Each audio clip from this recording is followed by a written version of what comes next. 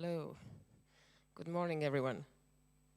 Good morning, tere hommikust, hyvää huomenta. And good evening, good night, good day to everybody online. So That's right, people are also.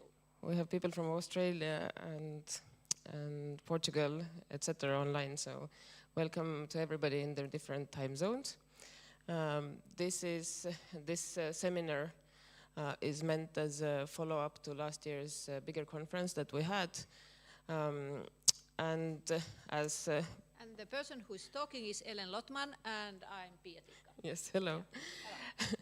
And the people who were here during the last conference or last year's conference, we welcome you, and the newcomers, we also welcome you. The idea is that we want to have a bigger biannual conference every 2 years and a smaller seminar in between. So this is the seminar part. And we are very happy that we will have a lot of talks from both scientists and filmmakers, which is the goal of this seminar, to bring people together. A little bit of housekeeping for the people who are online. We are able to take your questions in the chat, so we will be following. If you want to ask something during the Q&A, you can ask it in the chat. Yeah, I think that's the practical part. And now I'm very happy to introduce our first speaker today, Tony Costa. He's a cinematographer and teacher. And he will speak about his PhD research into cinematography. Hello. Thank you, Ellen, and thank you, everyone. Good morning, everyone. It's a pleasure to begin this conference, this small conference, La Petite Conférence, today. My presentation is called Cinematography, a Study of Perception. This is it was a PhD essay that was done around cinematography in order to find out if cinematography is does in fact influence the perception of the viewer. If by using different ways of apply lighting, apply camera movement, apply shot sizes, apply the practical work of the cinematographer. The director directs actors, directs camera movement also, and establishing camera positions, but the cinematographer is the one that is going to execute. So will that be a difference if the cinematographer would be different? Being with the same director, that's the practical essay that was conducted to find out. Was to find out if the cinematographer, by applying different techniques, if we could give a different perception or cognitive perception to the audience. So, and the methodology was to have an empirical essay, so a practical-based essay, a film that was shot by 3 cinematographers. It's the same film with the same director, with the same conditions, and the cinematographers are all different. And that was followed then with a survey with focus groups, and then an analysis of the results. This was the methodology of the study. But first, we need to understand the tasks and responsibilities of the cinematographer versus the director. So the cinematographer is mainly responsible for lighting. He does the options of the lighting. If that light is to be used, if the light is blue, if the light is red, if it's a really low light or high light, well, that's an option that the cinematographer does. That is really important for the film, and that is his contribution for the film. There is also camera composition. Camera composition is also a task for the cinematographer, but can be also from the director. There are several directors, various styles. There's a director that really has a good sense of composition and vision, and he decides to every single shot, he knows exactly what he wants. He places the camera whenever he wants, movement, size shots, the number of shots, etc., etc. Then there's other directors, they don't have so much that vision. So they rely a little bit on the cinematographer. And then that's the cinematographer that must decide upon decisions, upon style and aesthetics they have combined together in pre-production. Then he will decide where to place the camera, when to move or not to move, etc., etc. But that is also a work for the cinematographer. And camera placement and mood and meaning. So when we do lighting, cinematographers, when we light a scene, we have to interpret the scene at the moment and where the place is. And we need to understand also the story, the mood that we need to create in order to comply with the script and to comply with the director's intentions. Just observe this picture here. This is from the movie, John Toole's film. We don't see very much, but this is an overcast day. It's totally cloudy. Is it? But it's not. So it's created by the cinematographer an impression that is a really sunset, end of the day. And how can we find that out? Well, if you observe really the light, look at where the light is coming from. Look at the contour around, okay? The sharp. There's a backlight just behind them. A really strong backlight off screen, okay? Giving a really nice and backlight that gives an impression of the sunset. And all the rest is under the shade. That is cloudy. Look how black is that area. So, and then this is one of the tricks and one of the artistic ways of the cinematographer playing with the light and giving some mood and meaning to a certain scene. So if it was overcast and lit just with natural light, this won't look romantic at all. And then we have another one from Gordon Willis. So The Prince of Darkness. So we look at The Godfather to Marlon Brando. Look at his eyes. It's all under in darkness. So that, what does it mean? It means that the guy, we didn't have any eye contact with the audience because he was the Godfather, so he was distant. So that is created by the light. And if you observe the film, the only time we see his eyes really clearly during the film is when he's with his family. Okay, when there is gatherings with his family. When he's in his business with the mob and all that, most of the times, the majority of the time of the film, is under the light, the top light. And this is called in Hollywood when people like to say, well, let's do a top light. They call it, let's make a Godfather light. So that's what it means, a light from the top. So another one is, how good is this guy? He's a bad guy. But the light helps right away to do it, with it. So because of the direction of light, this choice of directing the light, this is a part of the cinematographer work. Then we have this one, a still from The Passion of Christ, Caleb Deschanel. Look at where the light is coming from, right straight from the top. Okay? It's the moment when Jesus Christ is talking with his Father, God. So the light is coming from there on the top. You observe the film now and then, you see certain angles of the camera, and then there's a light coming on oblique. Okay? It's in a diagonal, but the main light is this one, really vertical from the top. So these are meanings of the use of light. So the essay that we wanted to do is knowing that the director has his own tasks and the cinematographer has his own tasks, but they mingle together really close. It's really difficult to find a frontier, a border where the cinematographer tasks end or begin of the directors. So it was an attempt to separate the functions of the director to the cinematographer, which was, we created the essay having the same director, the same set, the same actors, the same crew, all the same editor, and there's the music going through, which is the Fifth Symphony of Gustav, well, I forget the name.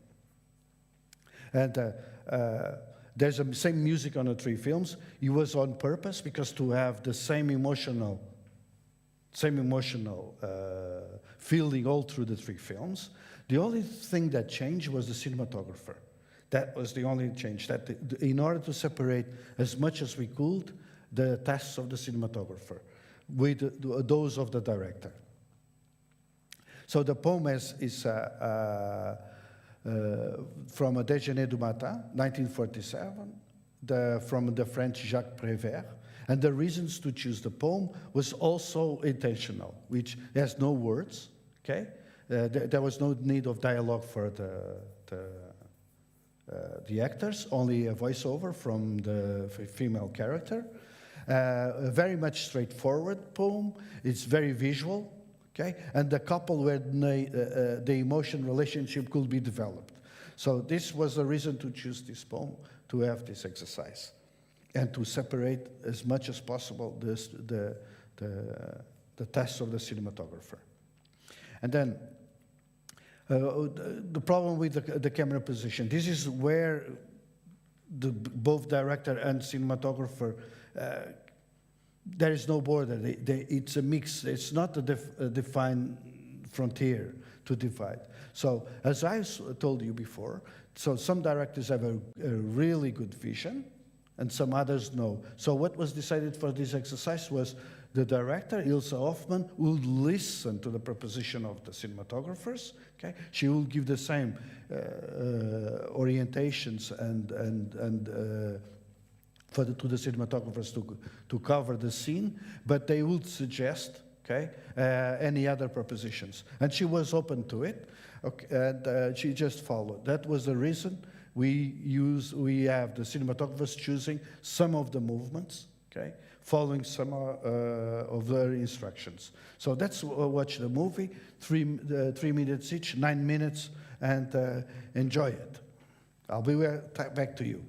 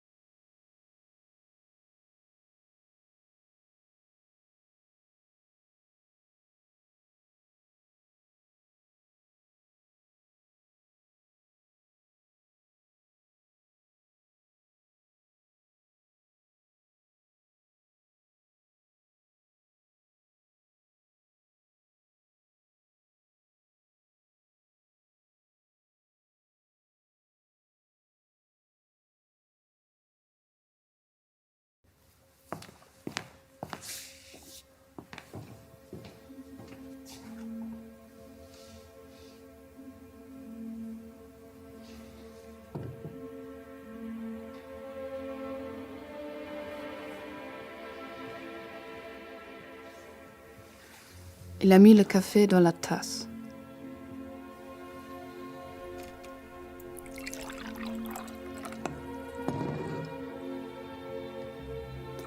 Il a mis le lait dans la tasse de café.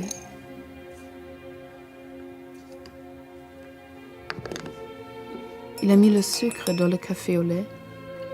Avec la petite cuillère, il a tourné. Il a bu le café au lait et il a reposé la tasse sans me parler.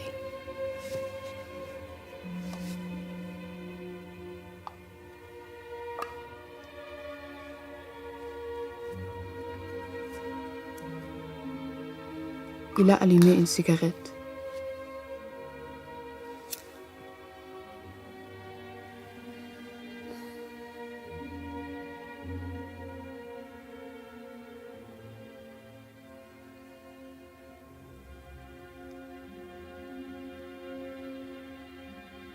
Il a fait de ronds avec la fumée.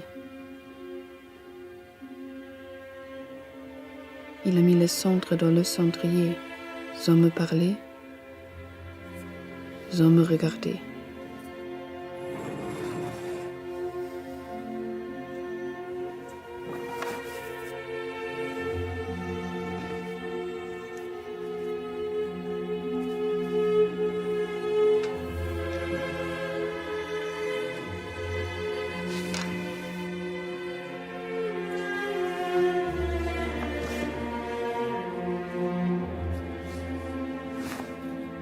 Il s'est levé.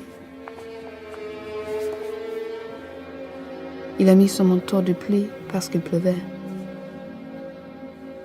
Il a mis son chapeau sur sa tête.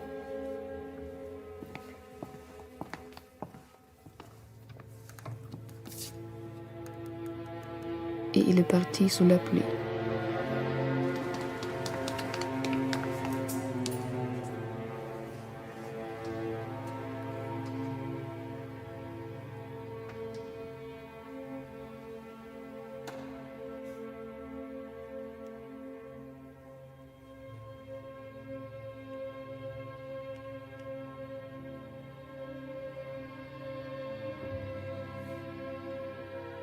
Et moi, j'ai pris ma tête dans ma main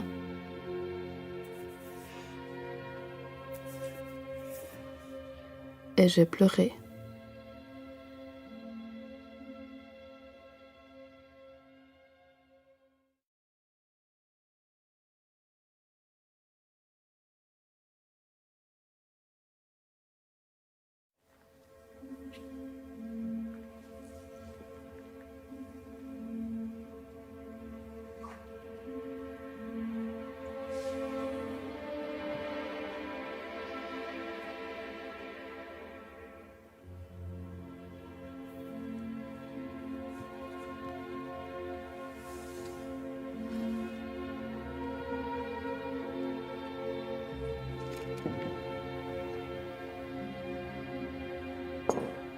Il a mis le café dans la tasse.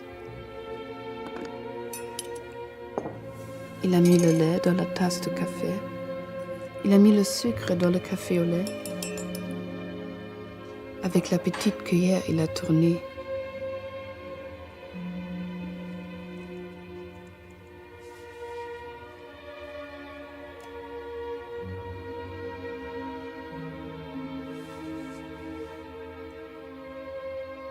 Il a bu le café au lait et il a reposé la tasse sans me parler. Il a allumé une cigarette. Il a fait de ronds avec la fumée.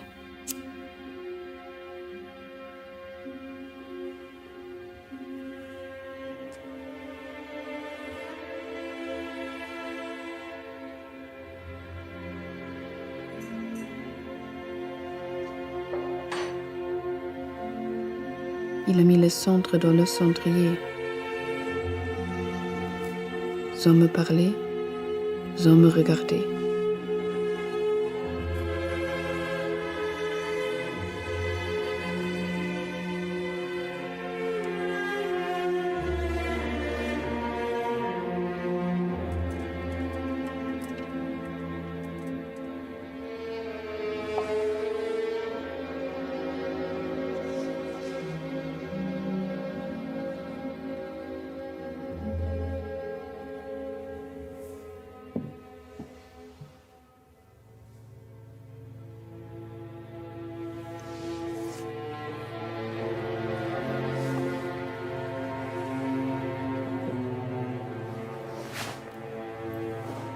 Il s'est levé. Il a mis son manteau de pluie parce qu'il pleuvait. Il a mis son chapeau sur sa tête.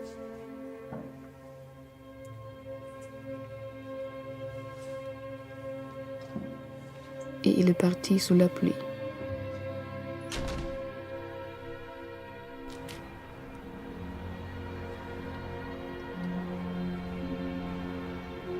Sans une parole, sans me regarder.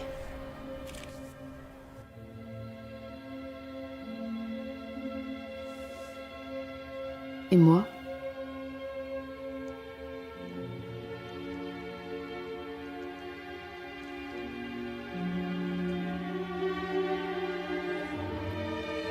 j'ai pris ma tête dans ma main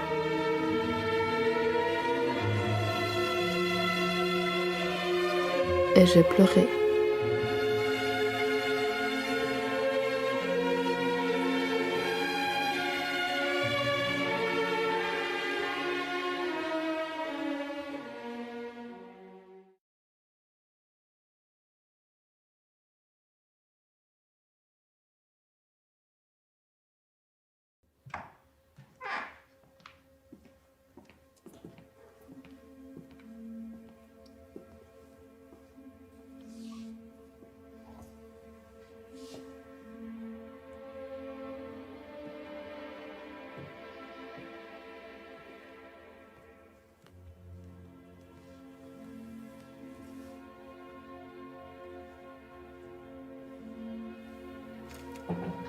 Il a mis le café dans la tasse.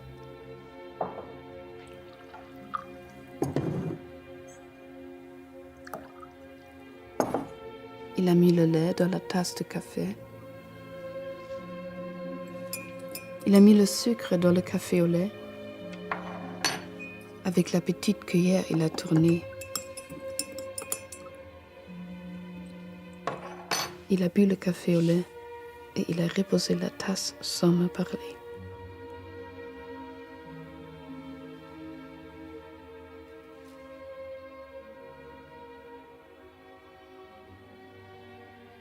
Il a allumé une cigarette.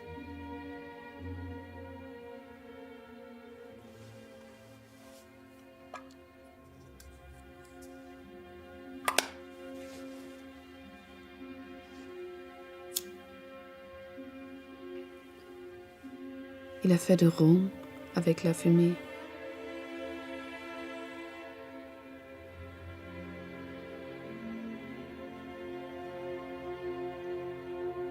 Il a mis les cendres dans le cendrier, sans me parler,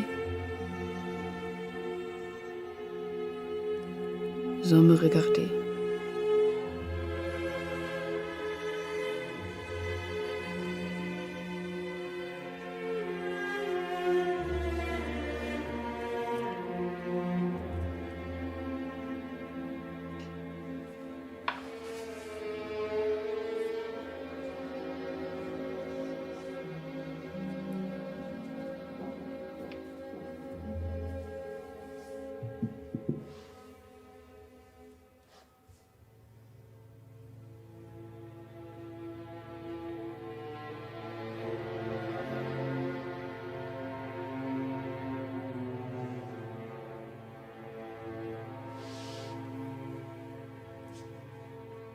Il s'est levé. Il a mis son manteau de pluie parce qu'il pleuvait. Il a mis son chapeau sur sa tête. Et il est parti sous la pluie.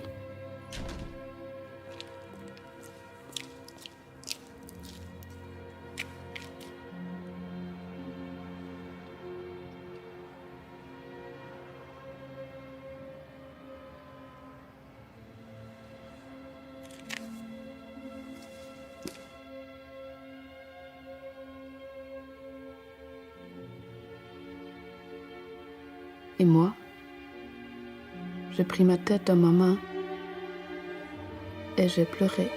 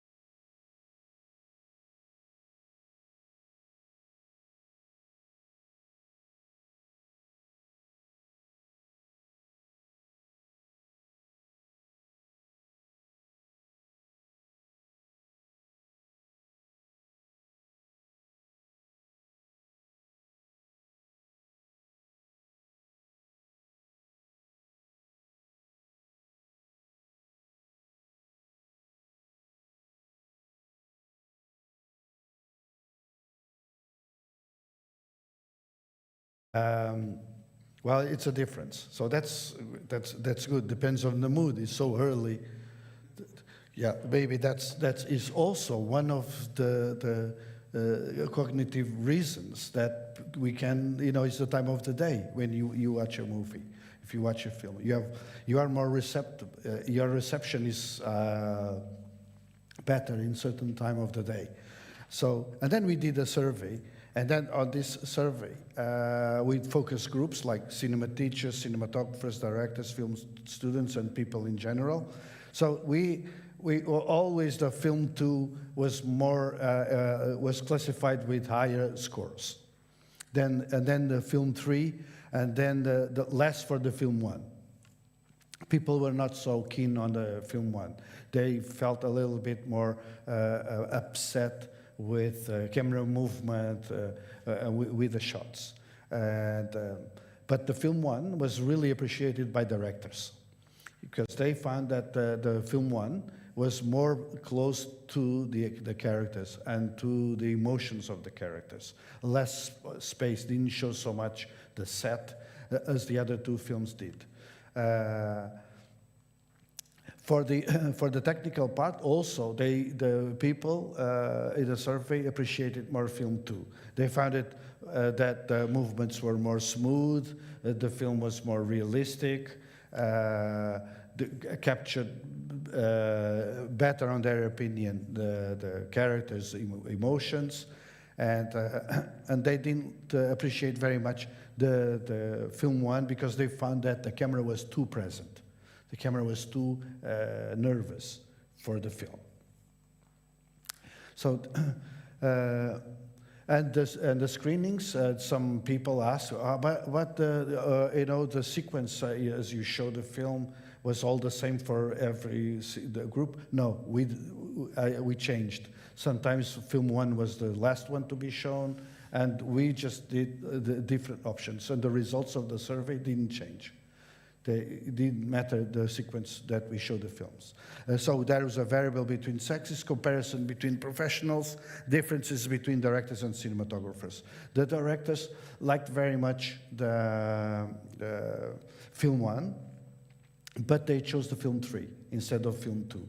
The cinematographers chose the film 2. They scored more the film 2 than they scored the film 3. Directors scored quite high the film 1, but at the end they appreciated, scored a little bit higher the film 3. And now I have some more time, Alden? Yeah, I do. So could we, guys, could we just play this entrance sequence, please? Because then we're going to show some differences in cinematography. So this one, we can take the sound off, can we? Can you cut off the sound from the film? Maybe, yeah, they do, thanks. So this one, the entrance, as the director asked, was like this, but it's more of a sequence. So goes with the male character, finds the female character, finds their hands, which the hand is the most important part of this film. This is when it shows that the relationship is not right. And then whip pens, okay? Whip pens from one to another, okay? But this is the complete film, okay? You're showing the complete film. Now, yes, okay. Film 2, all right. And this has more contrast in the lighting. The one before was not so much contrasty, not so dark. So we had some more, it was more pale. So this goes there, and then there's a cut. Exactly, a cut to the end. So this is also something different, okay? Because Nina had a bit of Nina Badu, the director of photography, and Ilse Hoffman. They didn't agree very much in a coverage because Nina wanted to propose a different coverage. Nina didn't like the whip pens. Okay, she only did one, and Nina wanted more smooth shots. And this is from Roberto Scheffer, from the American cinematographer. So it's wider, it's more Hollywood way of shooting, okay, with movement. So always many push-ins. So it does a push-in, but we see very well the situation with their hands. Okay. Anyway, so the light is also darker. Okay. But the faces is always well lit, except the actor, the male actor. It's always darker. Film 3, please. The other entrance. Film ends, exactly. Let's see ends. Film 1, as we've seen already, it goes in a sequence.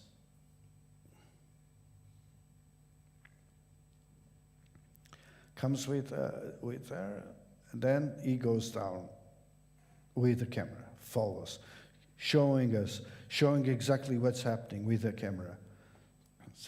And he follows the girl going to the bed.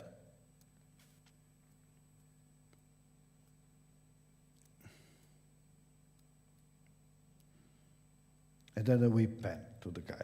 So, and then film 2. I hope it comes soon.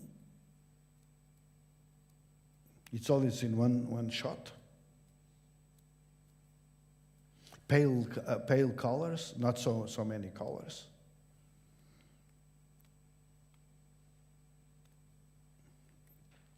Mãos is hands in Portuguese. Okay, so that's film 2 from Nina Badu. So smoother movements, going to find her with their look at, and they didn't have time to go down with the camera, so it was decided to have this shot. So there was a shot with a cut.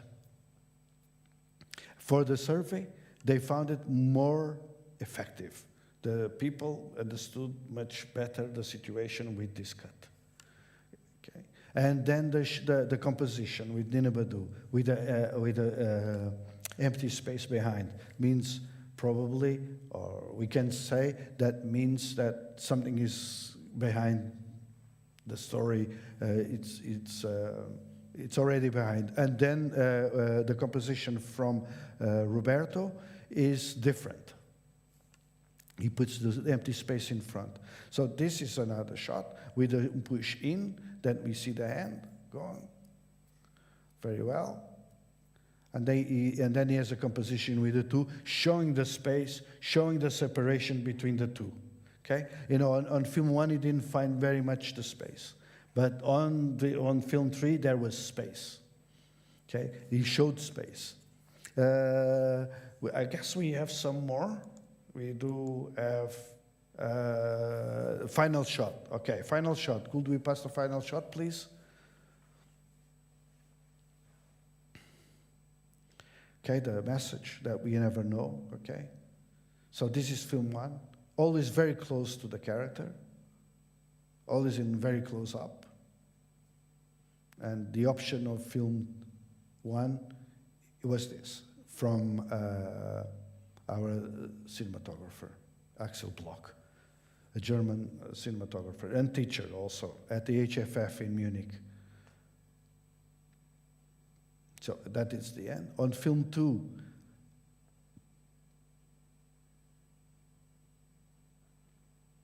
comes slowly with a movement, lateral movement, and a little push in on her, and giving time for what she's thinking or what she's feeling about this end of this relationship.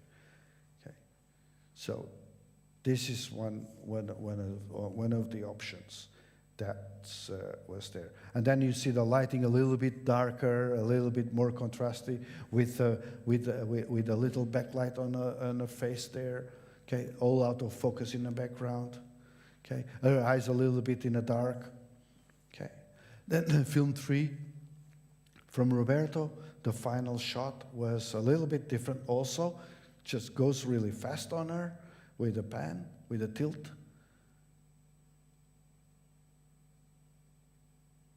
And then is push out from her. So the relationship is over. Means that she will stay alone. She will stay alone. That's what it means. So this is about meaning and using cinematography, movement, light, and all these aspects of the work of the cinematographer are involved, and they have a meaning, and they have a saying, have an expression. So the study, it began with a question, okay, what was the level of cinematography influence on the narrative cinema? So several hypotheses, the film, so the analysis of the film, the inquiry, and then the conclusions. of the film. The conclusions, which I don't know why my slide is gone of the conclusions, but it was supposed to be there, but I remember. So conclusions. Conclusions, effectively, the cinematography has an influence on an audience, in a perception, definitely. Okay, some levels, some more, some less, but there is an influence. But this study can also be seen for perception, which is adapted to this conference, but can be seen also for claiming authorship or recognition of authorship for the cinematographers, which they don't have in cinema. Only directors have that recognition, plus with the script writers and the music. And the cinematographer is just regarded as a technique discipline. It is not an artistic discipline. So this is what this essay can show. And for education also. What is for education? Most of us are teachers. So normally cinematography is taught as a technical discipline and not so much as an artistic discipline. So we should have a different approach of teaching cinematography, giving it not so much as a technical aspect on it, but to place also a space for the artistic part that is supposed to be there, and to give it some philosophy also that is necessary for this discipline. And thank you very much. And I'd like you to show you one thing, which is this website. Could you click on, please, guys? Yes or no? No? Yeah. So that is my email. Please contact me, because I am going to organize also a conference in 2025 in Lisbon about cinematography. So contact me. I am also the editor of this journal called Cinematography in Progress. That you can send articles all about cinematography. It's the only journal that accepts only exclusively articles about cinematography. And you just go Google Cinematography in Progress, and you find this website where you can find your articles. It's a blind peer review, and we publish. We can publish technical, educational, and articles, and communications. And so, back to the PowerPoint, please.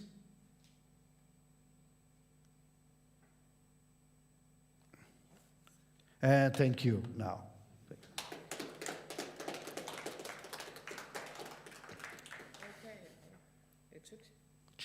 Mul on see ka 1, 2, 3. Kas mind ei kuulda? 1, 1. Now I'm doing two things. So I'm opening the floor for questions from the audience, but I'll start with a question myself.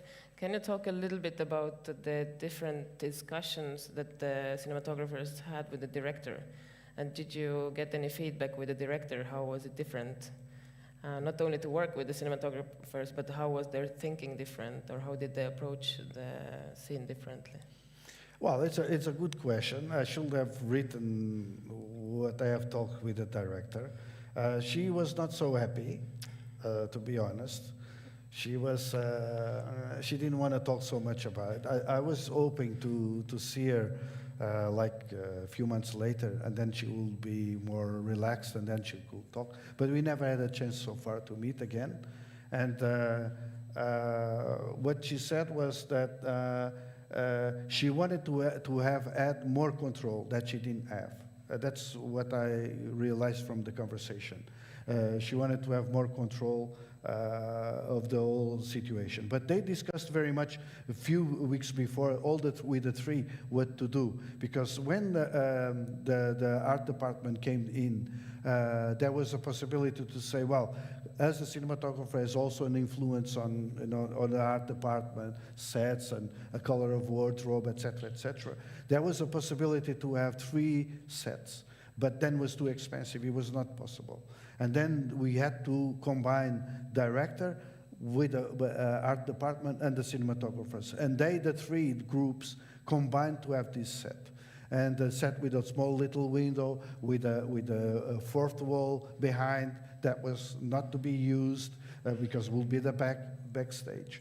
And with the colors of the wall, they all agreed in these discussions between emails. And Ilse, the director, was giving instructions to the three, the same ones. And they all agreed more or less what Ilse was proposing and the art department. Mm-hmm. Okay. And there is a very striking difference between Axel Bloch's lighting and the lighting of two other cinematographers. Did he somehow explain the choice of lighting, or that the difference is quite big comparing with Nina and Roberto? Yes, Axel wanted to go something out of the classic. He wanted to do something different, and Ilse was also really up to it. This is Ilse and Axel Bloch's option, the film one, because they were. Probably because they are neighbors, so they work longer together, and they're both German, so the language was really important in contact, and they wanted to do something different, and they wanted to have like a nervous camera, not pictorial lighting. They wanted to have it more natural and more rude. Okay, there was an option from the both of them. And Axel, he's not handheld. People think it's handheld. No, there's a tripod, and there's a cushion under the tripod, and the camera is always breathing, like moving. And the whip pens is Ilse's option, because she wanted to have this nervous situation from one character to another. Mm-hmm. And then Nina, when came this discussion, with that Ilse wanted to have a nervous film. That when Nina said, no, this is something that I feel differently. I feel this is a moment of decision, really difficult for both of the characters, and in particular for the female character. So that's why it's filmed more, the female character on film 2 than the guy. And that's why the guy is in darkness and she's in light. And Nina said that the whip pens won't work, but there's one, because Ilse insisted that she wanted to have whip pens, because she wanted to have this kind of nervous between the two characters. And Roberto was really American cinematographer style. The director is God. The director demands everything. So he was, you want this? Well, we will do. But then he suggested quite a lot of push-ins and push-outs, and Ilse really liked it also. That's a good idea. But they did the whip pens, and plus he added up the push-in and push-outs. So just in case if anybody in the audience doesn't know, we also have script writers and sound designers. Whip pan is a very quick panning movement, like a whip. Yes. But one more question on this topic is that I also noticed the striking difference between the point of view, that the female cinematographer is much more in the point of view of the female character, and the male cinematographers give more screen time and more attention to the male character. Was there any discussions on this, or it somehow came naturally? I didn't follow that one. I didn't follow the discussion either to cover more the female or the I can't answer, because I couldn't be there all the time. Just I was 99% of the time, but there's maybe that 1% they discussed that. But Nina and Ilse was the film that was more tension between the two. Okay, there was no tension between Roberto and Axel with Ilse, but there was some tension between Ilse and Nina in the coverage, because Nina, the camera was on a big arm, like there was a dolly, and there is free, okay, on the floor, and there's a big arm, and then you handle the camera this way, okay, and you follow with the arm like this way. Those shots were difficult to do, to combine the movement of the actors with the dolly, and that was a little more difficult. And that was took a longer time than usual. So Ilse was there a little bit under tension. Oh, but we need to do this shot, we need to do that one, and then but along of the day, at the end of the day, they were already getting very well along, because it took time. Even these relationships take time to build up in the film. Yeah. So are there any questions from the audience? I have, yeah.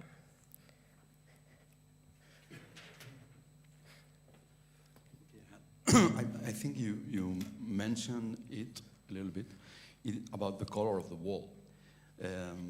Why they decided to be green, and if any of the cinematographers asked for a different color, because it's present all over the three versions. Thank you. Yes, the color was chosen by the Fossati, our the art department director, and they all accepted, because why do they accept it? Because they always like, we cinematographers like the backgrounds darker than the faces. Okay, so that's to make a little contrast between the face and the background. And they have chosen the green, which is kind of a green darkness. And why is green very much acceptable? Because if green doesn't have light, gets dark. If green gets light, it gets really light. So that's why you see so green in film 1, because the lighting is so flat around. Okay, there is no much contrast. And then in the next two films, you don't find it so much green. Probably if you didn't have the film 1, you didn't realize it was green, because they're really dark, dark walls. Because if the green doesn't have light, you don't see green. It's like the trees. Just observe during the day. Under the shadow, if you take a picture, and then if the trees are in dark, in your picture they will really dark. They're not green at all. That is the reason. Any more questions? I have such strong light on my eyes, I can't see the audience. The actors suffer a lot with these lights. Yeah, I was wondering, at your research group there were directors and cinematographers, but there were also film students. Did the study show somehow that the film students reacted on those three films differently, or did they had some kind of preference that they chose? They didn't choose, or they didn't score very much film 1, sure, but they scored really highly film 2, and a little bit film 3, the students. The students and the public in general, they were all more equal with the reactions also, emotional or technical. The big difference in the survey was the directors and the cinematographers, because the directors scored highly with higher scores film 1, and the cinematographers scored film 2 higher also. But that was all groups were more likely for film 2. There was not so much big difference. I was a bit disappointed, because I'd like myself as a researcher, I would love to have seen lots of differences. But I was disappointed, because they were all equally, more or less equally, even from the public, and even the teachers also. That's more or less the same answers. They scored more or less the same. Did I? One question? Yeah, there is someone else here in front. Yes, there is a but she's question gone in the up back, there. and then. All right, good. Hi, thank you very much for the very interesting presentation. I have a question about the voiceover. That when I was watching the clips, the voiceover felt like very informative. So it's, do you think it somehow like lessened the impact of the images themselves, and therefore like affected the ratings of the audience? I have discussed with Ilse quite a lot about the narrative and about the music also, because at the beginning I thought the music should have not been placed. But she insisted, and then now I can say that I agree very much. About the voiceover, well, it was about a poem. The film is placed is a flashback. So what she's reading in the poem, it's actually the actress that the actress is reading the poem, and she's reading the poem in present time, but we see the action in the past. That is what the film is placed in. So in the time. That's why the reason that she's reading the poem, okay, and then we see the actions at the same time. That's the reason. Is reading the poem in present time, and the images are past. Thank you for a wonderful presentation, Pia-Tikka. Speaking, so actually I kind of forgot already what my question was when I was listening to this, but I personally think that the first, why I like the first one was kind of because, well, maybe a more Scandinavian style, North Baltic Sea style, Everest style. But I also thought that the two other ones were very much emphasis on cinematography. Yeah, so that's exactly like the kind of the balance between the characters, the story, and then the visuals. And the second one I liked a lot. It was very romantic, and the spacing and everything was very romantic and very well balanced. I like that also. But then the third one, I thought that it was more for the space than for the characters. So this was my comment, just briefly. I mean, just ad hoc. Yeah, you're totally right. You know, there is an expression that we say that the good cinematography is the one that is not seen, that it is not present in the film, that has any influence. But on film one, despite not having so much light, the presence of the camera is really, really heavy. It's very much present. That was the impression that both of them wanted to. They wanted us to feel uncomfortable. That was the idea, to feel uncomfortable with this story. That's why the film is shot that way, gives some unbalance to us, so we feel uncomfortable. And then we are so much on close-ups, the work on close-ups only. So there is no space. We don't see, unless the whip pen shows that the distance between the two characters. But that's done on a whip pen, like from woo, woo to another one, and then one to another one. What are you thinking about? What are you doing? What? So this emotional problematics of the two characters are seen through this use of the camera. And the light doesn't play any role there, because the light has to be neutral. Okay, neutral, like we see in our everyday life. We are not, when we wake up in the morning, we're not seeing the beautiful light coming through the window. We just want to rush up our breakfast and go home. So that's what, and go to work. But, that's the light didn't have any play. The other two exactly have some work on cinematography. So it's more pictorial lighting, it's more worked and technically, and it's specifically the film 3 from Roberto that shows us the space. Roberto wanted to show the distance between the two characters in certain positions of the scene.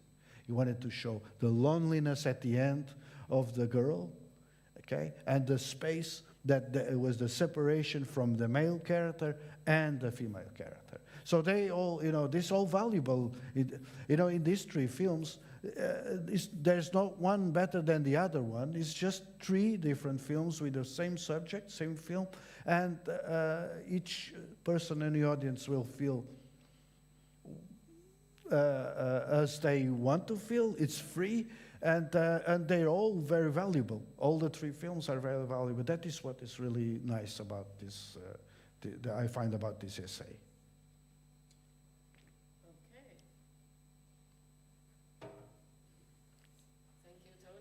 All right, thank you very much. Thank you very much for the invitation.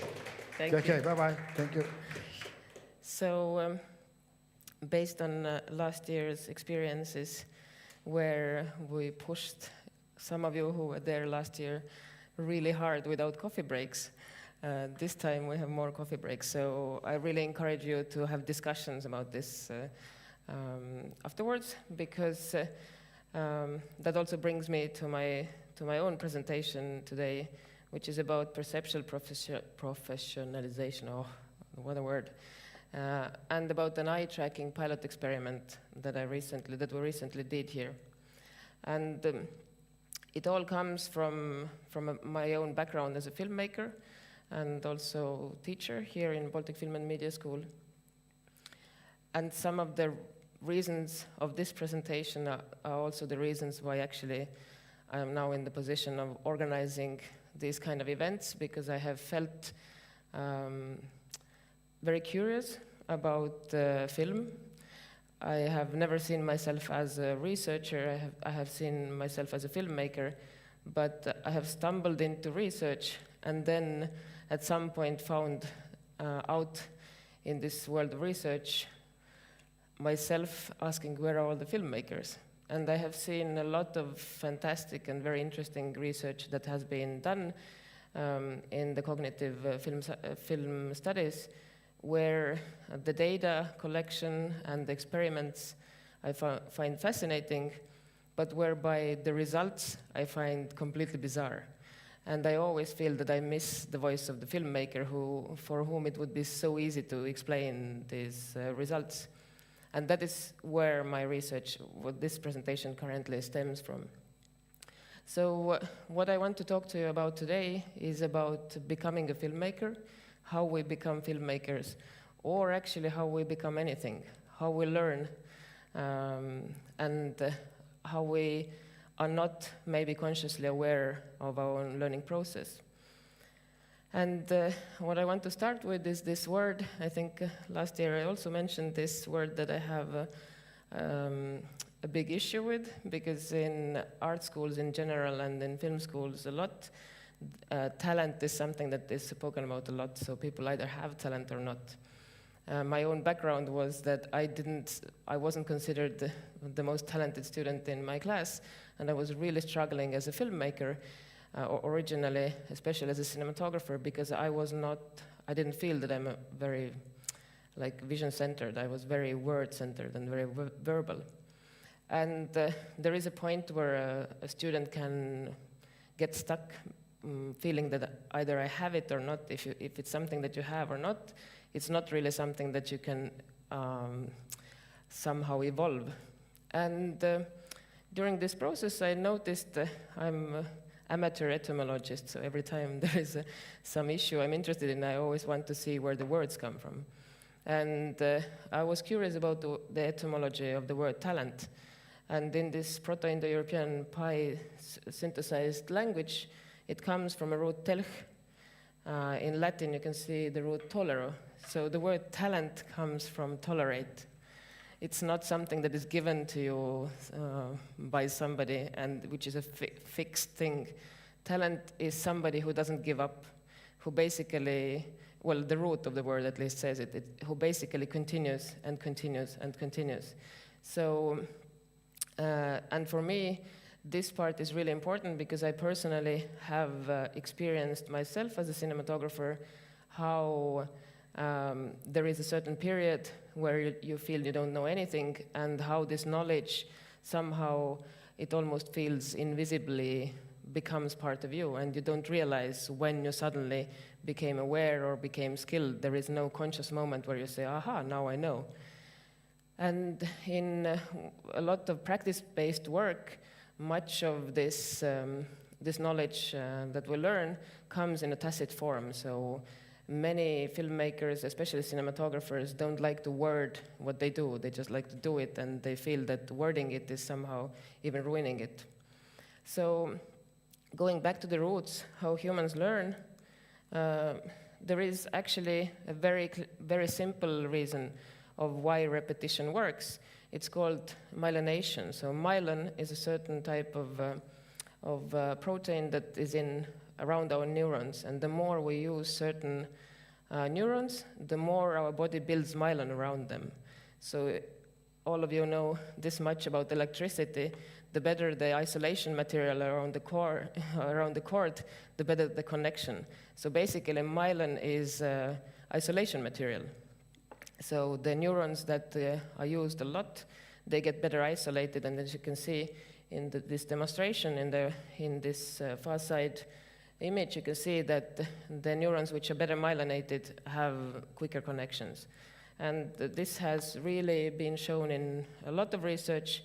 Basically, it says more practice, more myelin. So more practice, the better we become at something. So in a way, when we speak about becoming somebody, being conscious about your learning helps. But the most important thing is exposure. The more you are exposed, your brain is a learning machine. So the more you are exposed to something, the more your brain picks up about things. And in a way, for your brain, it doesn't really matter in which form it comes from, whether it comes from here, or how it comes in. Your brain learns patterns. As Kahneman has said, intuition is a pattern recognition. So we build intuition based by repeating and repeating patterns. And this brings us to a concept which probably many of you know, which is a concept of flow. It was developed by Hungarian psychologist Mihaly Csikszentmihalyi, and he speaks about how we enter a state of total focus, creative flow, where we lose track of time, where we lose fears, where we just create. This is commonly observed in very many skilled people. It's not only artists. There is a lot of research in flow in sports, for example, like professional athletes. And what we know about flow is that this scale shows that in order to get into a flow state, the skill level needs to be high and the challenge level needs to be high. So, for example, let's say you want to become an opera singer, and you sing in your grandmother's birthday. So it means that your challenge level is very low, which means your skill level can be quite high, but you're relaxed, you're somewhere in this right-hand corner because there is no challenge. Your grandmother is going to like you anyway, whether you sing bad or good. But the same song next day, singing the same song on an entrance exam is completely different because the challenge is upped, and it might be that your skill level and the challenge level brings you into a very anxious state. So in a way, getting into this creative open flow needs both the skill and the challenge to go up. And another concept which is important for this kind of perceptual learning is one of them, as I mentioned, is flow theory, and the other is Malcolm Gladwell's 10,000-hour theory. So this 10,000-hour theory has been, it's a popular theory to argue against and to be proponent, but the basics of it is that you need about 10,000 hours to become a professional at something. So of course it doesn't translate mechanically, but it does show to us that this kind of intuitive learning space happens during an exposure. And another quite interesting, I think last year I also mentioned this one, is this concept, is this conscious competence ladder that speaks about how we become professionals at something. So the first level is unconscious incompetence. That is usually first-year film students. They come into the film school and they're like, I'm in, all is good, give me the camera, I'll do the film. People are not aware of their incompetence, and it's quite a nice place to be. Usually in film school, it doesn't last very long, and the next stage is not as good. So the next stage is conscious incompetence. We become aware of our incompetence, and in film schools, it's usually a very, very tough time, second year, third year in film school, where the feeling that what I don't know is just becoming bigger and bigger and bigger. So I kind of feel that I don't know anything, and I don't know where to do, how to do. Everybody seems super skilled around me, but I'm just lost there. And one of the examples that I bring a lot is not so long time ago, I did my driver's license. And I went through all these stages. So if you don't know how to drive, the first moment you sit into the car, you're like, how hard can it be? From the unconscious incompetence in driving to the conscious incompetence, it's like 5 minutes. The moment you're in traffic, you're like, oh my God, this is impossible. And you look around, everybody seems super skilled, and they're like, this is absolutely impossible. I will not be able to ever do this as they do. But once the learner is able to push through this conscious incompetence phase, which means that the learner has to be motivated, is the next phase, which is not that bad anymore. It's called conscious competence. And it's a phase where the person, for example, when I sit into a car, I usually drive without the stick. But when I sit into a stick car now, I go like, and then I can drive. So it's not totally automatic yet. I have some heuristics that help me to access this information. Let's say in a film school, I observe personally that usually it's the 4th year film where students start feeling that, okay, I don't know everything, but I know something, so it's not that bad. And one of the reasons why I fought very hard for our film program to become a 4-year program, back it used to be a 4-year program, then it was turned into 3 years because of the Bologna system, and we fought hard to get back to 4th year, is because usually our experience shows that the 3rd year is the lowest point of this conscious incompetence. And we used to give them, okay, now you did your school, go, go, go, go, go. And people were so confused about what they knew, they felt they didn't know anything. So we can observe with our students at least that 4th year is where they rebuild their confidence and they understand that there is no truth out there, but their own skills are already there and they know where to get help. So maybe the main difference between these 2 stages is that you become aware of not knowing everything, but that it is okay. You know something and you know where to get help. Still, what you do is connected with awareness. So the last phase is unconscious competence, where usually people lose the feeling that they ever learned it. So that is, in film schools, it's usually when a big filmmaker from somewhere comes into the school and says, hey, you all have it in you, I had it in me, I didn't have to learn, just start doing. But it's really that the person has forgotten how it felt like not to know. And driving teachers, they forget it very quickly, so they're usually super annoyed that you don't know how to drive, although, hey, they are driving teachers, so that is kind of definition that the people who sit into the car, they don't know how to drive. But for someone who is a very good driver, the understanding of how hard it could be is hard to access because they become unconscious of the competence. And in this stage, usually people are not so good teachers because in order to be able to teach, you need to be aware of how hard it is to learn. You need to be aware of things don't come so intuitively. But what happens in this unconscious competence phase is that people feel that this is part of me. It's intuitive, they can do other things at the same time, you can drive and talk. If you sit into the car for the first time and go into the traffic, you're basically completely, frozen, facing death. And then maybe 1 year later, you're driving a car full of kids and talking to somebody, and you don't notice that this has become an intuitive skill. And very often when filmmakers talk about, especially cinematographers, when they talk about their work, they say, I do it because I feel it, it's in me, and we very often talk about it as a talent, but really it is a learned skill. Of course, there are some differences between people. I'm not saying that we cannot say anything about some things being there before you start learning, but it's important to be aware that you can learn talent. It's not something that's either given or not. It's about persistence. And what we know about this unknown learning, already in 19th century, Hermann Ebbinghaus called it accumulated experience. And what he said is that most of these experiences remain concealed from consciousness and yet produce an effect which is significant and which authenticates their previous existence. So it means that we accumulate by being exposed to something, a knowledge that we might not be aware of ourselves. So this brings me to what I wanted to research, was this part of filmmakers' learning which is unconscious and not so often spoken about. It's perceptual learning. So we learn a lot conceptually, so we get a lot of information about how films are done, etc. But our perception learns too. So we are exposed to our specializations. If a cinematographer is exposed to images long enough, then the visual system learns. If a director is exposed to, let's say, for example, directing actors long enough, then the whole perceptual system changes. What the person notices will become something different.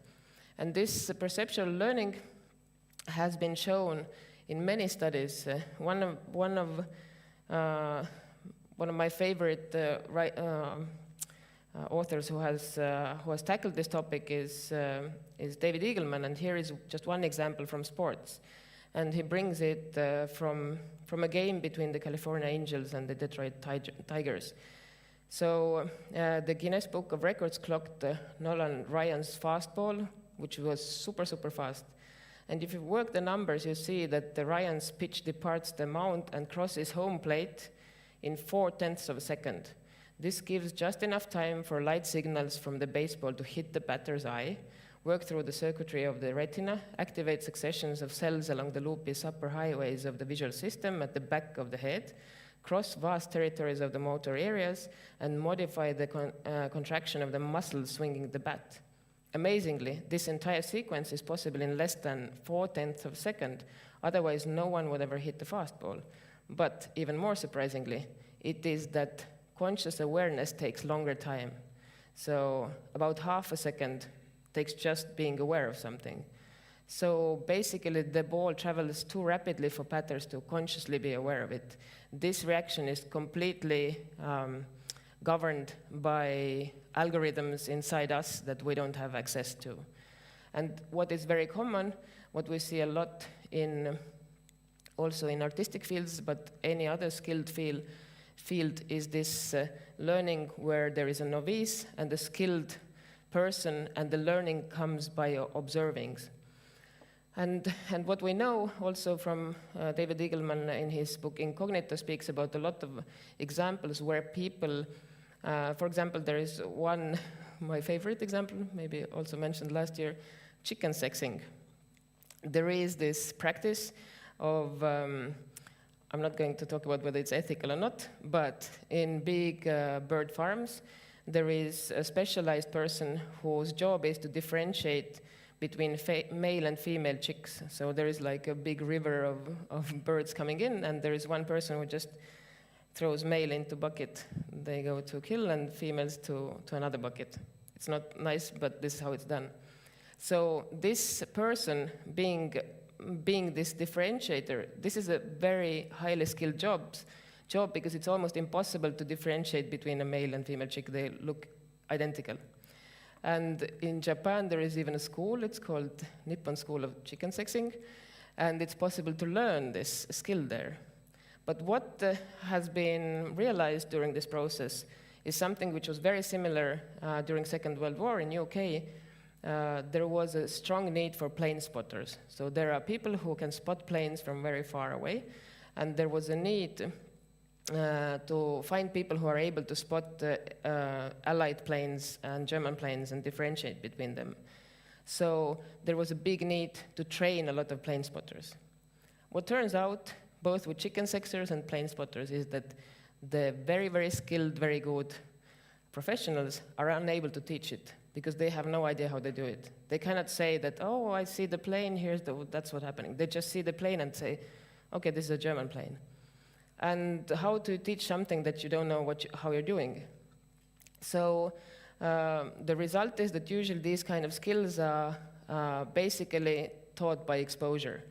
The professional is doing the thing, doing the chicken sexing or looking at the plane and saying what he or she sees, and the learner stands by and observes. So basically gets exposure. And at some point after weeks and weeks of training, the learner suddenly sees. The learner suddenly says, oh, I can see there is a difference. and you don't really know, because it's your brain subconscious algorithmic part, which we don't have any access to, that has learned the pattern. So that is why repetition is so important, and that is why in art we also have a lot of kind of like skill transition which doesn't come through slides. No one shows any slides about planes or chicks. It just comes through exposure. And then once the learner suddenly starts seeing and says, I can see the difference, then usually the learner is replaced, starts doing it, and the professional stands by and gives feedback, direct feedback. So the learner is doing, and the professional says, no, yes, no, yes.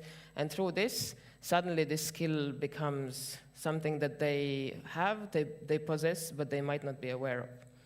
So what is so interesting to me in this is that I see and I feel myself, when I started as a cinematographer, I really felt that I can't see the light.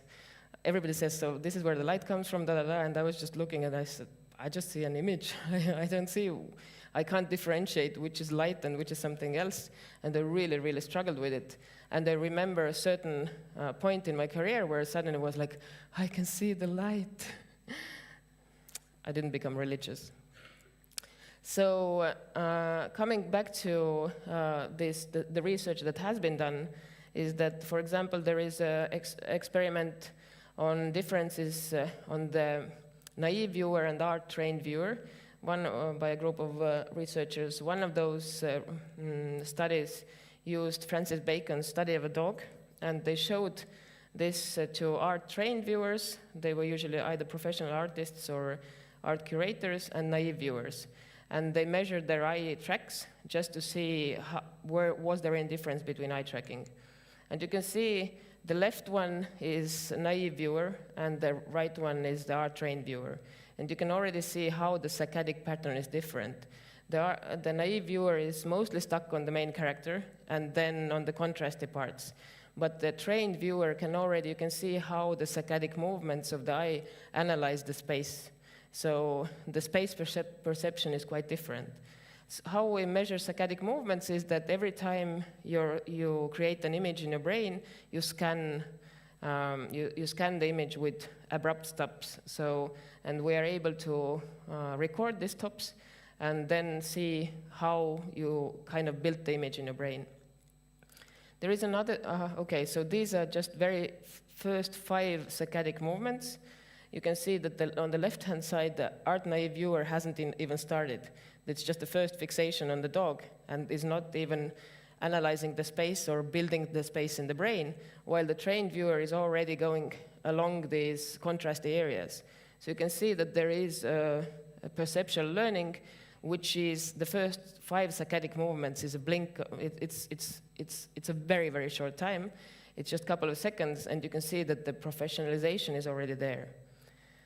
So here is one other study, which was presented also last year here in this conference, about the media professionalization and how these neurodynamics are different during watching cuts. So how professionals, media professionals, and how regular people notice and watch cuts. So it's more concerned with editing, but there was also quite a big observable difference in the brain patterns. And what was important is that the professional's brain pattern was more connected. So we can see that there are much more inbuilt connections already coming in with the training. And then another one, I didn't have an image, so I put myself, I'm sorry. Another one was an fMRI study using multivariate pattern analysis, studying different filmmakers. There was also sound designers and non-expert controls and cinematographers involved.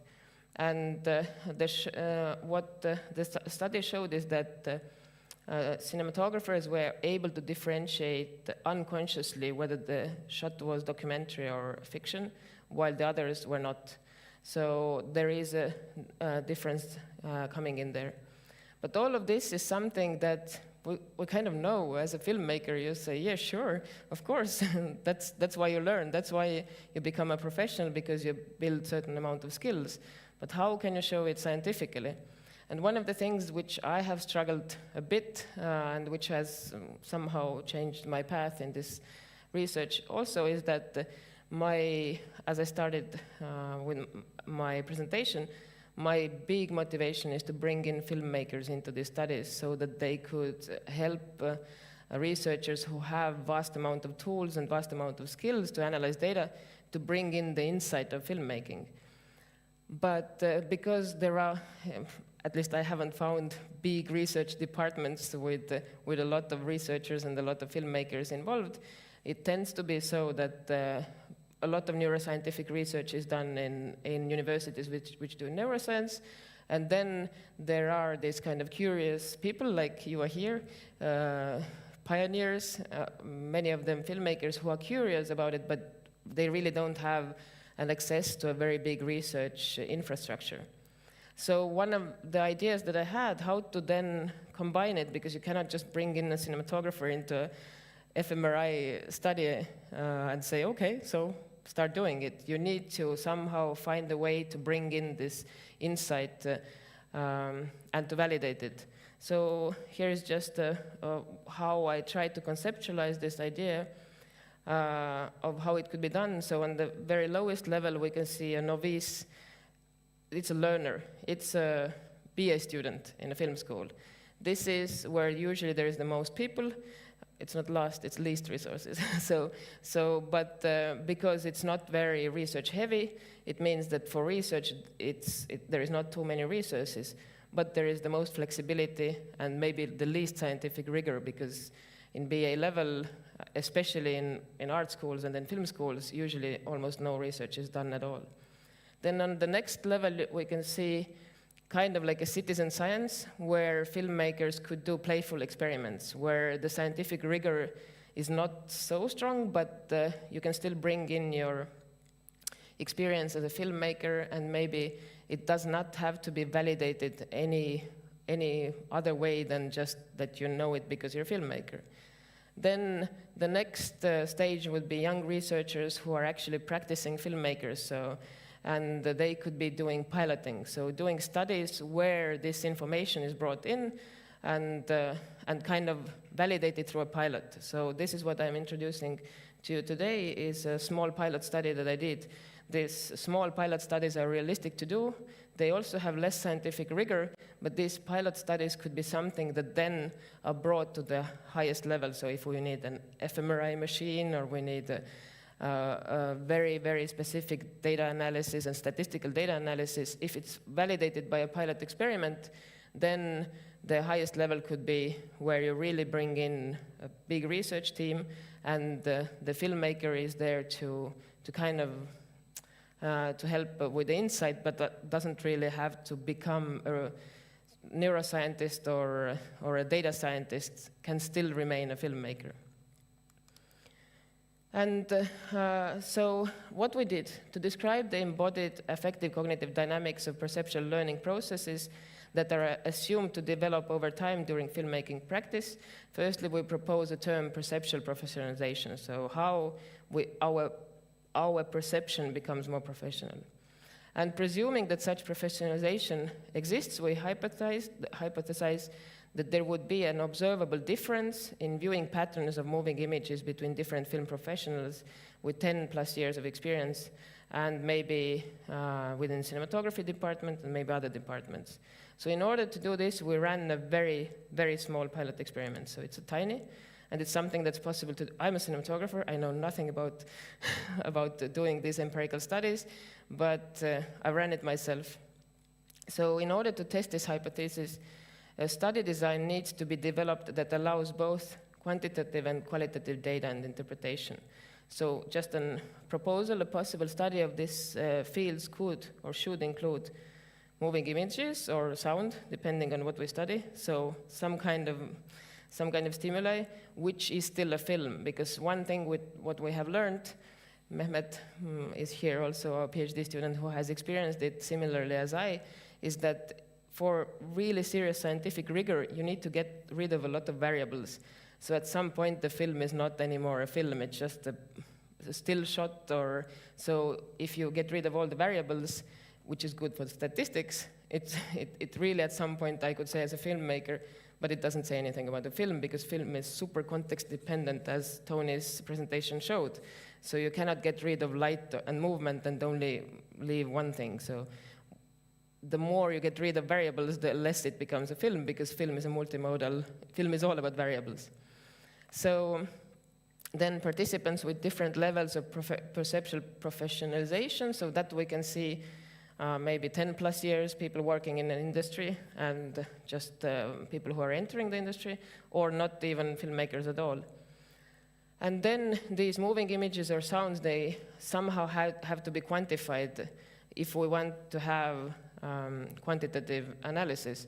For this pilot, I only did qualitative, because I don't know how to quantify an image, and I wanted to know whether it's possible to figure it out during the study.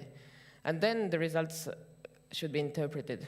And I can see that all these different stages could involve filmmakers, filmmaking professionals, to bring in this tacit knowledge. So even by choosing the stimuli, if you bring in a filmmaker, so if a neuroscientist chooses a stimuli, they might not be aware of very many things, and the filmmaker might say, oh, you need a film to test this, okay, there is this one. Don't use this one because this is actually more sound heavy than image heavy, or whatever, somehow to bring in this. And so what we asked in the study is, if in an eye-tracking study of perceptual professionalization, a professional filmmaker is involved in the interpretation of the results, can new insights be gained about the possible meanings of the viewing patterns? So I was this filmmaker because I was doing the pilot.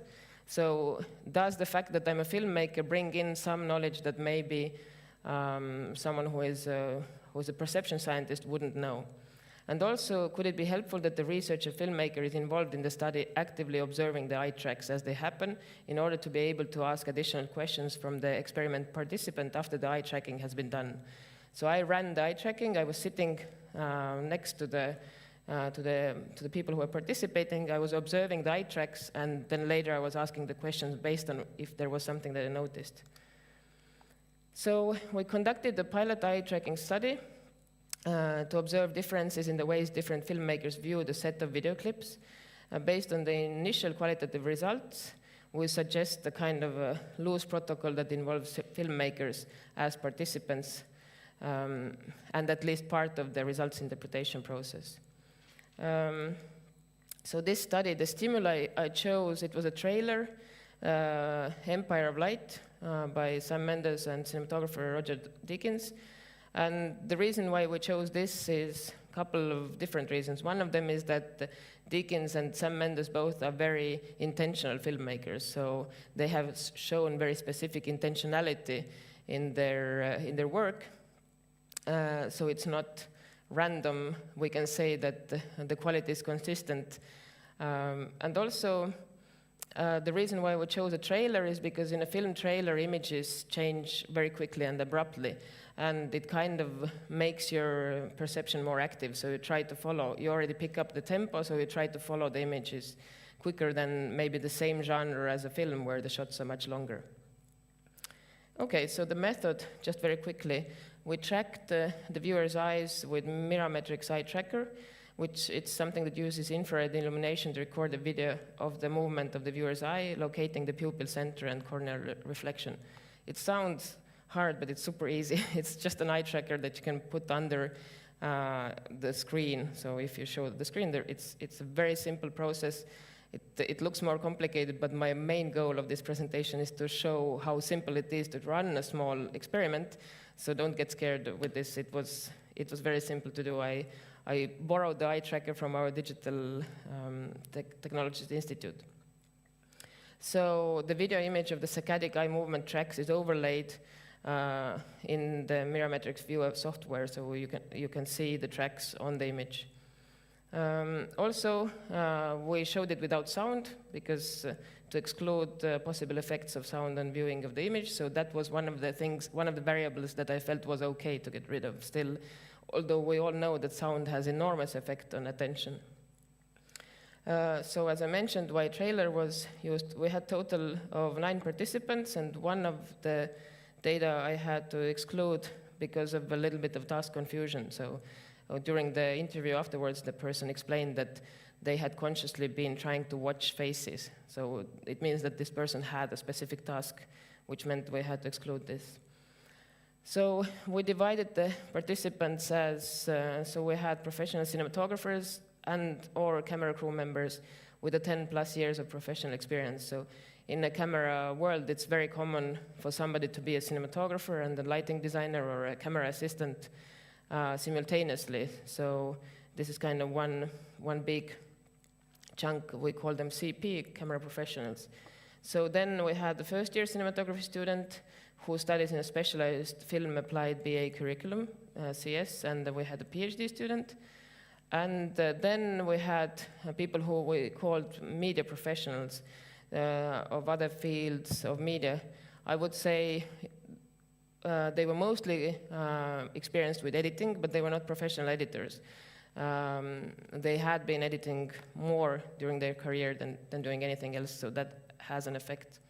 And here I want to share with you just some things we noticed. As I said, we didn't have it wasn't a quantitative study. We analyzed qualitatively what we saw on the image. So here is one example of a shot. You can see that on the left column, this is a cinematography student and the cinematography professional. And on the right column, you can see this media professional, so not cinematographer. And what we can see this is that the viewing patterns of all three are quite wide spatial layout, but there are some differences between the MP and CP groups. For example, this one shows that it's just an example, but it was a bit repetitive, that the shots where there are two characters and one of them is in focus and the other is out of the focus in the background. The ability to analyze the image of the cinematography professional student is more similar. So one of the media professionals didn't see or didn't go at the out-of-focus character at all, and the other kept jumping back and forth, back and forth, back and forth. But the cinematographers made this kind of consistent pattern of analyzing the image. When I say analyze, I basically mean that this is how you build the image in your brain. So you create the image through the saccadic movements. The image otherwise wouldn't exist. If you fix your eyes so that your eyes can't move, the image becomes blurry and you start vomiting because we create images actively. So here we can think of two possibilities of how this perceptual professionalization of cinematographers could cause these differences. It could be that cinematographers could be quicker in noticing different elements in the shot and analyzing the image in saccadic eye tracks, or the cinematographers could be better at analyzing visual information, storing it, or retrieving it from visual memory. So they don't need to scan back and forth so much. Their visual memory could be better. So these are two hypotheses that could grow into a bigger study. So it's a pilot study where we just kind of try to see if there are any differences. So here is a similar but slightly different situation. So both characters are active in the shot, but the eye line on the foreground character is suggesting that there is an activity out of frame. And the out-of-focus character in the background is moving in the other direction. So it's kind of like two competing elements in the image. So the foreground character in focus looking one way, and the background character out of focus moving the other way. So they compete for attention. And we can see that there is a scrambled, the words are scrambled, I'm sorry. So basically what we can see on the left column, there are cinematography professionals, and they kind of showed a better ability to move between these two conflicting informations. So this, on the right-hand side, you can see that the one media professional chose the right side to look at, and the other chose the left side to look at. But the cinematographers were able to move quickly back and forth, and kind of, again, this is how they create the image in their brain. And another interesting thing that we noticed is that, so saccadic eye movements, they can be there are different saccadic eye movements, and one of them is called predictive movement. So, for example, if you look at the train, then your eye goes, it's predicting where the train is going all the time. So your eye bounces between the train and a bit further. So this is a predicting viewing pattern. And what we noticed is that here the similarity was that the media professionals and cinematography professionals had better predictive saccading. So this is a moving shot, and the predictive saccading was kind of like more active, and the student is following the characters. So we didn't see so much of this predictive saccades. So we can also kind of presume that this means that it's very preliminary, it's a pilot study, maybe it doesn't say anything. But what we could presume is that film professionals, especially editors, use more predictive saccading in order to anticipate the eye trace of the next cut. And this confirms the previous studies on editors.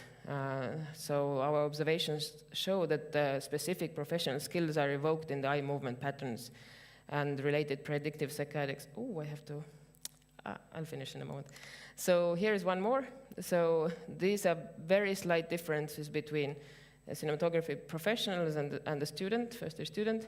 So we can see on the left that the cinematography professionals show a very wide saccadic scanning. So it's a quickly moving shot, and the scanning with the student is a bit slower, so it's not so wide over the image. So what we could presume is that one of the skills that is acquired similarly, that would confirm the study, Francis Bacon's study of a dog, that the more skilled somebody becomes, the more quicker they are at analyzing the image.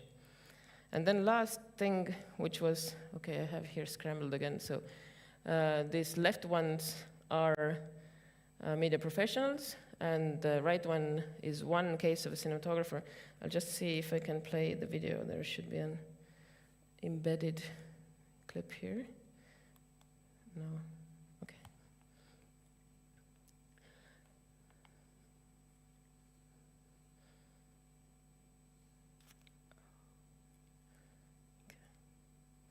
Let's see if it plays.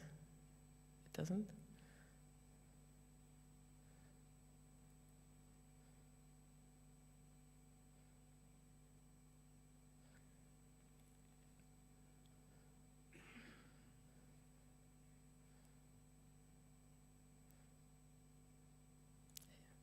So we cannot show it now, but this was just one of the examples of the video with the saccadic movements overlaid of this one specific case. But I'll just explain. So one thing that I noticed, and this is where I feel that the fact that I'm a filmmaker who was sitting by, I'm not a perception researcher professionally, and this is something that I would say that the only reason why I noticed it is because I'm a filmmaker. So this difference you can see here is that this is a very common way to analyze an image. So we very often, a face, so we have something called fusiform face area in our brain, which means we are super good at creating faces in our perceptual field, and we usually first focus on the eyes, so eyes tend to be central. But something was specific with this specific person.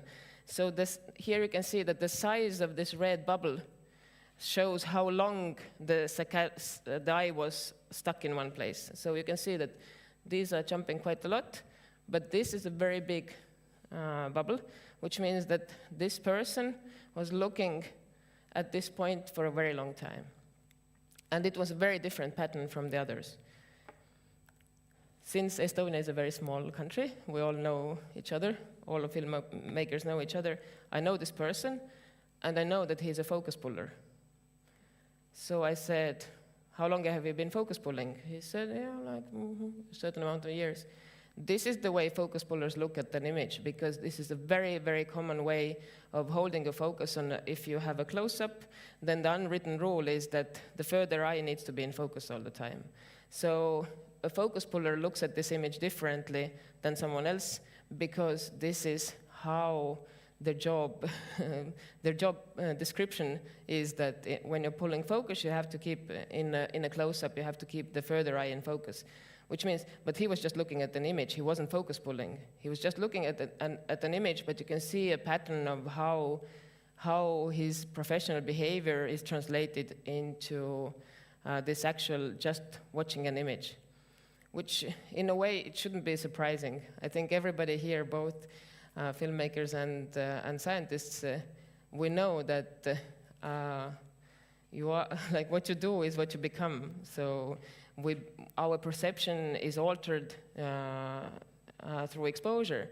But why I wanted to bring out this specific case is just to argue for the need of involving filmmakers into these studies, because I would guess this is something that a perception scientist would have not even known. They maybe had noticed that there is a different pattern, but to explain this pattern, to analyze the results, I don't know, they would have probably not even guessed what it could be. But for me, the first thing I saw, okay, he's keeping an eye there, okay, yeah, because he must be a focus puller. And I said, yeah, I'm a focus puller.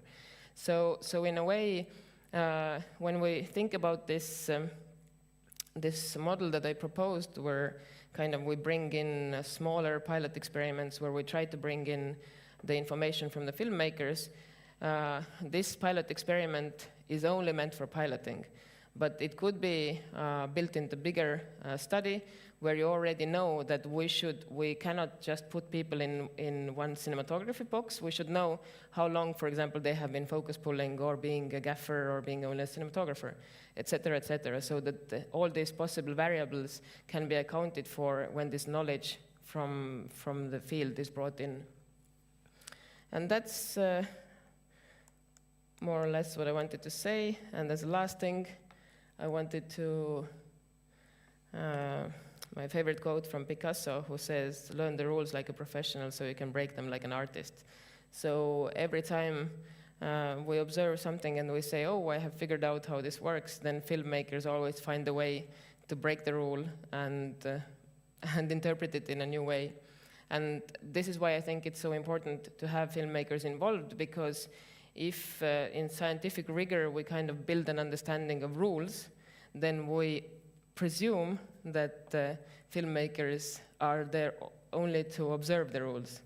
But really there is always a tension between breaking the rules and making new ground.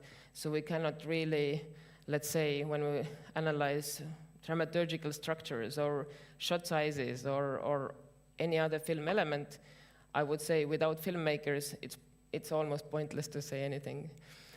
Maybe it's too strong of a claim, but I would say, and what I want to use as the most important takeaway of this presentation is that if we find ways to involve filmmakers into these studies, more knowledge is created, but the way needs to be so that the filmmaker does not have to become an academic, because the reason why they're filmmakers is because they want to be filmmakers. So how to involve filmmakers so that they can still remain professionals but bring in their knowledge into the academia is something that I think is a big task for film schools and universities worldwide. And I think there is so much information out there hidden in the tacit practices that could be uncovered and not only translated into film research, but also to the wider understanding of human perception and human condition. And that's the end of it. I didn't leave any questions because I can't, but I can still take a couple of questions. It's actually coffee time, so I should let you out, but if there is one or two questions, I can take them. Thank you.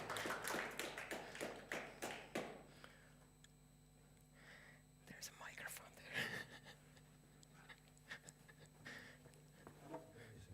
there. There is. Please.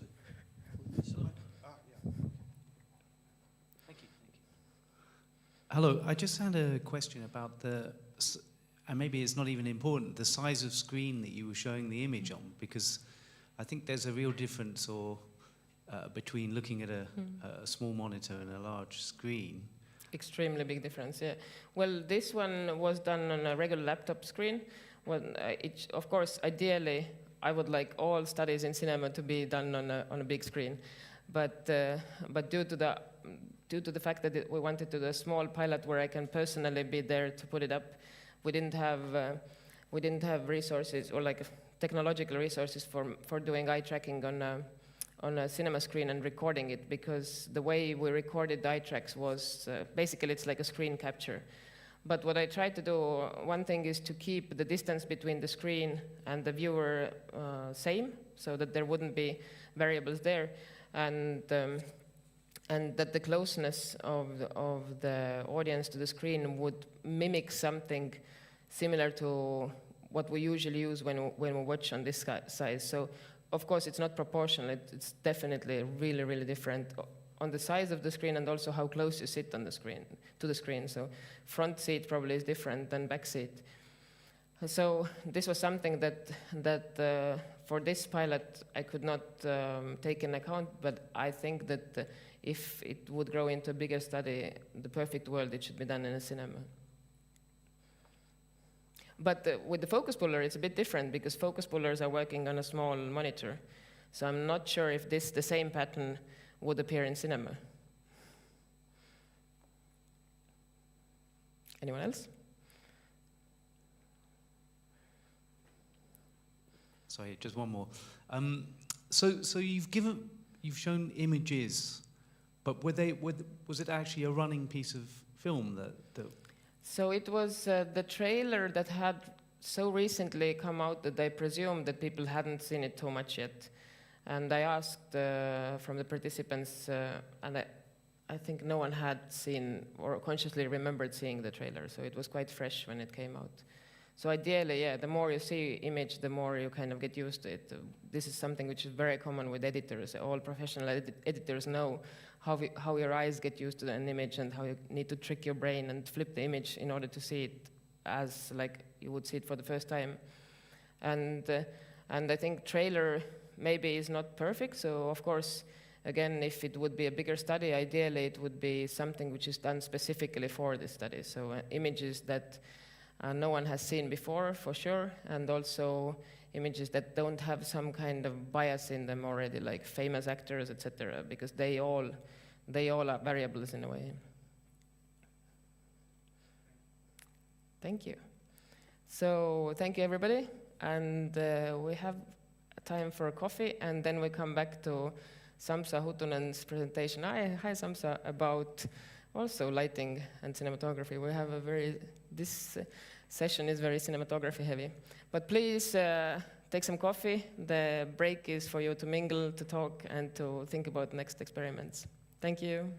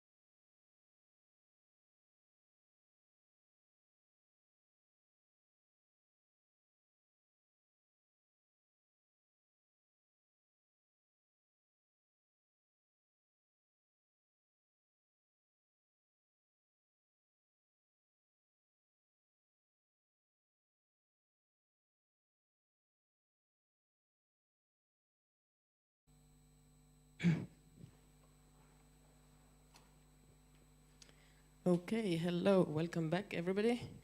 I am very happy to introduce Samsa Huttunen. I have to say it wasn't on purpose that we have all cinematographers lined up, but somehow it has become a session on cinematography. But I have followed Samsa's research for some time now, and I want to say he has done some things which are super important.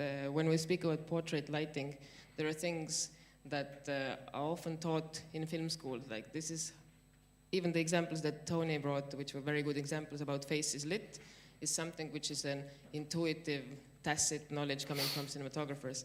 So Samsa has taken up the hard work to check scientifically if the sensations my pleasure. are right. So good luck, Samsa, and prepare a lot of questions. All right. Thank you, Ellen. And thank you, everybody, for being here. And it's nice to be here, and thanks for the opportunity to present my study here at Tallinn University. I myself am from University of Helsinki, where I am doing my doctoral thesis on themes related to lighting, and my first article that was actually published last December in the Baltic Screen and Media Review journal of Tallinn University is the title of which is here, Ecological Approach to Cinematographic Lighting of the Human Face Pilot Study. And I'm also, like Ellen mentioned, I'm a practicing cinematographer and a documentarist, and I work for a company called Reactor Films, which is also based in Helsinki. And yes, it's working. Here's the article that I've written and that was published last year. And I'm basically here in this presentation of mine. I'm basically going through the results part of this article. I'm not going that much into this ecological approach part, but basically what it means is that, or the underpinning that I have there is that we cannot really throw away the way the environment and the evolution has built us. And the exact same apparatus is working there when we are watching movies. The same apparatus is working as when we are watching the everyday scene around us. So we cannot throw that away, and we don't want to do it because we, of course, as film goers, want to feel the emotions that we feel normally in the normal world as well. And as filmmakers, we, of course, want to create those emotions in the audience. And that's basically one of my motivations for this study and for making films. Okay, so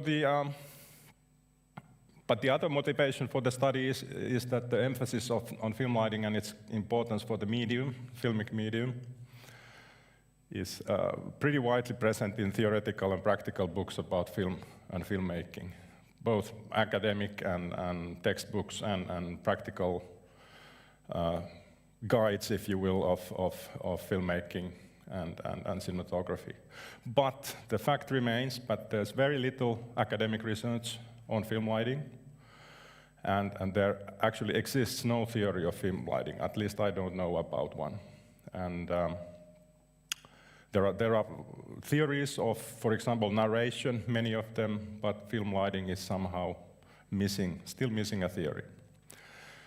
And as was, for example, pointed out by Torben Grådal in his article Film Lighting and Mood already in 2007, where he's discussing and trying to lay some groundwork for film lighting theory. Okay, so let's now go into what the praxis tells us, the practical knowledge of lighting the film, or the tacit knowledge, if you will, or the heuristics that we use as filmmakers. And they state that the filmmaker can use the lighting to bring out features, three-dimensionality, textures, etc. of characters and objects, separate the subject from the background, affect the emotional tone of a scene, define characters' personality, indicate characters' thoughts and feelings, These are, of course, all things that we as filmmakers and many of you as film watchers already know. And also, as Blaine Brown, cinematographer Blaine Brown has so eloquently expressed, film lighting or filmmaker can also use the lighting to, by changing lighting during a scene, indicate change in character and opportunities the situation holds for her. I think that is very well put, what the film lighting can also do. Also, this practical knowledge that we use tells us or stipulates that we can use lighting to make a character look suspicious or even dangerous or threatening. This is something that's very often being said both in books, all of you who have been to a film school might have heard this. And this is also something that we sort of know, although there haven't been any studies on it.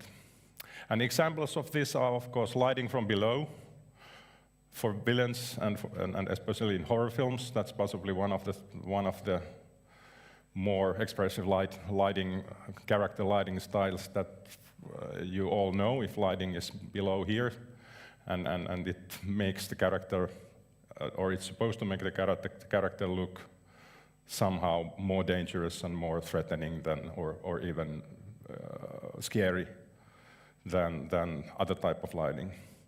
Also, lighting that hides the eyes is something that can make the character look suspicious or weird, because I think the idea behind it is that it's hiding the thoughts and intentions of the character. When we don't see the eyes of a person, we don't know what him or her is thinking. And so instantly our brain reacts to that as something suspicious. And then not everything is right, and we should be careful. Then also, lighting that makes the character look ominous or ambiguous in any other way could be seen as something that creates suspicion or the feeling of danger or fear in us. But like I said, this hasn't been really studied academically, and to do my part here, I formulated this research question. Can we affect measurably, and I think here the emphasis should be on the word measurably, the emotional reaction of the audience simply by changing the key light direction? By changing only the direction of one light source, key light, the main light in character lighting, does that in itself create changes in the emotional reaction of the audience? And to illustrate my point a bit further, I've chosen a couple of frames from famous film scenes here where the direction of light is quite expressive and maybe creates emotions in the audience, we don't know, and affects the mood of the scene. The first one, of course, here on the left, you probably recognize it, it's from The Shining, the famous bar scene where the Jack Nicholson's main character is finally losing it, becoming crazy and seeing ghosts and things like that. And there's a heavy underlighting, or not heavy, but some level of underlighting coming from the table there. And then the other one, the famous scene or scenes from The Godfather, shot and lit by Gordon Willis, where Willis tried to hide the eyes of the mobsters because of as he put it, because of what was going on inside their heads at certain moments of the film. So he sort of wanted to emphasize that we don't want to see the eyes, or we want to see what's happening in there. Of course, the other reason was that he wanted to, at least one source tells about that he wanted to hide Marlon Brando's heavy makeup, but he also mentioned this other motive for this top lighting style. All right. So, after this, I formulated a hypothesis that yes, we can affect the audience's emotions by light direction, and probably on both subliminal and conscious level. Both the subliminal emotional reactions that happen in our brain and in our autonomic nervous system, but also on the conscious level of feelings that we are, emotions that we are aware of. And in more detail, I formulated that lighting that hides or distorts facial features creates stronger emotional reactions than other types of lighting. That's my hypothesis here. And why this is happening, I thought that the reason should be that we are missing nonverbal information that we would get from the face, because we don't see the face, or the face looks somehow different than the typical lighting during our evolution has presented human face or faces to us.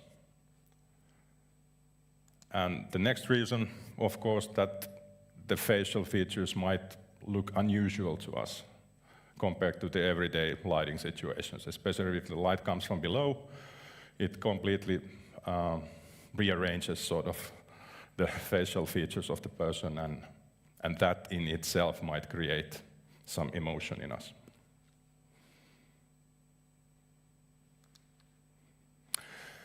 And for this, I devised a pilot study experiment or experimental setting, and this experiment one that I'm talking about here is measuring conscious feelings,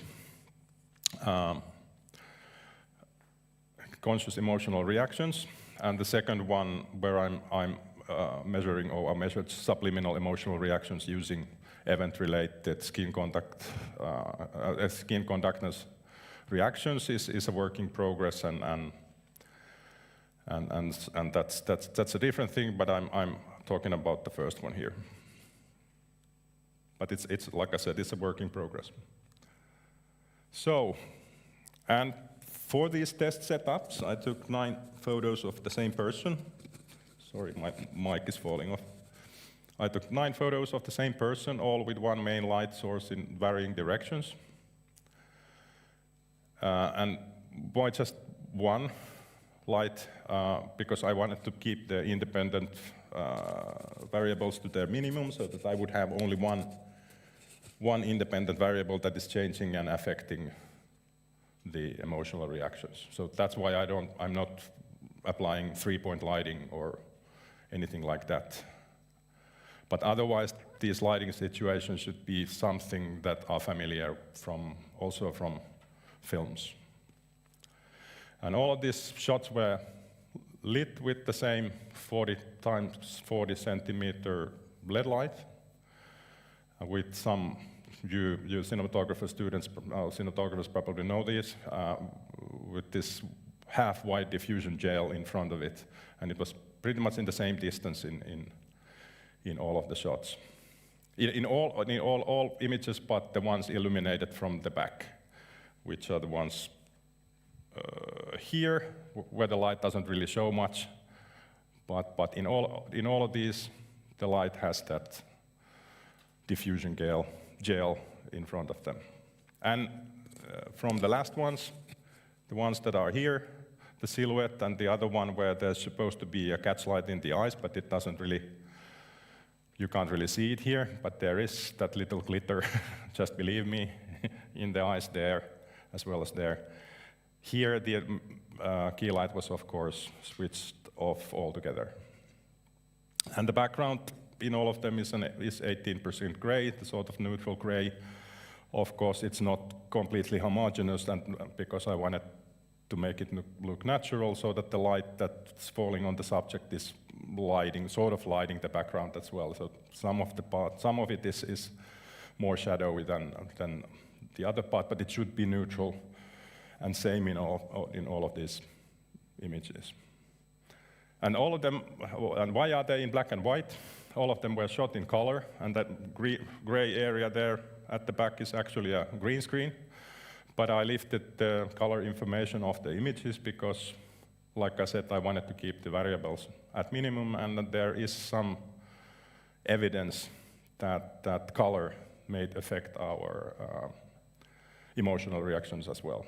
For example, that red enhances the feeling of anger or something like that. I cannot remember exactly the study, but there are things that point towards that direction. So that's why they are in black and white. And here are the shots in a bit bigger form so that you can see them more clearly and maybe, I don't know, feel some of the feelings that my test subjects felt. Here, flat front lighting, then 45-degree side light, 90-degree side light. Sorry about me and my mic. I have such a big head, so. And here, underlighting, or uplight, or whichever name is applied here. Then the very hard contrasty top lighting that hides the eyes pretty much. Then the backlight, in which case the actual effect here that I'm interested in is the fact that the face is heavily underexposed, about 4 stops or so, so that it really sort of takes away from the facial features so that we cannot see them so clearly. Then the same with some catch light in the eyes, some eye light. Then a complete silhouette where we only see the familiar human contour there, but we don't see any facial information. All the nonverbal information from the face is missing. And then the other one with just a little bit of eye light in the eyes so that the eyes begin to exist there. And these were my the images that I showed to my test audience or test subjects. And like I said, in this experiment, the dependent variable, of course, is conscious emotional reactions, feelings that I'm measuring. I had 19 test subjects. All the other information is there as well, 11 male, 8 female, and age varied quite much from 18 to 79, but you can see the mean and standard deviation figures there. And everybody had normal visual acuity, but either with or without glasses, prescription glasses, but that was, of course, self-reported. I didn't measure it in any way, so I just believed what the people were saying. And then 17 of them were right-handed and 2 left-handed, if that has any effect, so we know it. And the measurement was, as a measurement, I used self-assessment mannequins, or SAMs scales that some of you might be familiar with, created by Lang already in 1980, to measure arousal, valence, and dominance, and which are thought to be the components of emotion, according to, for example, originally by Mehrabian and Russell from 1974, but after that by many others as well. And here are the SAM mannequins developed by Lang, if some of you haven't seen them before. And all of the images that I'm showing here to my test audience, all of the shots of this face are presented in random order 4 times. So that the first time we show the images and ask about the arousal, that's in the upmost row. And then about dominance, all the images in random order and ask about dominance. And then once again, all the images and ask about balance. And as a fourth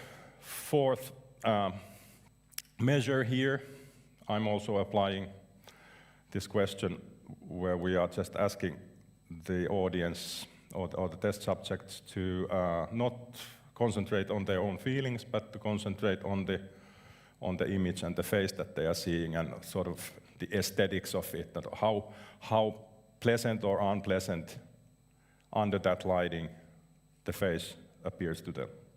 We didn't, or I didn't define the word pleasant or pleasantness in any way, just ask them to concentrate on not on their own feelings, but on the image. Yes. Okay, so for example, my code, the computer program and the code that I program there chooses this random image, shows it to you. It's displayed for 10 seconds, after which this question and a scale with a SAM mannequin and a cursor is presented to the test subject. So in the first round, we ask, how does the image make you feel on a scale from calm to aroused? The test subject can either keep the answer here in the middle, where there's the neutral mannequin, or move it sideways to the left if he or she feels less aroused, or if he or she feels more aroused, to the right. So with the arrow keys on the computer, and then hit enter, after which the next image is presented. And after that, we go through all the images and ask this question: how does the image make you feel on a scale from inferior to dominant? Ask about dominance.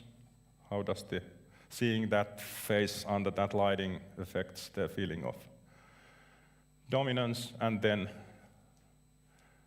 their valence on a scale from unhappy to happy. And or valence, or sometimes it's called pleasure, but more often this scale is called the scale of valence.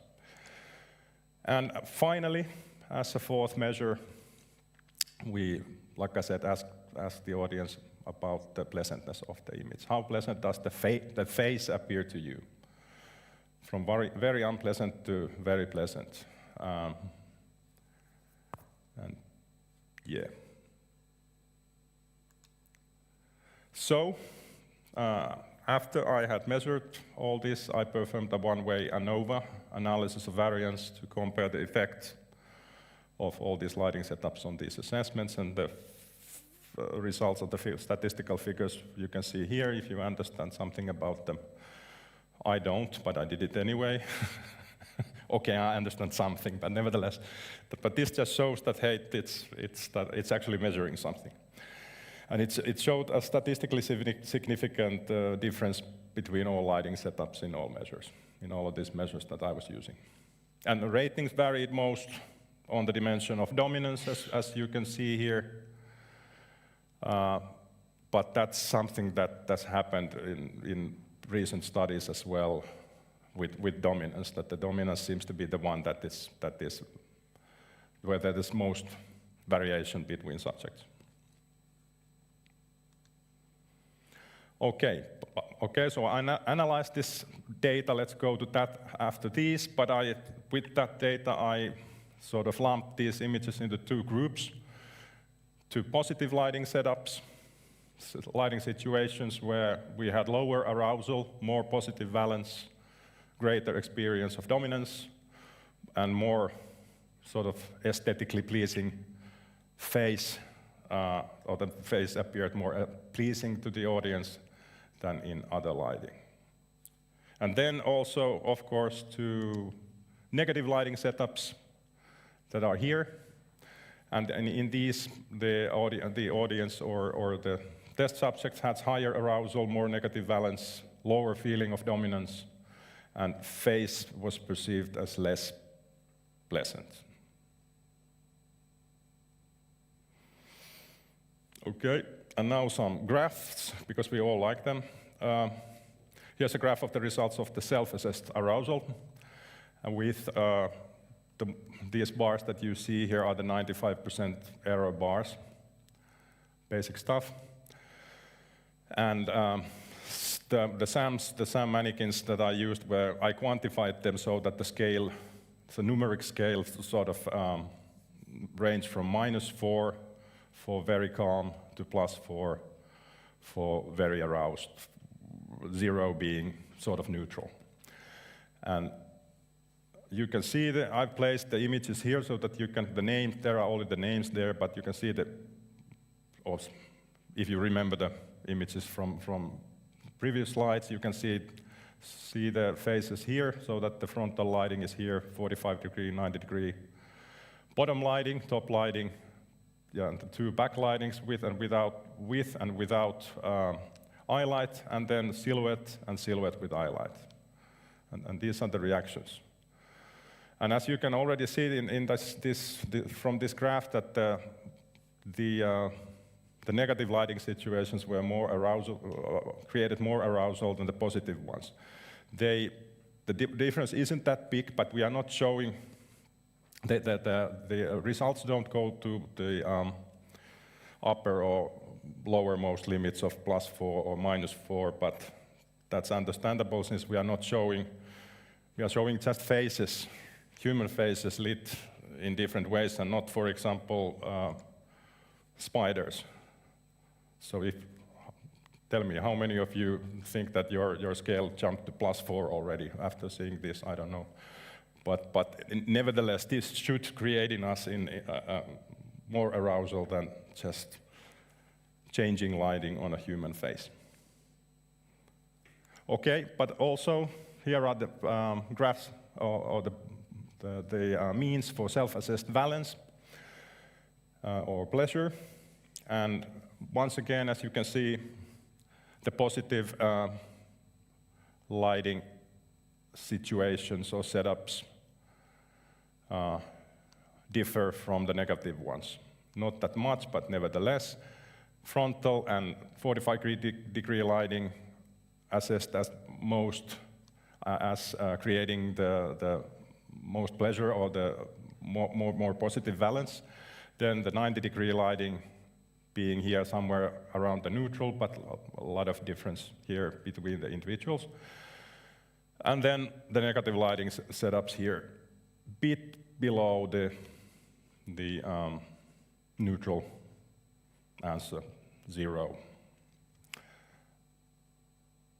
And also, here are here we can see how the dominance answers to the dominance question vary more than these others. But nevertheless, here as well, the positive light setups are a bit more on the positive side of the scale, and the negative ones go a bit lower. But like I said, there's more variation in the answers of people, and the difference between positive and negative ones is not that big. Can I ask, dominance is growing, the character is growing, so which end of towards 2, the bigger guys? So my idea was that, or the idea with this is that the less if you feel insecure in front of the image, you feel less dominant and the character is smaller. And if you feel confident, self-assured, and everything is good, then it's bigger, yes. That's exactly why the dominance is kind of difficult to... It's difficult, and this shows it as well. Yes, this is a good... Yeah. And I think it was something that they added to these measurements. Like first they only had like arousal and valence, and then they thought that, hey, there has to be another component. Hey, there must be this dominance thing. But like I said, it's not that evident here. But then again, with the pleasantness of the face, the figures deviate from each other much more, so that we have these positives here clearly on the positive side, or the 90-degree side lighting here in the neutral, but then the negative ones significantly lower. And front and 45-degree lighting assessed as most positive, as you can see, and 90-degree side lighting as somewhat neutral. That was actually quite surprising for me, because I would have thought that it would have been somewhere here as well, that if we see only half of the face, it would make us feel uneasy, or make us feel that the face is not as pleasant as if we see the other half of the face as well. But I hypothesized that the human face is quite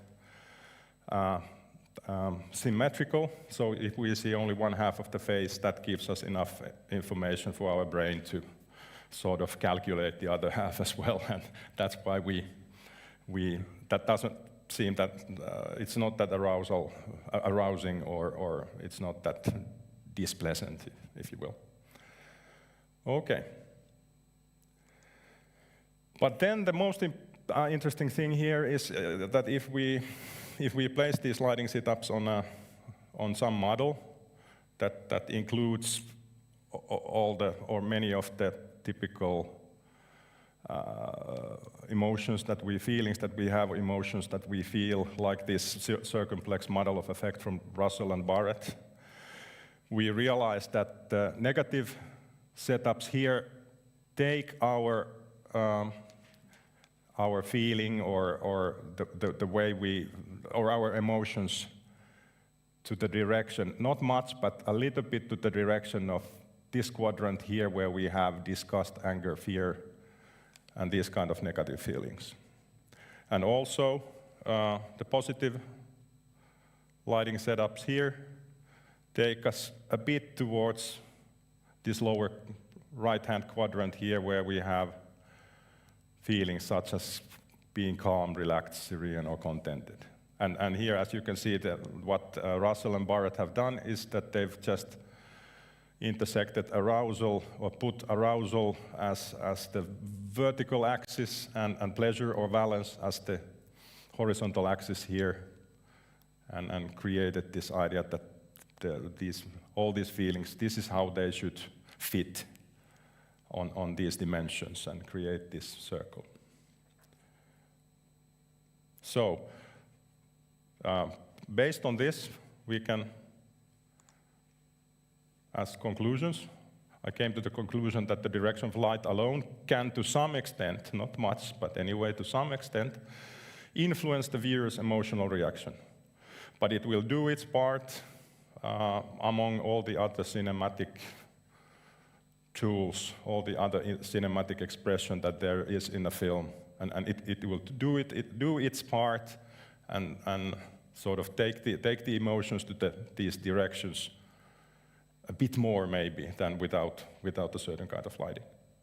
And the results also support the practical view within filmmaking that leaving facial features in the dark or illuminating the face from below can make a character appear suspicious, unreliable, threatening, or even frightening, as is often said about underlighting, sort of weird lightings and lighting situations that leave faces and eyes in the dark.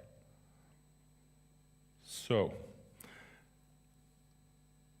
okay, and once again, if you want to read more about this study and my ideas, this should be online, I think it is, and the article that this presentation was based on. Baltic Screen Media Review, and it was in Sciendo or somewhere, is it? Yes. But you will find it with this name. And so, okay. But it's a wrap for me. Thank you. These people, thank you, everybody. And here are also some references, and now I like to hear something from you, and I welcome your thoughts and comments. Thank you, Samsa. Very clear and great presentation. So you really make it sound really scientific. That's good. So how do you yourself, if we focus on a little bit as a cinematographer doing such a research, so I'm just before getting the questions from the audience, so how do you think that you actually will in the future apply these findings to your own filming? Because you are also a documentarist, you shoot films yourself as a director, cinematographer, so you have really full control on how to use the light on people. Unfortunately, because my crew is always just me. Because of the budget restrictions. Okay, maybe in the future something else. Would you love to have a lighter, somebody take care of the lighting? Okay, as a joke, yeah. I think that this would at least make me look at the lighting once again. Okay, we have this tacit knowledge that this is how it works. If you want to make the character look like he or she is one of the good guys, don't put a light underneath. But of course, but with these, I think I might look at the lighting even more closely, and because now I have at least this level of scientific proof of how the lighting works. Something that is like a curious thing for me is that when we kind of find things or prove things that we already have the feeling for, that this is how it goes, that not showing the face gives a threatening feeling, etc. Of course, everything else in the film affects that as well, so it's not this only. Yes, so I'm just wondering, can you imagine a situation where we could use like a total backlight without showing our main character's face when the situation should be somehow creating emotions for the character, like not making the character appear like scary. Yeah. Are there any situations that you could imagine where you would show your character that you want that people care about, but with the like a really like dark face, no figure, no.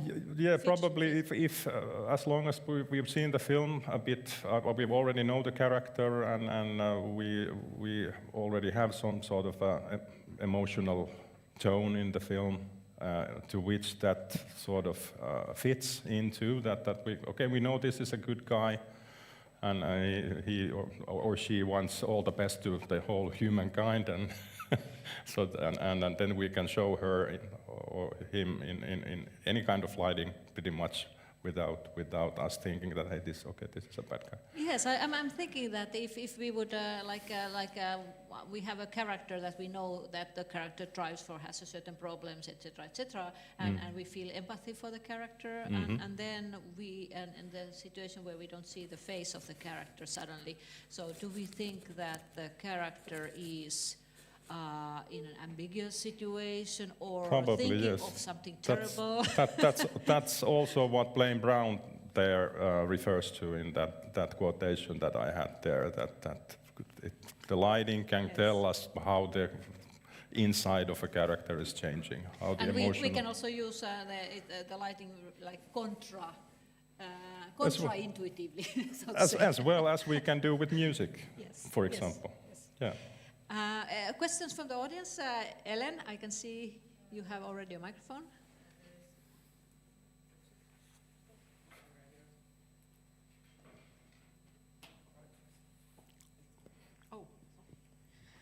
There is one question from online. Mark Ward from Australia is asking, thank you, Samsa. How difficult was it for you as a filmmaker to come to grips with the quantitative aspects of the emotion research? In my case, it was a bit difficult, but not that difficult since I have a background in sciences. I have a background in social sciences, so I know something about. I was mainly studying qualitative research, but I had some experience in quantitative research as well. So, not that difficult. We filmmakers envy you for that. Okay. All right. I know that one of the struggles that filmmakers who would like to enter into the, more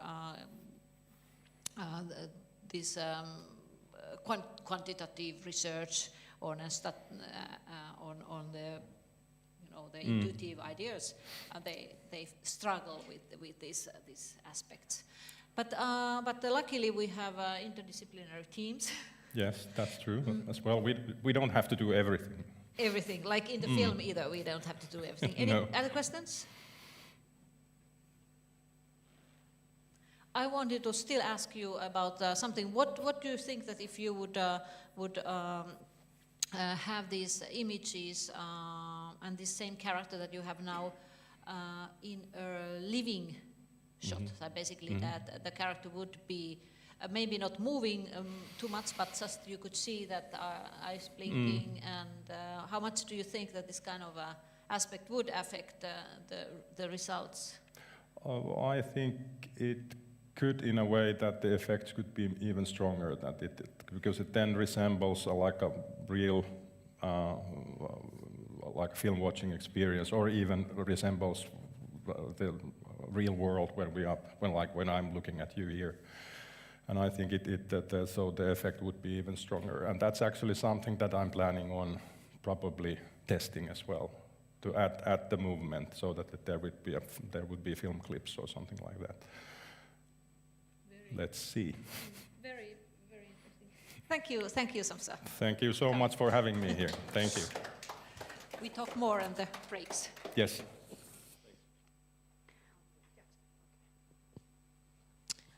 So I'm very happy to introduce next speaker, Martin Konjarts, and also very happy to bring him in as part of an example of what we're trying to do within Film EU, Film Schools circle. We're trying to build not only interdisciplinary bridges, but also build bridges between film schools, because what we have experienced is that very often, whether in film schools or just being as lone filmmakers or lone film researchers, very often we kind of feel lonely in wherever we are. So as one of the very important goals of last year's event and this event here too, is to build bridges between young researchers and more experienced researchers, filmmakers who never thought about doing any research maybe yet, but who are curious about it. There is a network of film schools, Film EU, and under this network we're conducting a pilot, kind of a small pilot research project where from each of our film schools, Luka, Lusofon and BFM, there are some researchers and we support each other, and I'm very happy that Martin is here, and I hope that not in this presentation, but sometime in the future you can also see his very beautiful video essay about these similar things that we all experience when we watch films about cognitive schemas and how our brain is based on language and based on experiences, and how it all blends together in the film. So welcome, Martin. Thank you, Ellen.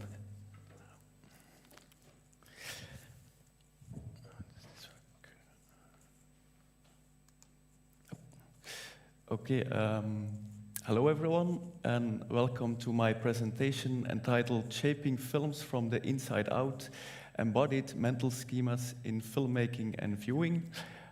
In this talk, I would like to propose a line of reasoning based on 3 assumptions or premises.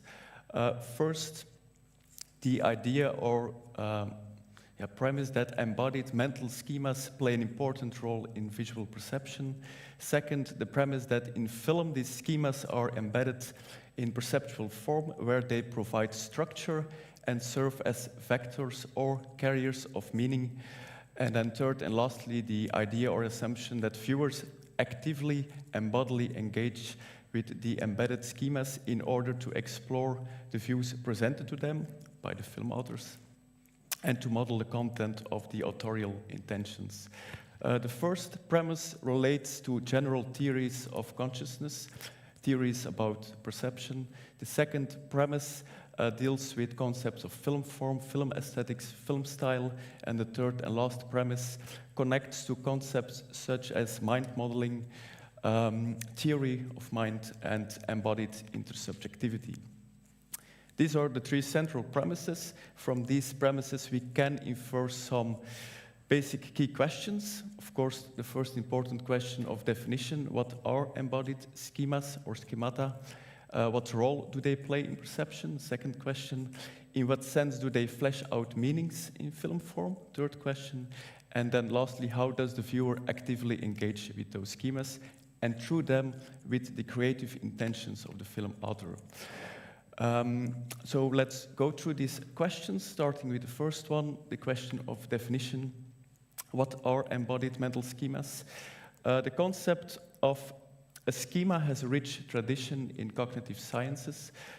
Broadly speaking, we could define schemas as mental or conceptual structures that an individual uses to organize knowledge and guide cognitive processes and behavior.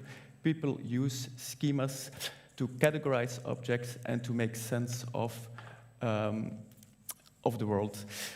Interestingly, and that's where embodied cognition comes in, it's according to second-generation cognitive science, the theory of embodied cognition, that they propose that these mental structures are fundamentally embodied.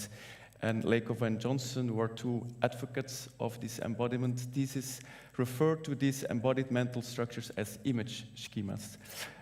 What are image schemas? They are dynamic mental representations grounded in bodily knowledge that have been argued to play a very important role in conceptual thinking and in human reasoning. And that's, of course, the central claim of a theory known as conceptual metaphor theory, which argues that people, human beings, resort to these bodily schemas in order to reason metaphorically about abstract concepts. And to illustrate it with this diagram, so on the left side, we've got this pool of various bodily experiences, such as eating, or walking into a room, or walking out of a room. And from all these concrete bodily experiences, we can infer some very abstract but embodied schemas with their own inferential logic.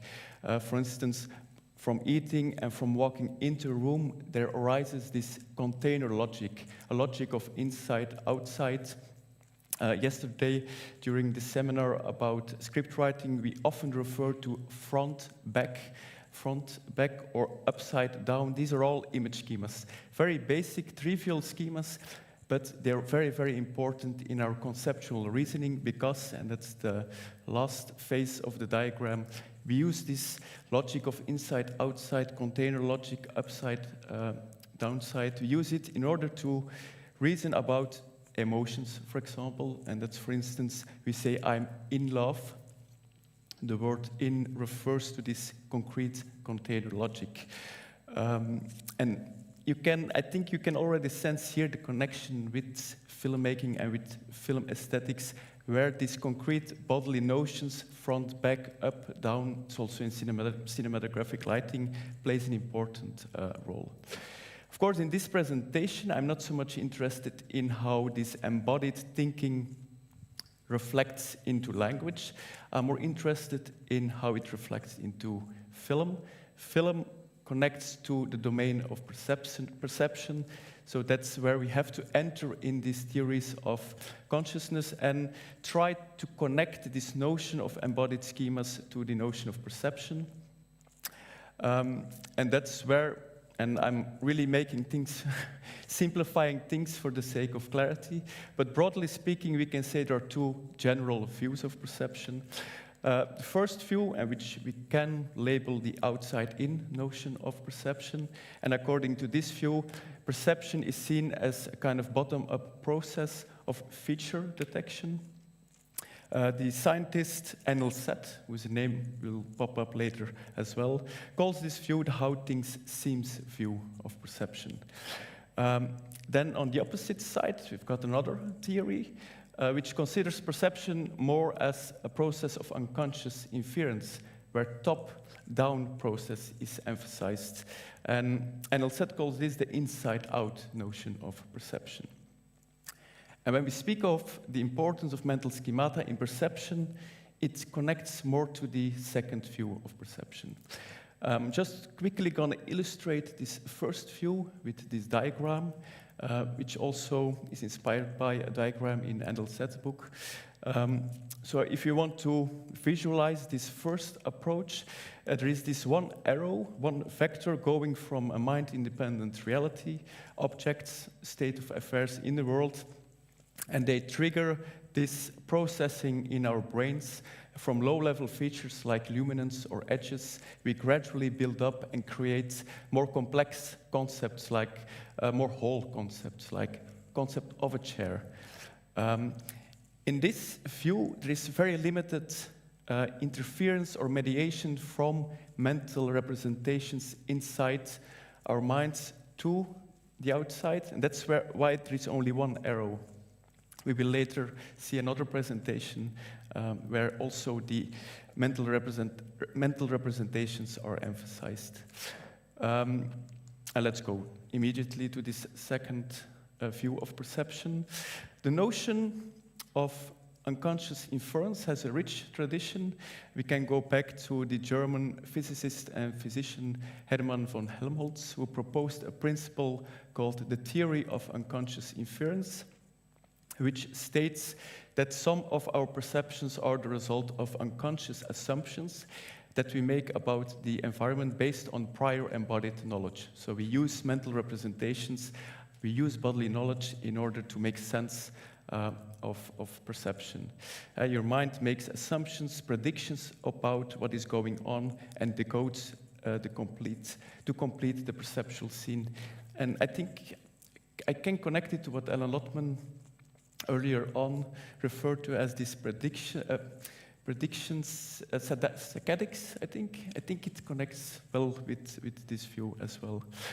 And to illustrate it, this is an image, and I think the majority of people when seeing image A, a majority would probably see this image in terms of this image B, although this information is not given in image A, so it could well be read as image C or image D.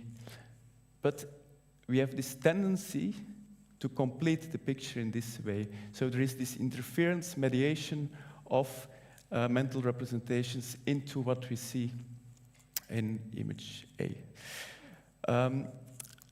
And it's interesting now, so that's a little bit the background context, the history of the importance of mental representations, but it's more recently in neuroscientific accounts, and it's a very highly praised recent book by Enel Seth, entitled Being You, A New Science of Consciousnesses, and he emphasizes the importance of unconscious inference. And that's where he provides a different picture of perception. So again, we've got mind-independent reality, state of affairs, objects in the world. There's still this bottom-up processing, but at the same time, there is also a very important mediation of mental representations. We use mental schemata in order to understand the perceptual scene. And in his book, he gives a lot of beautiful examples. And one of them is Adelson's checkered shadow illusion experiment. And I'm not sure if someone is familiar with this illusion. I'm not going to describe it myself. That's why I think YouTube exists. So I will play it and let you learn from YouTube.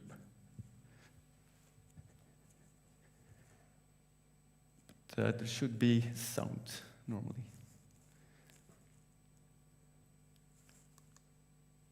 Maybe the sound can be checked.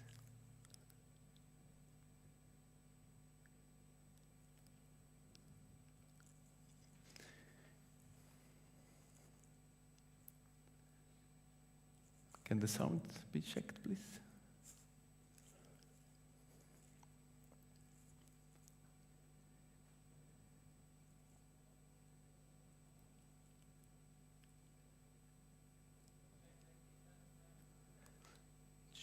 Have sound,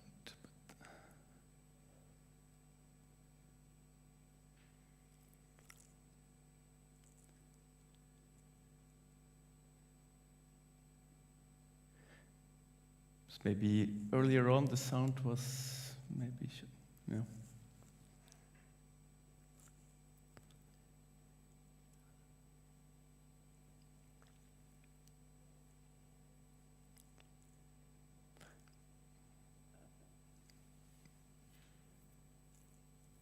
Maybe we can go straight to YouTube to play.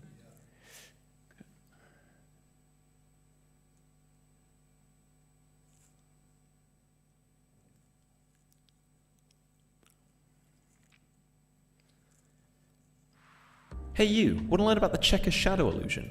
It's actually pretty neat, allow me to explain. Here it is. This is the illusion. Notice that you've got a checkerboard at the bottom there, and a green cylinder which casts a faint shadow onto the checkerboard. Two squares are labelled A and B, and the illusion... Now the sound works, but the image is out of sync.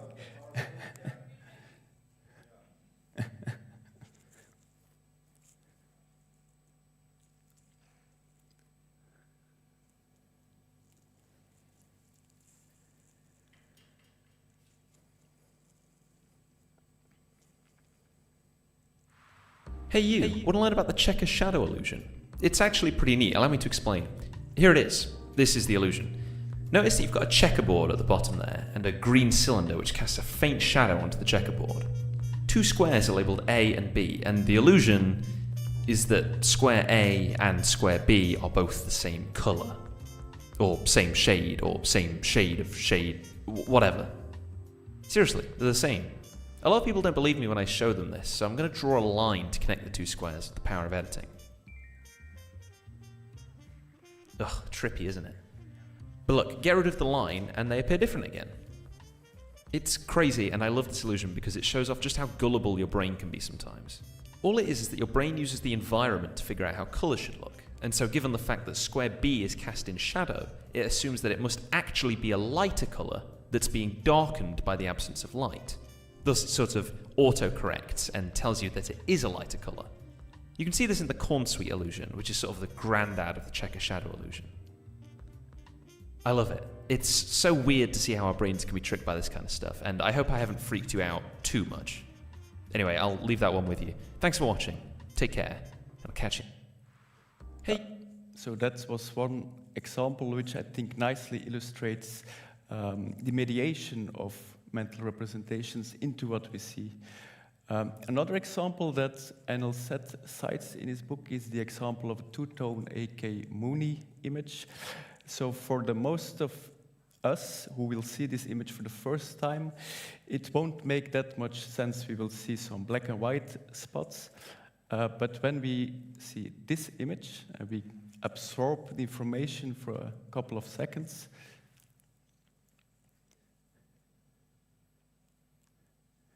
And then come back to this image. I think most of us will now see the same image but differently because we use our knowledge of the prior image in the perceptual scene. In the book there are many other examples. I also included this example from the Hochberg and Brooks oeuvre, were two psychologists, but they did a lot of experiments with film and with motion, moving pictures. So that's why it's interesting to include them here and to connect them to Anil sets, because they have a rich tradition in cognitive film studies as well. So again, we see here an image, a series of individual slots, circles with a certain angle. And numbered 1 to 6 can't really make sense or try to see a logic in it. But what Hochberg and Brooks argue is that when we would see this integrating scheme at first, then we will see all these different individual slots as connected to this integrating scheme. So it all makes sense, and we will see it as a part of the cross, another part of the cross, and so on. And that also emphasizes the importance of this schemata. And what's also interesting that this is also how film of course works. Think of continuity editing, starting with an establishing shot, and then we go to medium shot, close-up, and we can place these smaller shot sizes within this larger integrating whole. So that's in a nutshell the story of connecting mental schemata to perception. From perception, we now move on to the role of embodied schematas in perceptual form, and here we're gonna try to connect it to the art of filmmaking. And this is really, I think it closely connects to my own writing about film. And maybe if I want to summarize what I'm trying to convey as an academic is that, like in film, these embodied mindful patterns are embedded in form where they provide structure and where they serve as factors or carriers of meaning. So these embodied mental schemata serve a certain purpose, often in function of the narrative, to convey meaning or to generate some certain effects. I think we already saw some beautiful examples today of cinematographic lighting, how these patterns created by film aesthetics generate emotions or other kind of feelings. I would add two additional claims to this overall assumption. This structure generated by these embodied schemata allows for a higher unity of brain activity among viewers, and this is where I would connect it to the work of Uri Hasson. It accounts for the difference between a structured film and an unsegmented segment of reality, and I will illustrate it in a moment. And then a second claim is that if one would isolate those very schematic patterns from the flow of events of a structured film and show them in an animated form to an audience, and that's the audiovisual essay that Alan Lotman was referring to, I think it's likely that viewers will attribute meaning and intentions to them. And this connects to a very famous, very old experiment by Hyder and Simmel. So this study by Uri Hasson, and they showed an audience two types of films. One, a structured film, a piece of Sergio Leone film, with a lot of composition and a lot of schemata at work there in order to guide the attention of the viewer. And then we've got this other unsegmented segment of reality, and when they showed the two film fragments to an audience, there was a higher degree of correlation among the viewers who saw the structured film as opposed to the unstructured film. So that's very interesting. It talks about structured films, but here doesn't really explain what allows for this structure. And that's, of course, where filmmaking comes in, because it's through composition, through the film aesthetics, that things become structured and that these schemata are at work and operate in film. So I would like now to show you a very animated film clip that I made, very dynamic patterns with exits, exclusions. I will first show it in a very abstract sense, and then I will show you a film clip and try to connect the both films together. And maybe it's interesting for the audience then how would you describe what you're seeing? And then we can maybe turn back after the film clip.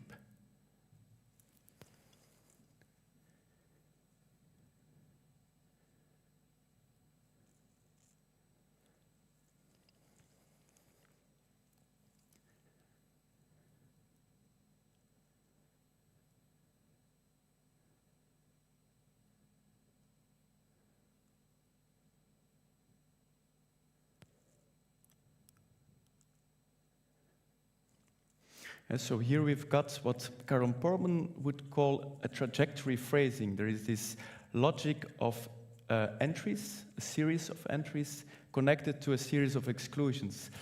And I think it would be interesting how would one describe it? Maybe someone can try to describe what you saw, or how would you describe it in terms of, you can describe it very mathematical, and you select like there is this rectangle and we've got these shapes, but I think maybe some of you would try to articulate it and try to attribute animacy to it and try to attribute intention to it, as if it's two persons and there is this kind of cat and mouse game going on, and one person is going in and then it's excluded again. So there is this maybe some animacy and some human logic to what we are seeing.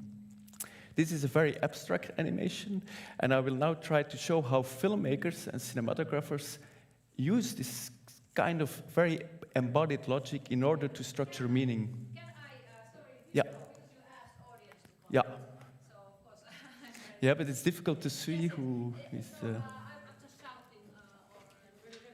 So basically, exclusion, yes. So yes, we see exclusion, continuous exclusion, and a framing back to and like the square closes down. But this last image really puzzles me, because now I'm not sure why are they these balls are so close to one another. What happened? I mean now it's like totally for thinking of these two animated agencies. What is this end result? I'm totally puzzled. What this entrance means, or End result. I'm totally puzzled. This was just like an attempt to put in a very abstract animated form bodily logic of a series of entries, exclusions, entries, exclude. That's the only thing I want to tell with this kind of animated. But it's a very bodily logic because there is a container logic at work here. Yes, but there's also interaction logic. Definitely, So, yeah. So agency logic. Yeah. And now I'm curious to see what is your film. Yeah, and now I will see the film, and I hope it will make sense now. Then you can try to connect it. It's a clip from Blonde, quite recent film. It's this dialogue scene in the kitchen between Marilyn Monroe and Arthur Miller.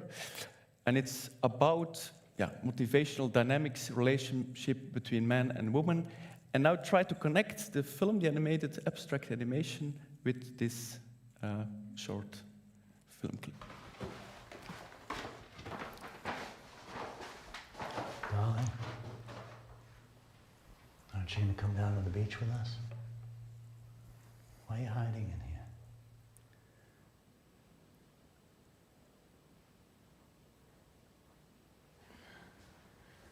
I'm coming, Daddy. I was just... Darling, it isn't necessary to make so much of this visit, you know, Rudy and Jean.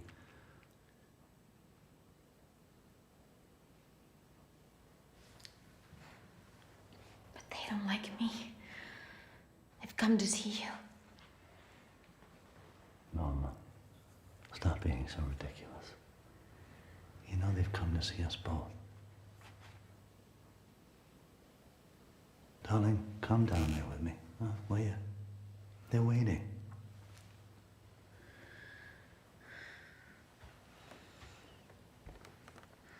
Hey, come out with me. You're looking very beautiful.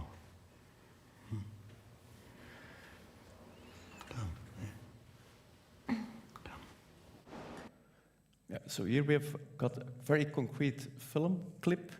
It's a narrative film. There is a change of state. We go from very establishing long shot to a close-up, and it's this increase of emotional intensity which is expressed through this trajectory phrasing of very bodily container logic. At the end of the film clip, Marilyn Monroe is contained. There is no breathing room for her in the space. And this is expressed through this bodily logic of motion. That's where I think filmmaking makes a very creative and artistic contribution. It connects very well, I think, to what Tony already discussed this morning. And here I would like to make, of course, this connection with Hydra and Simmel, which also uses these animated diagrams and try to connect it with the attribution of animacy to these animated figures.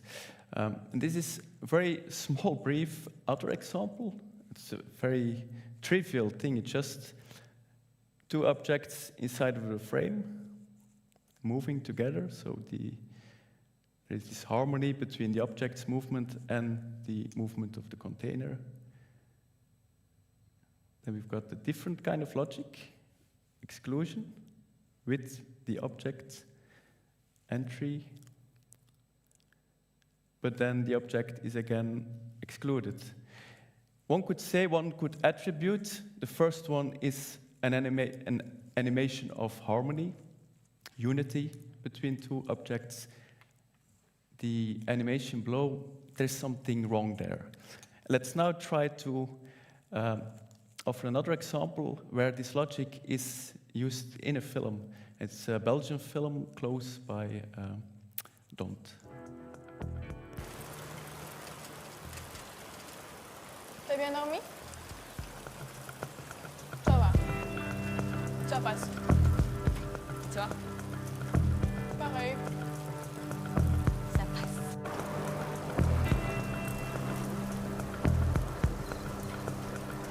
And that's where the friendship has changed. So in the beginning, they're really friends, buddies, but through the progress of the film narrative, there's some tension between the two boys, and it's expressed through this container logic, through these dynamic patterns.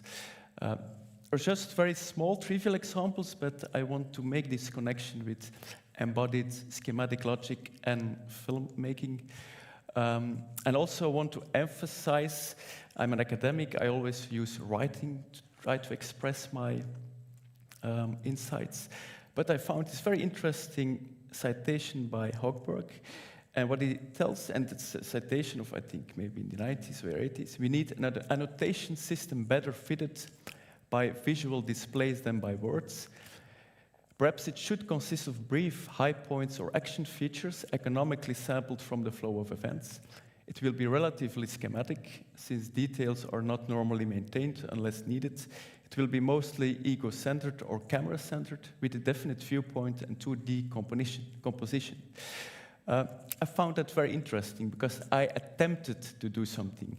I made this diagram just with PowerPoint. I'm not an artist, but I'm searching for a language, another kind of language than words, in order to express the embodied logic of filmmaking.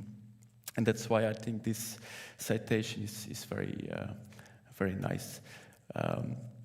Maybe I failed, but I'm in search of this other kind of medium. And that's, I think I'm in very interesting conferences, but there are a lot of filmmakers and artists who are well more equipped than me to give me instruments to articulate my insights.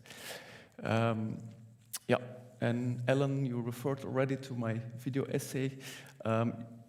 It will be published in transition probably by the end of the year, but maybe you can already share it also among the people on the website. The password is film art, so it's easy to remember.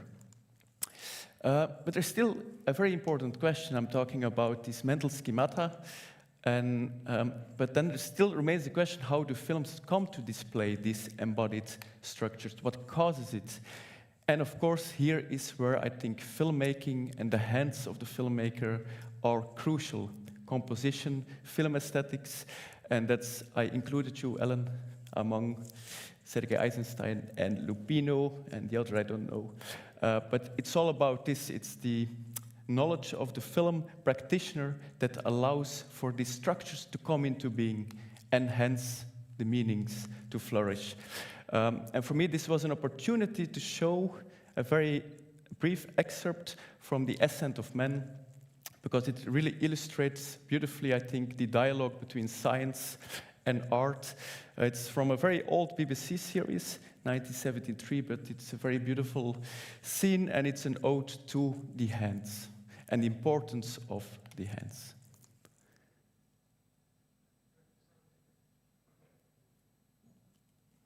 Should be sound. And sound is very important in this one.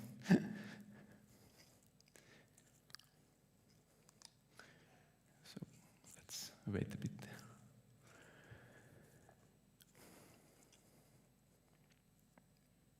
Another way to show the clip is by clicking on the right above icon.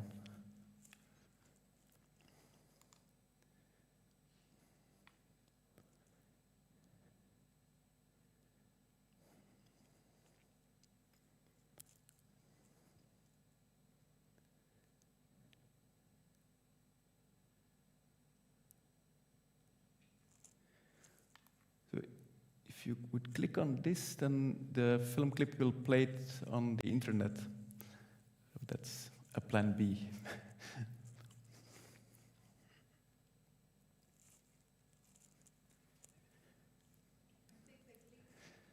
Ooh, then it's the wrong URL.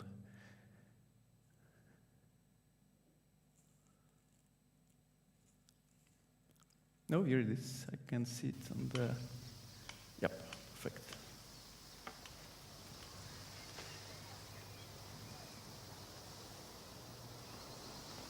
Sculpture is a sensuous art.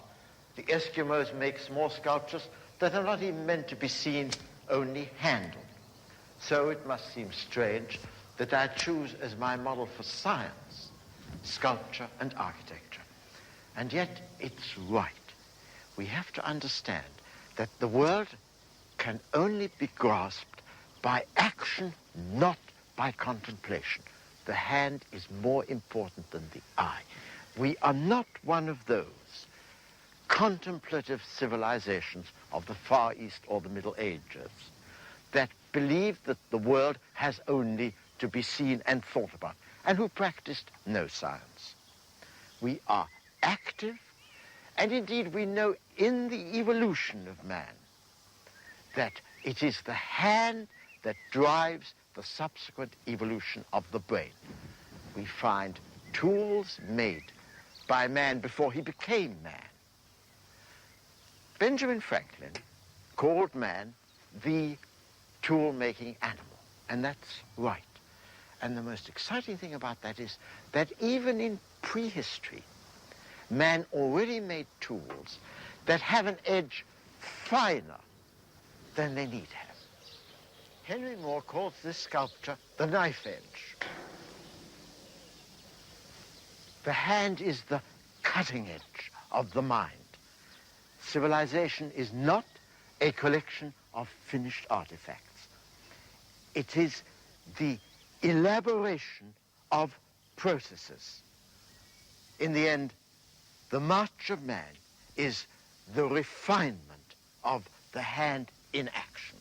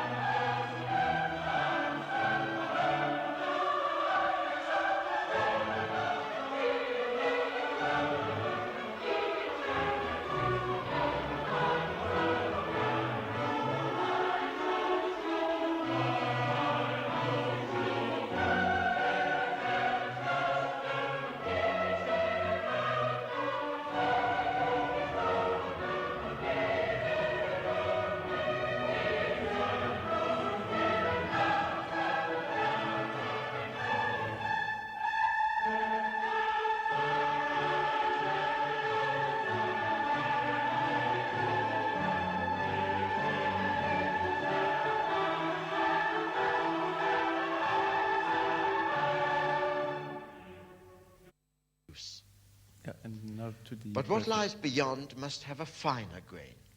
We have to look for the limits in the material itself. Yeah, so it was an ode to the hand, but I would extend it to the ode to the filmmaker's hand. And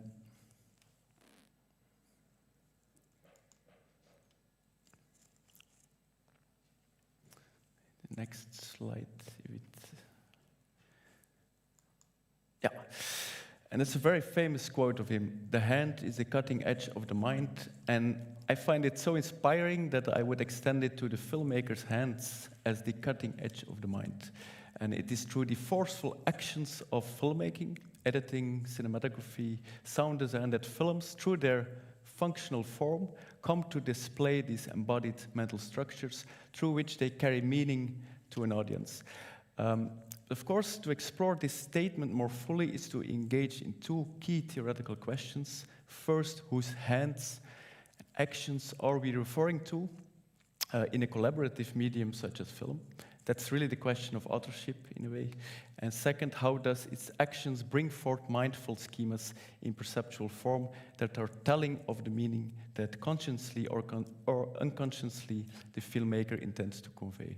So for the first question, we have to look into authorship, and it is here that I want to connect to some recent accounts on film authorship.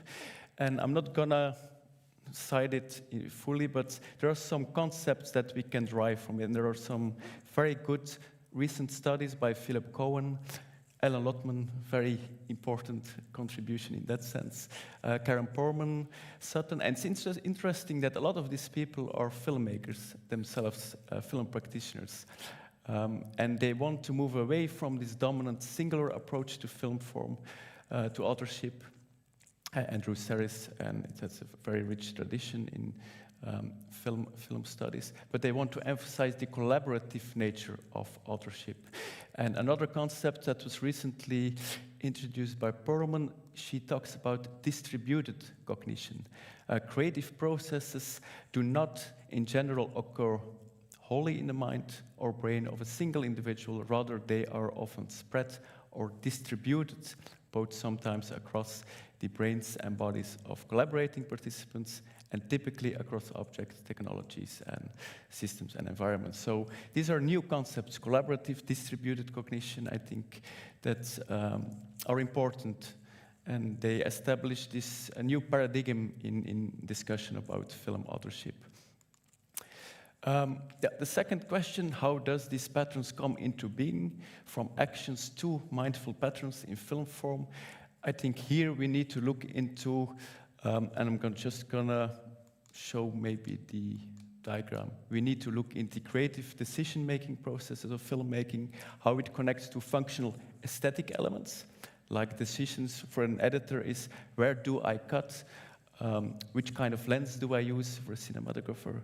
And it is through this dialogue that actions come into being, and through these actions, mindful patterns and effects on a viewer come into being. And I would like to use, I think, Ellen Lotman's concept from experiential heuristics is a very beautiful concept that nicely captures this thing, I think. And it's especially this process that hasn't been emphasized or highlighted in film studies a lot.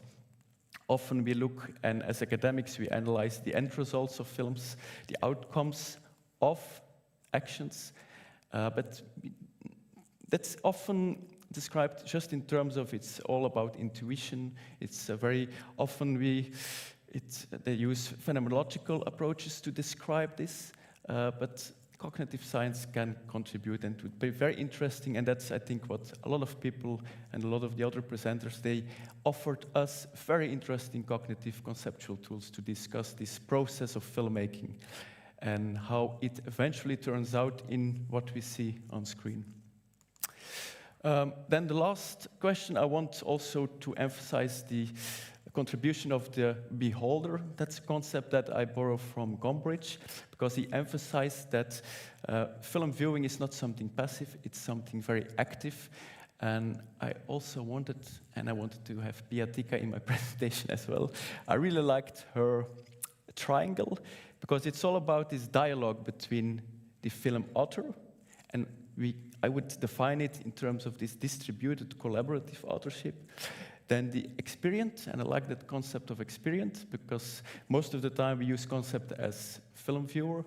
And she connects it to protagonist, but I would use film form in general. And of course we can't connect in a direct way to the author and to the intentions. That's why it is a dashed line. But it is true film form, because in film form there are these embodied schemas that we can connect, because embodied schemas are something that appeals to both filmmaker to an audience as well. And it is through these embodied schemas in film form that we can make this kind of connection. I know it's very, very abstract, but I'm trying to develop this idea, and I like this three-part structure of representing it. Here I've tried to formulate it in words a little bit, and maybe we can emphasize the second one. That's more as a conclusion. The perception of embodied schemas in the film form draws the beholder, but I would replace it by experience, into what Gombrich calls the magic circle of creation, and allows him to experience something of the thrill of making, which has once been the privilege of the artists. And as Seth points out, this marks a contrast with perception in general, which need not involve any experiential recapitulation of the creation of the causes that give rise to sensory impressions. And I think this nicely captured. It's by looking into these embodied schemas, into the film aesthetics, that we enter into the joy of filmmaking and the process of generating meaning through cinematic means. And I think that's the ending. There's some references. Okay, thank you for your attention.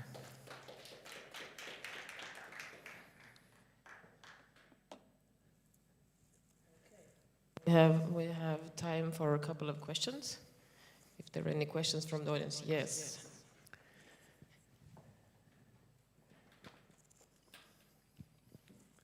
It's not so much of a question, but there's this really beautiful video essay made by Criterion about Bresson's films called The Hands of Bresson. I've seen it and it's very beautiful. Yeah, that connects beautifully to the... Yeah, thanks. Sorry, the hands of what? Bresson. Bresson, yeah. French filmmaker, Robert Bresson. And I use in my video essay, at the end of my video essay, I use Bresson's Mouchette, the ending of Mouchette, and I try to show how these dynamics convey meaning in the last scene. So, look into my video essay. Yes, I enter here. I'm eager to be seen, heard. I'm not heard, actually. I'm heard now? No? I can hear you. Yeah, okay. Thank you. I mean, I'm really fascinated of your approach. It's a lot. I think it's very ambitious, but I want to try to offer. It's ambitious, but you are really touching the thing that I've been pondering myself a lot, as in this between language descriptions and then actual image, filmic image, and this little experiment that you made with this simple square and these little dots in the middle of it. So I think that actually that would be quite a fascinating way to try to analyze film scenes, moments in the films. I mean, truly apply it very systematically. So, are you planning to do something like that, or are these just small experiments now? Or this was just like I'm doing research for so many years, and I was in need for a new language. And I just opened PowerPoint. There are some animation. That's my only knowledge about some other language. I'm not experienced. Maybe I should study.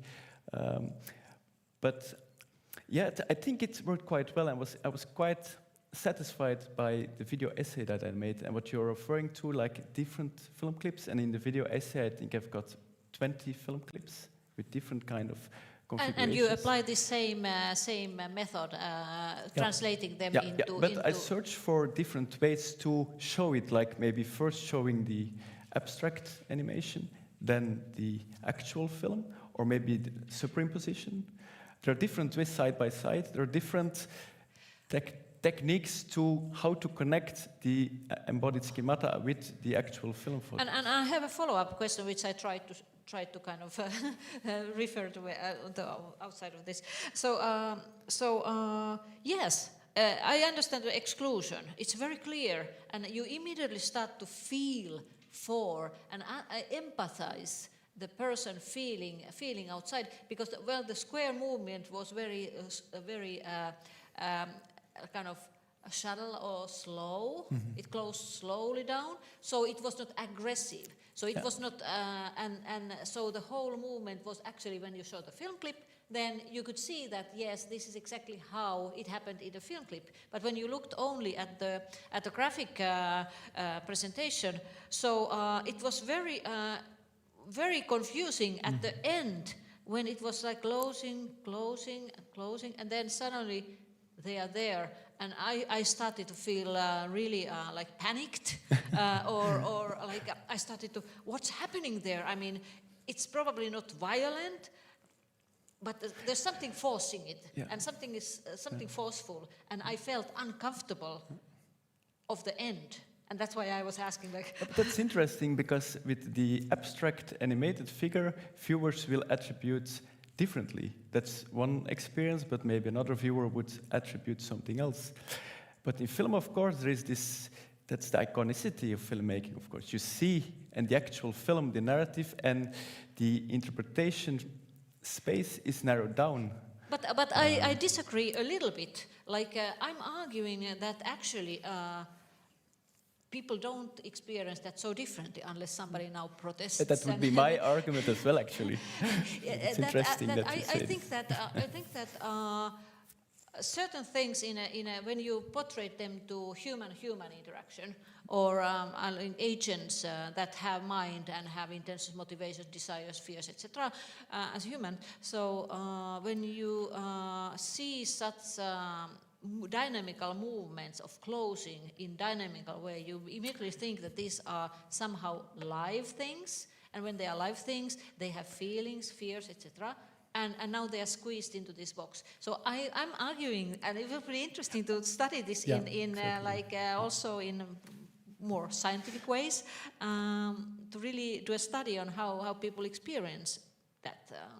I'm totally open because I think that people at the end they are not so different from each other as that's they want to feel like they are more similar. That's what Lakoff and Johnson would argue, because these metaphors are primary metaphors, and this feeling of containment is something very universal.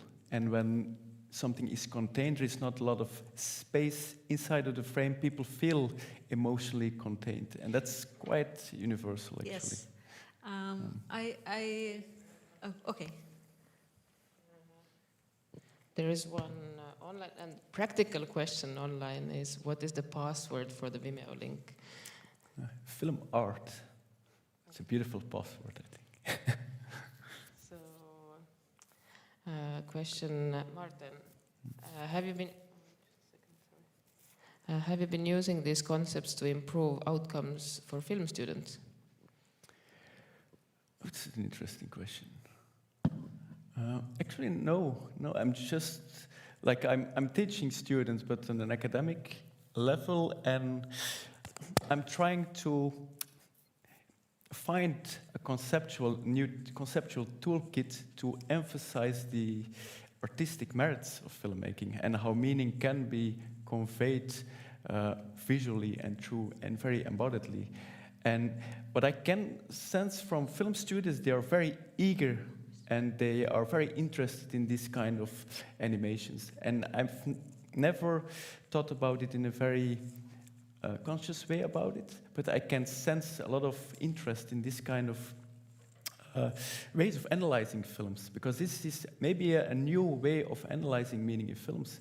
And they're also interested because it's a visual way and not, okay, I'm academic, so they should write papers for me, but for me it's interesting to, if they can make essays, video essays for my academic verbal class. I would be so much more interested in seeing this kind of video work from my academic students than always write a paper, because in paper you have to just translate these dynamics into words. It's so difficult. And you can just show it here, and you offer students a very more democratic. Of course, there is this art, you have to make something, but students like to do this. So for me, I'm learning a lot from students, actually, because they're more gifted in handing me the tools to make these kind of animations. So it's, I think, a very interesting dialogue with students and a film professor, academics. I will also expand this question a little bit to sound, as far as I know that you have also been curious towards how to translate the same concept to sound. And yesterday we talked about the master thesis by Taron.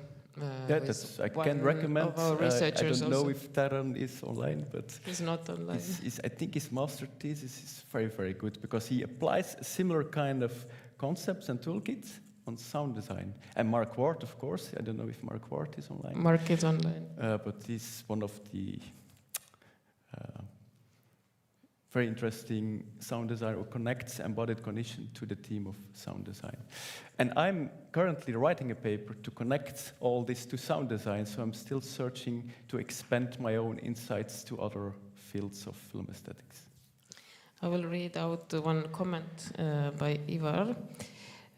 But that is what makes me excited about this as a filmmaker. I feel the classical interpretative methods in film studies are a bit limited and tiring. Psychoanalytical, representational, Marxist, and so on. So also it feels like a way of analyzing that feels closer to what we're doing as filmmakers, less of a gap in between. I can't agree more, because what he's referring to are, of course, these big grand theories that Bortle is referring to.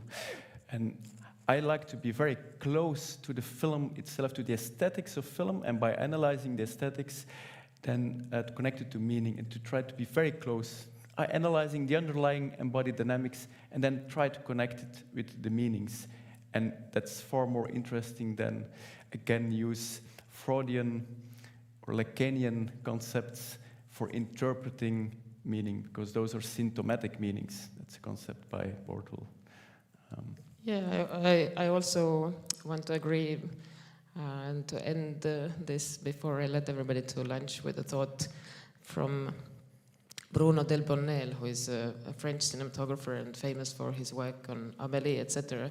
He made a film with a famous Russian director. Now recently the film has been finished. And he said that when he was preparing for the film, he traveled to Russia some years ago, and it turned out the interpreter wasn't there. So for 2 weeks they were preparing the film without any words, and he said that it was the most useful film preparing he had ever had, because they didn't have any words, so they were connecting directly through the images somehow and through hands. So in academia, we often have to translate something into words, which in practice, let's say in filmmaking practice, is not translated into words, but to experiences. So I also find this a very interesting way to study, and a very direct way to study. But now, everybody, please eat. So thank you. We will do the lunch break, and then after this, we come back with Katrin Heimann.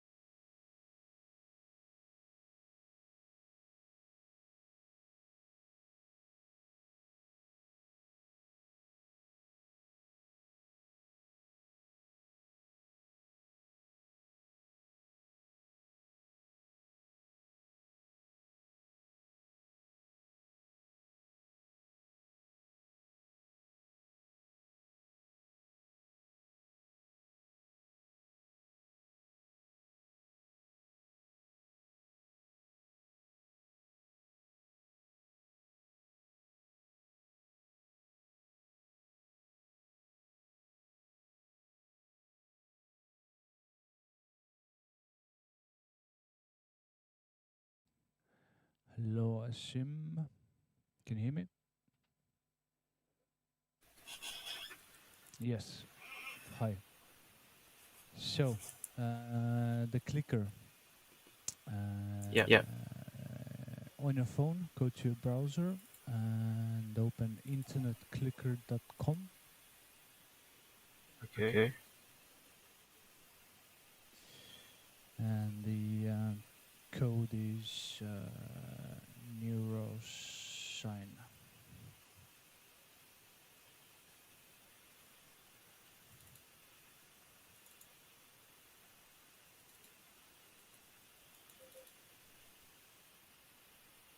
Sorry, what did you say about the code? NeuroCine. Okay. There's some echo. I don't know where it's coming from, but I can hear myself. Wait. Now it's a bit better.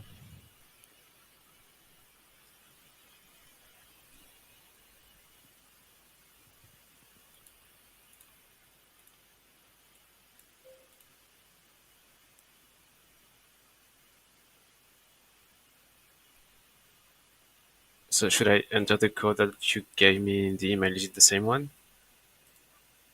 No, the passcode is NeuroCine. Okay, sorry. Okay. And so you want me to try if it works? Mm-hmm.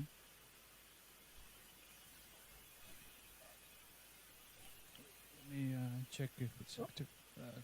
Give me a second.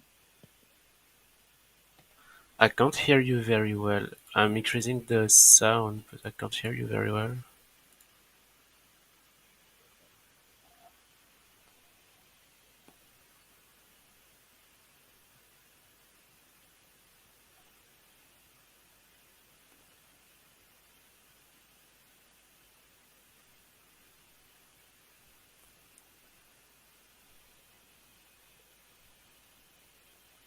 Just give me a second.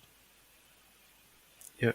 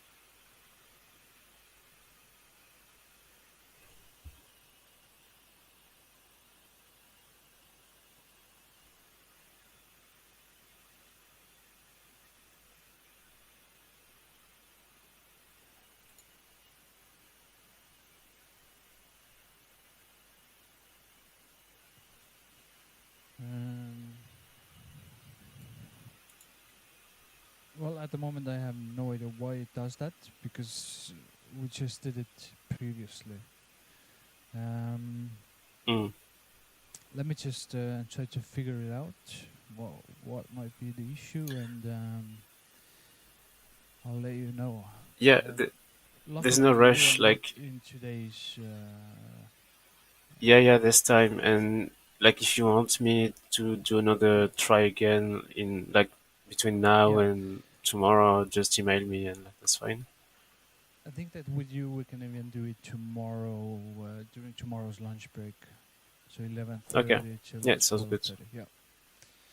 All right. Yeah, Thank that's you fine. anyway, and I'll try to fix it. Yeah, cool. Thanks. All right. See ya. Thank you.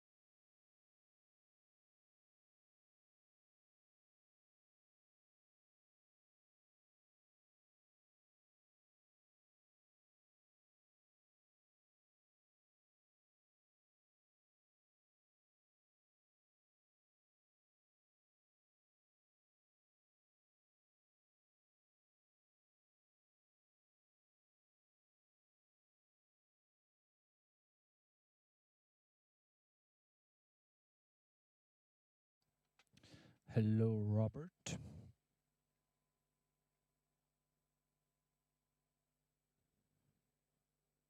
Can you hear me, Robert?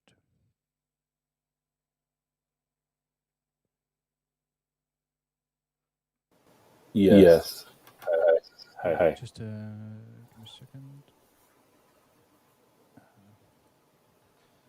Yeah. All right. Yeah. Let's test the clicker. So, on your phone, go to internetclicker.com. I think I sent you the email as well. Yeah. Yeah, I have the email. Here it is. I have it open. All right. And the passcode is NeuroCine.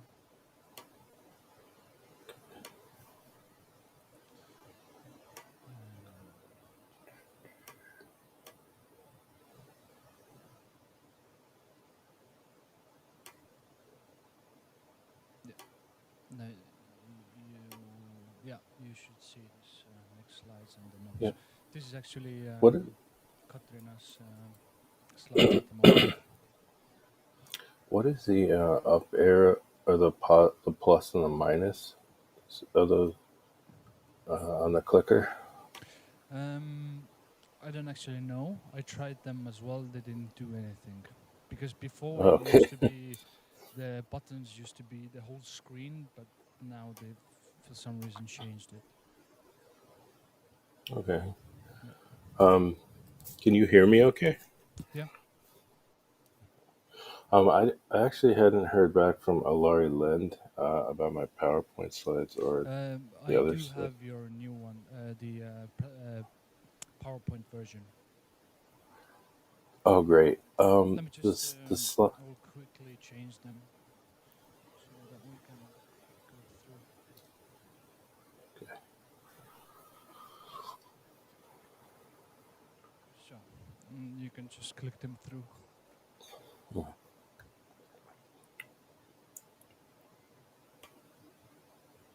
So, do those show up as full screen for you? Yes, they do. Okay. I'm just going to show you the next slide and the presenter view with the notes if you have, or so that you I can don't see have the notes. next slide. I don't have notes anyway on there. All right, but if you want to, I can change. For me, it doesn't matter. I can change whatever you want to see. I can do it this way. The only slide I was worried about is the one with the video on it. I wasn't sure if it was going to play because it's a link. I mean, we can It's just this click one. on the link and play it from there. So this is the slide. I don't know how it shows up to you. For me, it's just two empty boxes. See. There, yeah. And then it also, I don't know if it'll play. Okay, we'll. You know what? I will download it, and I will play it. Okay, because it also you also need to change. For some reason, it defaults to 360 instead of 1080p. You mean the presentation? The video.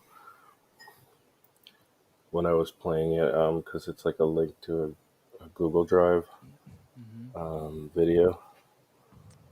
Let me just.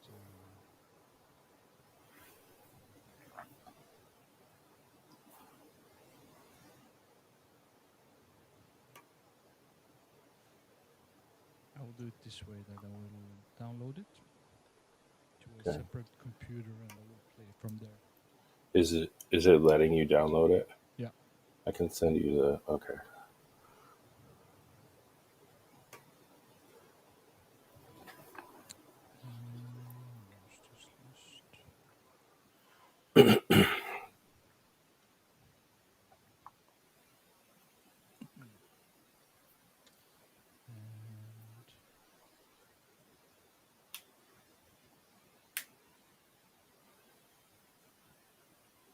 there's no audio on this one.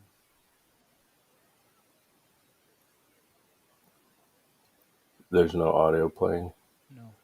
There should be audio in the video.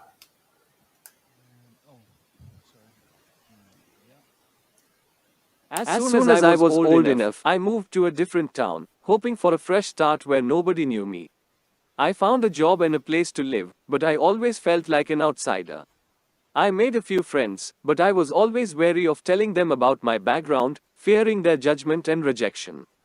One day, while I was walking home from work, a man stopped me on the street and asked if I was from my hometown. I tried to deny it, but he knew my name and my family's name. It turned out that he was also from my hometown, and he recognized me from our school days. He seemed friendly enough, and we talked for a while, but as soon as he left, I felt a chill run down my spine. I knew that he could reveal my identity to others, and that would put me in danger once again.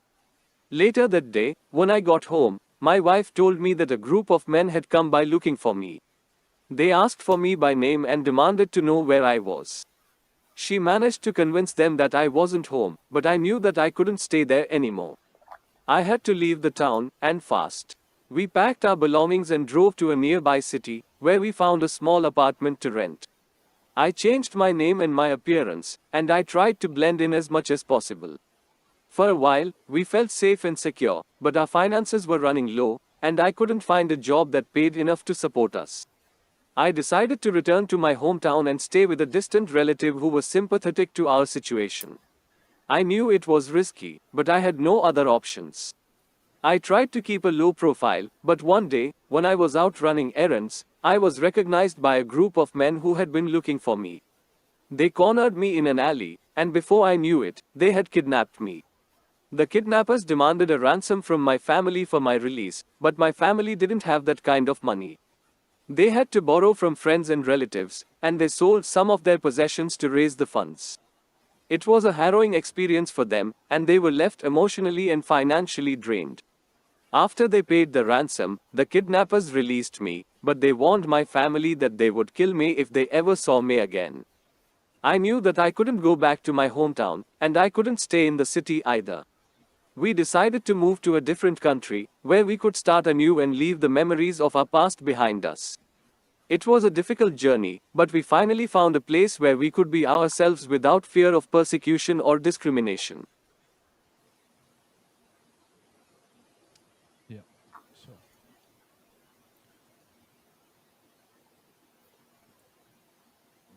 Was that on? Can you tell what quality that was at for the video? Or that was actually the full quality download. Sorry. The file itself is 1080. That I downloaded. Is there a way to adjust the volume on that? Because I think it's a lot louder than the regular sound on my computer. So when it started playing, it was a lot louder. Yeah, I can bring it down. Yeah. All right. Any other questions for me? No, that was only technical glitch I was worried about. All right. So we have one presenter before you, and she will be using the clicker as well. So meanwhile, Yeah. So. Do not click them down. Okay. All right. But at the moment, yeah, you can stay on here, and we'll start soon enough. Okay. Thanks a lot. You too. Thanks.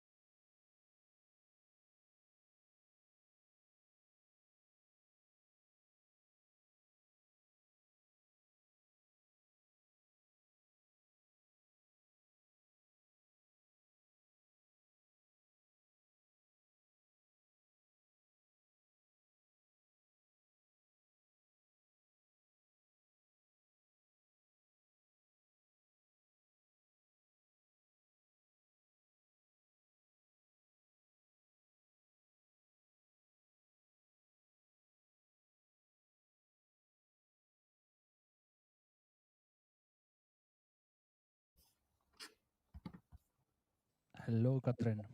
Oh, I'm really sorry. I made a mistake in the timing because No we worries. are later here. Yeah, we're sorry. We're earlier here. Yeah. Yeah, all good. Yeah, we're gonna start in a couple of minutes. Okay. I Around just ran to the 15 minutes. toilet and I'm back here. But I want to ask you one thing. In the presentation, there is a video that has to be started by clicking on it. Can I ask you to do that when Yeah, that's the time? absolutely.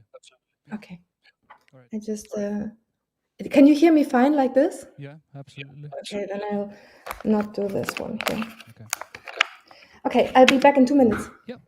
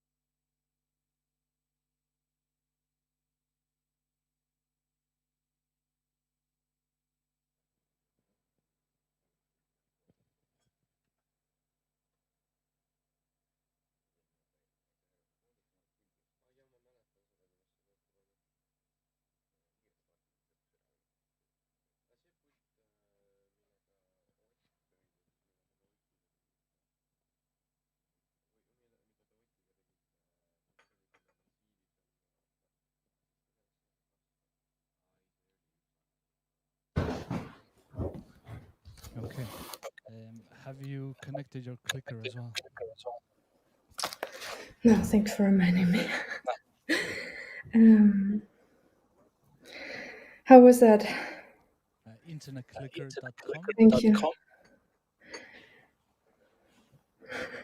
Sorry, I was suddenly shit. It's an hour later. Okay, go. Good that you wrote me. Okay, and NeuroCine. Okay. Yes. Should work. Let's try it. Okay, I'll press on. Yeah. Is that working? Yeah, perfect. All right. Super. Okay. So I will hang up on my side. Yes. And we'll shortly start. Okay, thank you, Sten.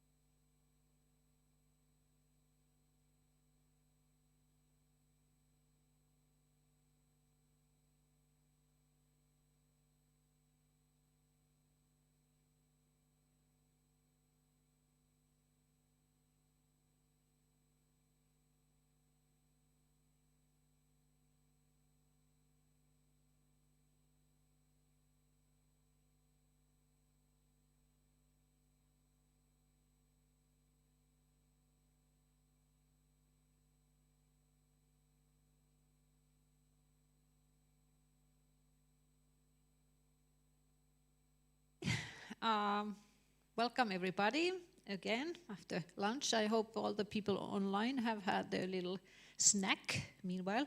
So without talking any longer, I'm just letting Katrin Heimann to enter the screen and the space. Welcome, Katrin. Yeah, hi. Oh, let me set up. Is that no?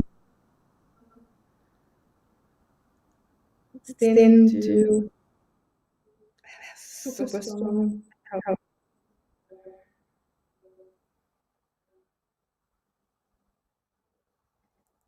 Is this better now?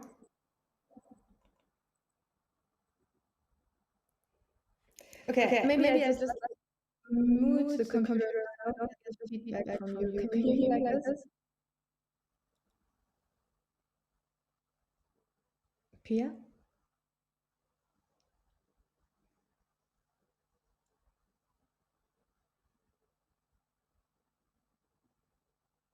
I'm totally lost now. Can time delayed?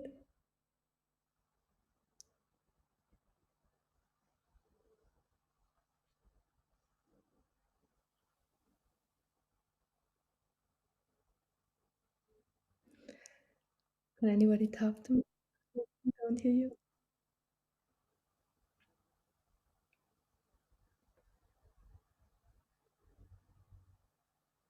It always helps to put on the mic.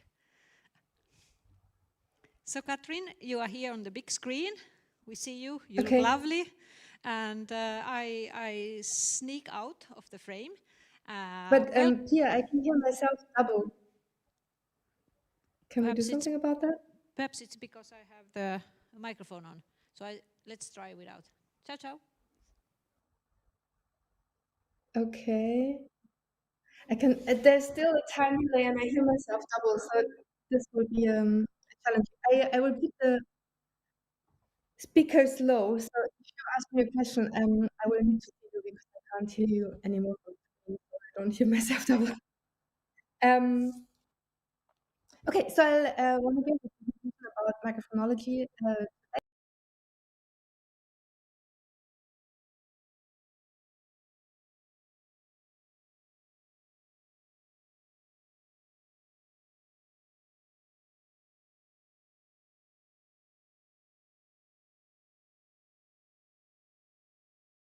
Tell you something about microphonology as a tool in artistic and design processes, focusing on the analysis.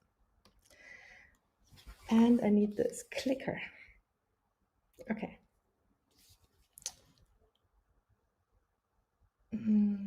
Yes. Okay, so just for you that do not know the method at all, microphonology normally gets introduced by Claire Petit-Magin, who is my teacher and the developer of the method, as a method to become aware of subjective experience. And I like to unfold this phrase as microphonology is a qualitative interview and analysis method to me. And it lets you become aware of subjective experience because it lets you attend to, articulate, and systematically map out that experience and compare it.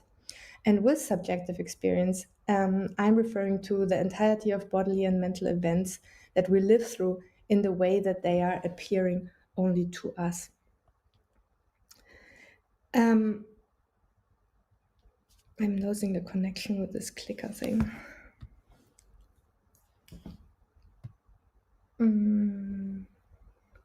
So, okay. So the microphonological interview principles are quite strict. You can only refer to look at with microphonology as short experiences. So you need to select a short, and with that I mean ideally seconds long experience, and you do, and then you ask as an interviewer the participant to go back to the moment where this experience starts. And it's a bit like as if you help somebody to find back their key that they lost. So go back to the moment yesterday when you last had this key in your hand and really recall the context. Where were you standing? Where was the key? Where were you turning? And when the interviewee expresses that they are very very much aware of that scene, then you will ask them to walk you through what happened for them from that moment on until the end of the experience that you chose. And you have very limited in your ways of helping to unfold that. What you do is, as an interviewer, you repeat the report of the interviewee after they have given it to you, to give them possibility to complement that report, and then you will ask them to unfold either the time, the diachronic dimension of it, so give more details about what happened, or the as we call it, synchronous, so the how of how this experience appeared to you. So to give an example, if you are talking about the movie experience and a participant might have said, yeah, in that moment I saw the butterfly and I felt a feeling of joy, and then you would say, could you go back to the moment where you saw the butterfly? What is the first thing that happened? And then maybe the participant would say, well, at first, I didn't really see it was a butterfly because it was so much zoomed in. Then I deciphered it, and then I had this like memory coming up from my the gardens of my parents where I used to see butterflies. And you could go on and on in trying to get either the temporal or the how of it more in detail. So, for example, asking, how did you remember this experience after in your garden of your parents? And then they said, well, I had an episodic memory of like the moment where I'm seeing as a child a butterfly flying up, something like that. You do that until you have explored the experience to the degree of detail that you wanted, or the memory is exploited. And I won't say so much more about it because I want to show you that on an example. But just to say something about the analysis technique that will stand in the foreground today, the analysis has 3 steps. There is a pre-processing step, then the analysis of the single interviews, and then the analysis of the entire data set, which hopefully allows you to say something generic, right, in general about a type of experience rather than a single experience that you always look at. The example that I want to talk to you about is actually the example of an experience of a website in which I was in the developing team of that website. You can see that team. This clicker is not really working for me. I want back here, which is called EER. It's experimenting, experiencing, reflecting, a collaboration between the Interacting Mind Center, Research Center, and Studio Olaf Eliasson, the artist that you might know, and some other artists like the Danish artist Helene Myhrmann and the dancer Dorte Bjerre Jensen, and Sophie Erlund, the German-Danish artist. And in this group, we have this, we got the money to do this collaboration, to design together interventions for societal challenges, and which are at the same moment artistic interventions and research interventions. And one of the societal challenges that we faced 2021 was the pandemic. And so in this pandemic times, we were designing a web page called We Used To, that I want to demonstrate to you. It's a web page that in which people were given the possibility to either read or leave statements about the subjective experience of the pandemic, and that we then use to follow and track the development of subjective experience of the pandemic over time.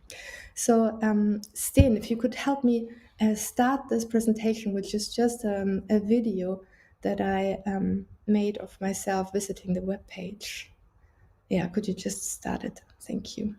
So when you enter the name of the webpage, then you come to this, and then the page is loading, and you will come to the intro page where there is this text we use to collect people's reflections on their past and dreams for the future in relation to the COVID-19 present. These clouds of color start, and then when you press enter, you enter into like this cloud-like space in which quotes that others left appear to you. The space has like kind of an automatic movement. how when you encounter these quotes, and that you can just like see yourself, or you can also, you will see that in a second, navigate it yourself with the mouse. Though not everybody discovers or uses this function. Here I'm navigating it, right? And as you might have seen already, the quotes have they have a structure. They start with either I or we used to, now I, we, or after the pandemic, I, we, now I, we. And this was one of the ways that we could analyze the data later using other methods in microphonology. And this structure is basically given by this tool where you can add your own quote with. Now I just want to go to the next slide, and my clicker has unconnected. Let me see if I can do this. Okay. Can I just go to the next slide? Yeah, thank you. So there was of course the artistic goal the research goal was to track the development of form and content, but there was also the artistic goal to create a safe space to live and to encounter experience. And the role of microphonology was how does that work for the users? Can we actually make a better design and progress? And so we basically did 13 microphonological interviews in the first few weeks of the design phase, where I just introduced the project to the people, and they visited the site in their own time, took between 2 and 15 minutes, and then directly afterwards we made a microphonological interview with some questions afterwards. And I want to show you kind of like the quality of the data that you can achieve by just showing you one of the quotes. So one participant, for example, said, it was taking some time for the website to load. And so when I was waiting for it, I'd noticed the URL address. I read it and I said, we used to. And there was kind of this sinking sensation in my body that started, this sense of sadness. I really felt it in my head, but it was definitely a sinking sensation that went from like my head down to my stomach, to my guts. I noticed my whole body getting kind of fuzzy and heavy. And there was this kind of like opening to my body, like there was some sort of dissolving. And I thought, oh, we used to. So obviously, as you can see, this is an edited transcript, which represents kind of like the pre-processing state. The interviews goes in this loop. You first get a first report, and then you dive in each moment again as an interviewer. And several, when you have this tiny little dots in the text you see, this is my editing, where I basically draw different quotes from the interview time into experiential time that make up these quotes. Now I'll want to guide you in this way through one experience. The quotes are now significantly shortened, but I just want to give you the experience of one participant before I go into the analysis. So let's call her Julia, and she starts with reading the introduction text. My eyes scan quite quickly over the text after the hashtag. There are no spaces in between the words. There is something that doesn't quite fit. So I go back, I return to the hashtag to try to make out the words better. I do that several times. I feel a slight irritation actually. Something feels like it hides itself a bit. It's like I have to lean forward and keep trying to figure it out. I feel that the reading is forcing me to do something. Like it's appearing at a certain time, at a certain speed, and I'm like disciplined into following it. And while I refresh the page several times, I still have that feeling that I'm not able to keep up. So she obviously doesn't have a very good experience with this introduction page, right? Fortunately, quite early in this page, something happens. Some of the colors are starting, and the space that is emerging with the colors, that is sort of coming to me. I'm aware that it's changing so softly and so gradually that it's like pulling me away from this intro text. I'm actually not able to remember it, this intro text, at all. I experience this moment as like this pulling or widening or like sinking down in the space of the website. And this kind of experience opens her up for the quotes that then start coming. This time I'm reading and I feel like open or like even exposed. I can read it. I don't have any trouble reading it. I understand very well what's there, the writing. I feel I can go anywhere, I can look at anything. It's exploratory, playful, I'm open, and the words are just coming in. Now, note that this person says, I feel I can go anywhere, but she's actually not using the mouse. She hasn't discovered that function. But at a certain moment, this experience of reading the quotes actually changes. I can see one sentence in particular that I noticed at the top that says, I used to want to be a parent. And I think, oh, I mean, that's such a small amount of words and such a big meaning. I'm reading these words and I'm feeling like a sting or something. Like if you suddenly feel sad.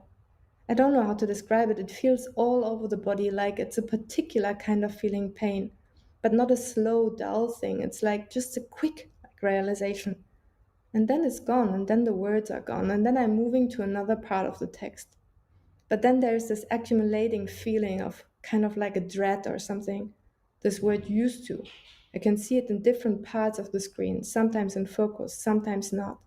I'm discovering that this is like the underlying thing, and each time I'm reading it, I don't have the sting anymore. I just feel like a little pang or something, but it doesn't resolve. It doesn't disperse before the next one comes, so then it builds up. And that's when I feel I'm only looking for the used to. It's the only thing that I can see after that. It's like the used to has almost invaded me or something. It's like everything is just coming and it doesn't feel so pleasant anymore. So she feels kind of overwhelmed, and so at that moment she actually retreats to the blue button, the add button. And then I return to the blue button. I see it so clearly, the capsule, but I read the ad and I think it feels so heavy. The website had this connection, it had these feelings of sadness, it had this surge, all of these things that I can feel that I was doing. This, the button instead, feels like technology again, or it feels like it's out of harmony with the page. It's a function or something. I experienced it like an intrusion. It's so big there, and the color is so bright. It's so different from the background. And yeah, I feel that you can't really slip your experience into it or to click or like add or do something. Yeah. So this basically makes her leave the page without having left an own comment. And here you can see her entire experience in the way that what we call a specific diachrony, specific because it's for a single interviewee, diachrony because it maps the time. And it has these different phases that we just went through. So her effortful engagement with the introduction text, her entering in the color space, her open reading, the playful exploration, then the negative sting, the further experiences build up to this dread, and the add button that she perceives as not matching to the whole before she exits the page. And what you see above here is basically the stimulus line, where you can see where is she in the stimulus. And this to keep that in mind is really important for the analysis, of course, when you want to include film analysis or something like that, to not lose the stimulus, because this is an experience of the stimulus. Now you can already imagine that just showing 1, 2, 3 interviews like that to the designer group, made us immediately think of what we should change, right? We should change the intro page, we should lower the speed of it. We also put this enter button that you said later, because at the beginning the introduction page went away by itself. So it was even more stressful to read up the text. The text is not good. We also should change the add button. But there were also questions that just arose from reading this, and that is basically, is this a safe space if what Julia here experiences is so heavy? And how does this extremely immersive power actually works? So that made us focus on the moment of the emerging colors that I will now show you. So basically we did what we call a specific synchrony. We did an analysis of one interview for the one moment, mapping out its dimensions. And and you can see that here. So how you do this is you basically take all the quotes that you have, you will see them in a minute, and then you group them according to how they could belong together without having already a predefined category for that. Then you name what you basically, the criteria according to which you might have grouped them, and you revisit, you do this process until in a cycle until you have a structure, also looking how they maybe, the groups that you build maybe fit together, and then you graphically depict it. So to give you an example, This is the entire quote that is about Julia's experience of this entering space. So you know the first part, you saw that one. So I read you the second part. So after the colors are starting, she also says, I'm letting the colors come in, and I feel this somehow as a washing over. I feel that movement, the sensation from top to bottom. The colors are changing and the colors are moving down. They were sinking in me, and I'm moving with this moving in me as the same speed as it's changing. The rhythms are synchronized. There's a connection between the space and me. Letting yourself be washed with the colors is also feeling close. I allowed myself to be closer to the space. It doesn't feel like I'm moving towards the space. It really feels like I'm opening myself to let the colors come in. Yeah, and the opening is I feel more relaxed. I feel like I'm breathing in a more relaxed way. I can just pull back and just experience or be there. The feeling I have is that we, the website and me, are synchronized. And it's like we are connecting. It's like we are aligned. It was brief, but it was strong. So when I started to group them, I tried out different groupings, but what worked back basically was to group it according to the experience of herself, the experience of the space, and then the experience of the establishing relation between the two of them. So as an example, the colors are changing, the colors are moving down is something that the space does, right? It doesn't feel like I'm moving towards the space, it feels like I'm opening, is something that I do.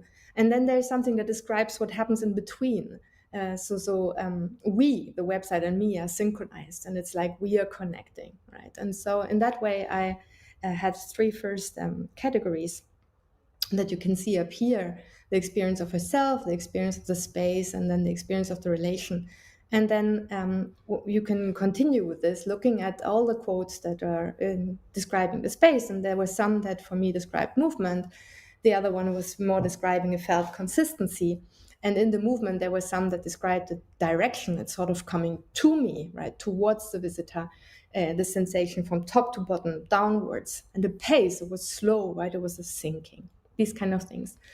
And when I extended that to the entire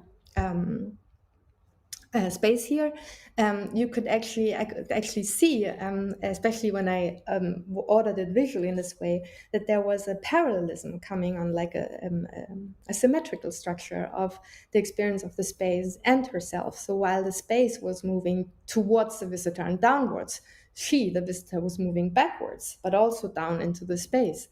And the pace of both of this was slow, and the felt consistency where like the space was felt as soft while she was softening, right, relaxing. And the experience in the middle was basically the alignment, right? The type of relation was an alignment. But importantly, what these quotes also showed was that the leading agent of that alignment was the space, right? It's not like that she's moving towards the space is coming, and kind of like almost like forcing her to do this while she opens herself voluntarily. So it's a positive experience at the beginning, but still like an asymmetric agency, which is very nicely depicted, I think, by this structure that only comes out of the analysis. What you can then do is you can extend this structure. I know this is an overwhelming slide, but I'm walking you through it by putting all the other interviews, or here I put 5 interviews together, 5 interviews in which this period of the emerging color space was described in close detail. And so these quotes down there, everything that is not a number, are now new quotes from other participants indicated by these little I1, I2, I3, where you can see that the structure in general did actually not change. So this experience was the asymmetric alignment was experienced by many of the visitors. But you can also see that there are actually some more categories in there, and they were really interesting to us. And that is that some participants, they actually described a visual quality of the space, a murkiness, like an intransparent space, that actually got unpredictable for them when it comes to what shows up next. And that kind of like made it clear why you could get so vulnerable in that space, right? Because you do not know what happens next to you and you are so close to it suddenly. So as you might have foreseen, you can also do what we call a generic diachrony. So not doing putting all the interviews in one moment together, but across the time span. So comparing all the diachronic structures of the participants.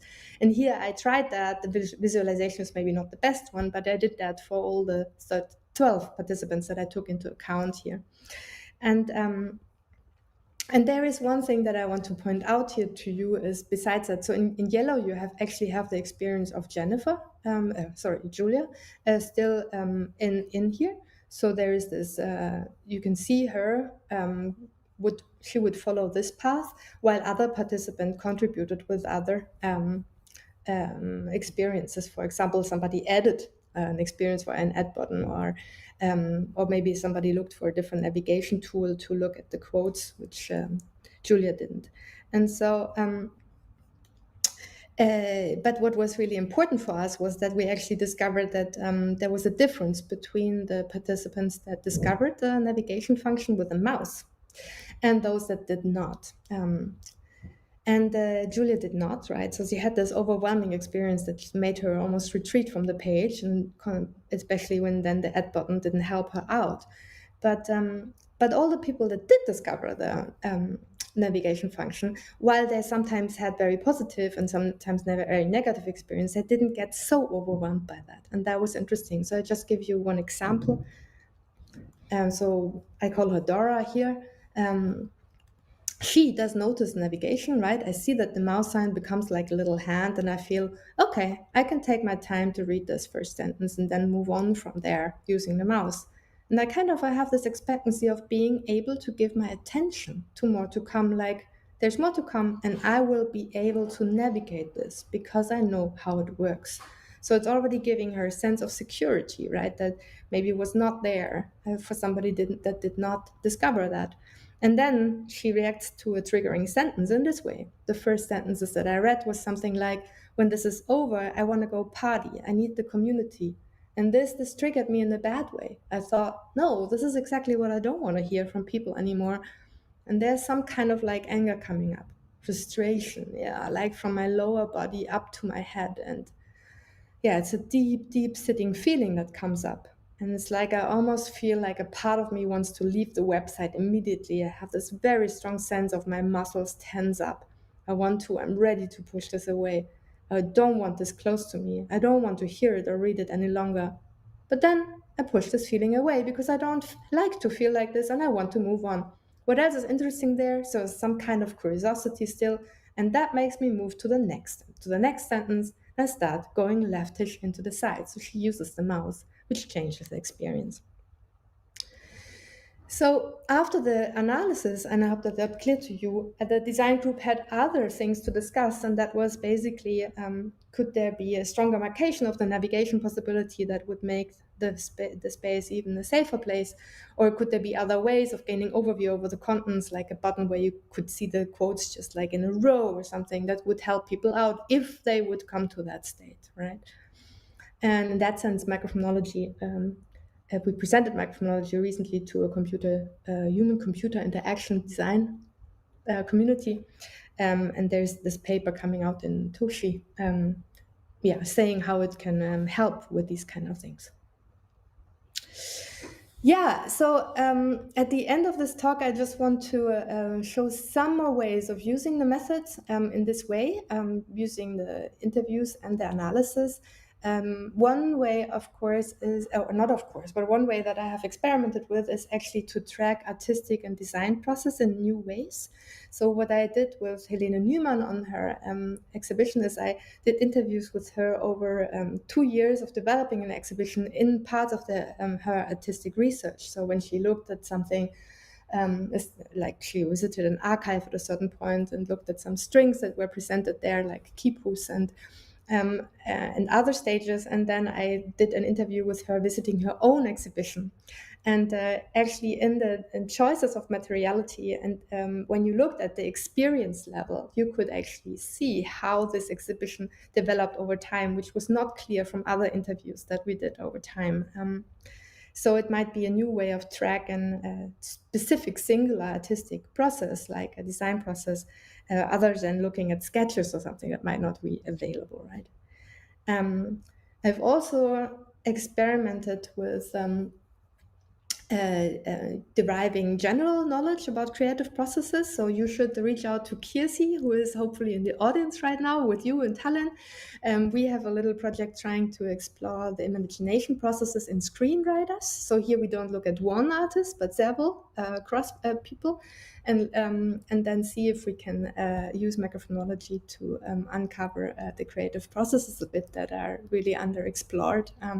And I have a second a project in that direction, looking at freestyling and beatboxing, which is also really interesting. And I just yesterday actually interviewed Adriana Nikolova, who's one of the little female beatboxers and world champions.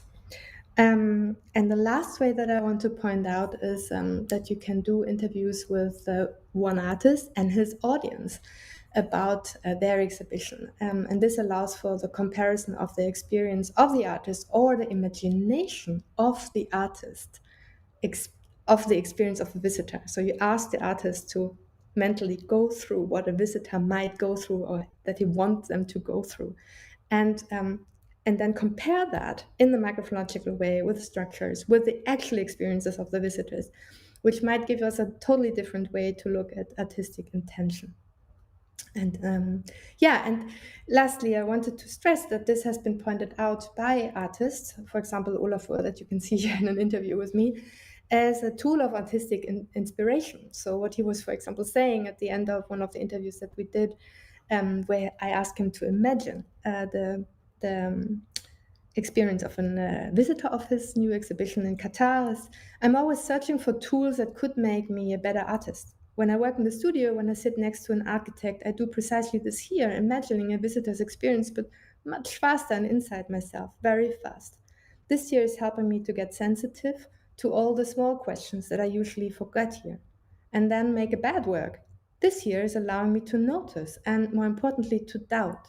For that, I need you to listen. I do not feel judged by you, which is rare. And then it's like a rocket, and you are the fuel part of it. And so it goes off, and I'm like, thanks for the push. And I just put that at the last slide as something that I'm thinking about right now, because I would like to portray microphonology in this sense as a feministic research tool, because I think it adheres to the principle of what ecofeminist Maria Mies, for example, has called conscious partiality. Like, microphonology is not showing an indifferent, disinterested, alienated attitude towards the research object. It does not assume the researcher knowing more than the participant. Rather, it relies on co-researching with efforts from both sides, relating via listening. And via this process widens the consciousness of both the researcher and the researched. Yeah, and with this, I have finished. Almost in time, I think. Thank you.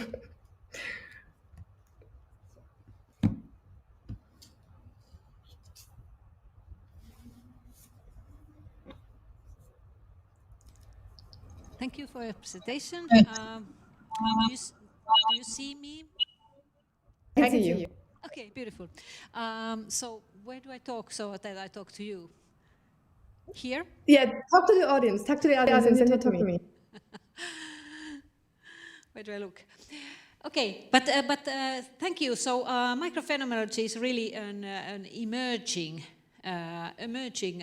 method for really trying to capture these hidden or unspoken experiences that people have in such processes, and really directly to the artistic domain. And interestingly, as you mentioned, you are also like focusing more and more to the makers and the creative people's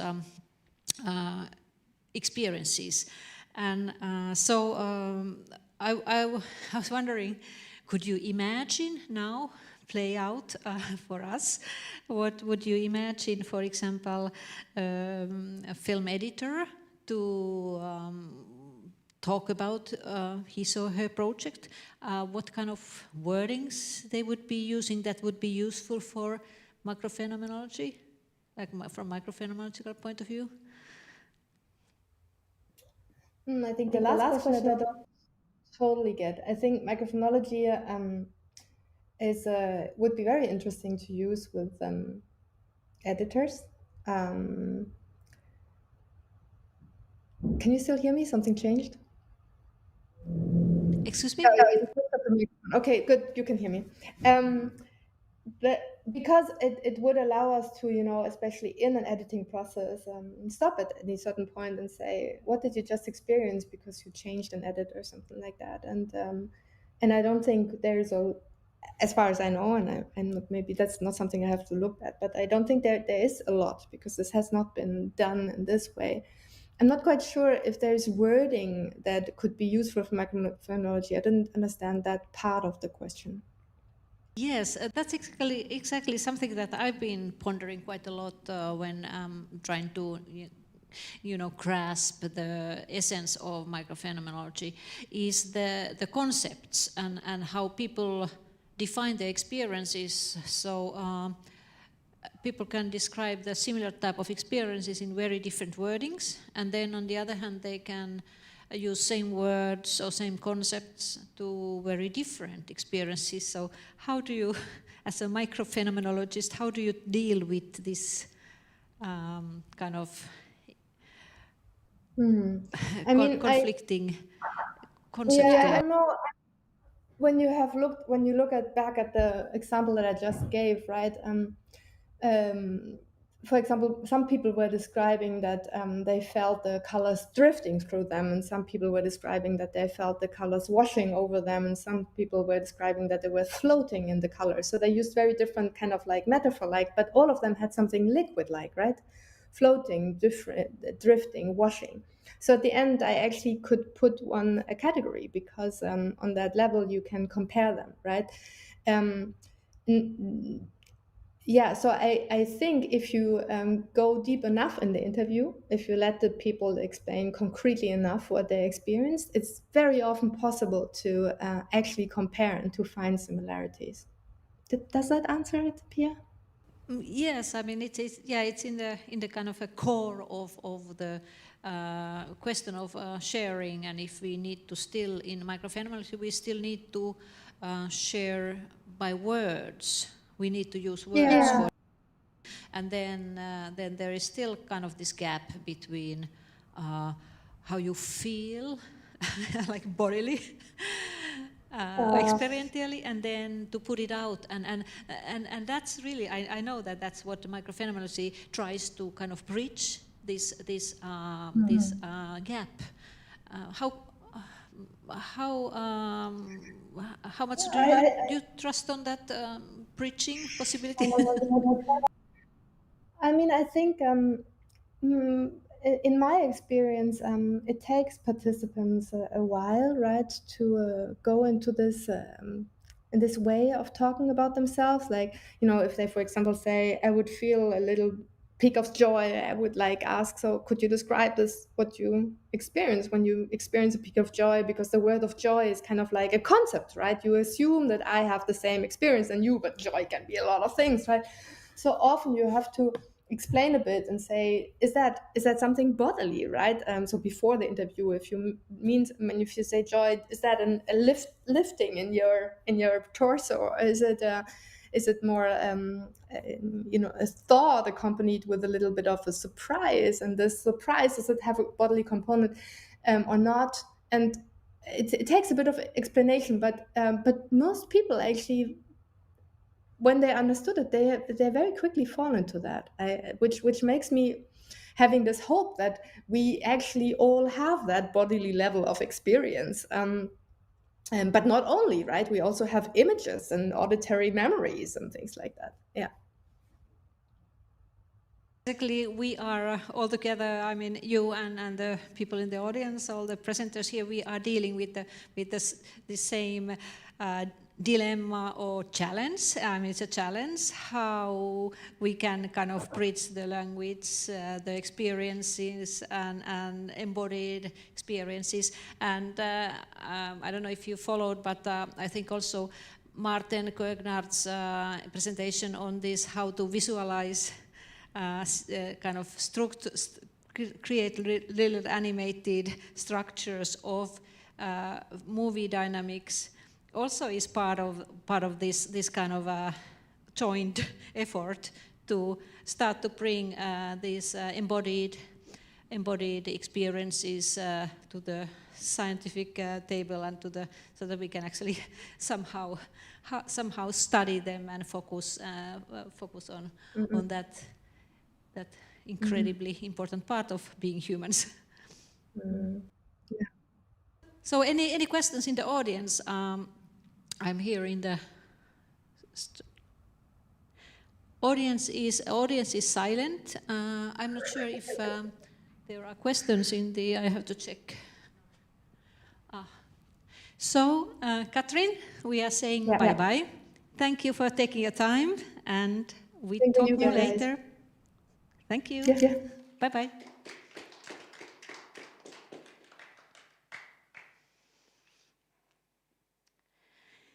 Okay, and then we have really lined up two online talks for this session, and our next speaker is Robert McNamara, and he probably will be soon online.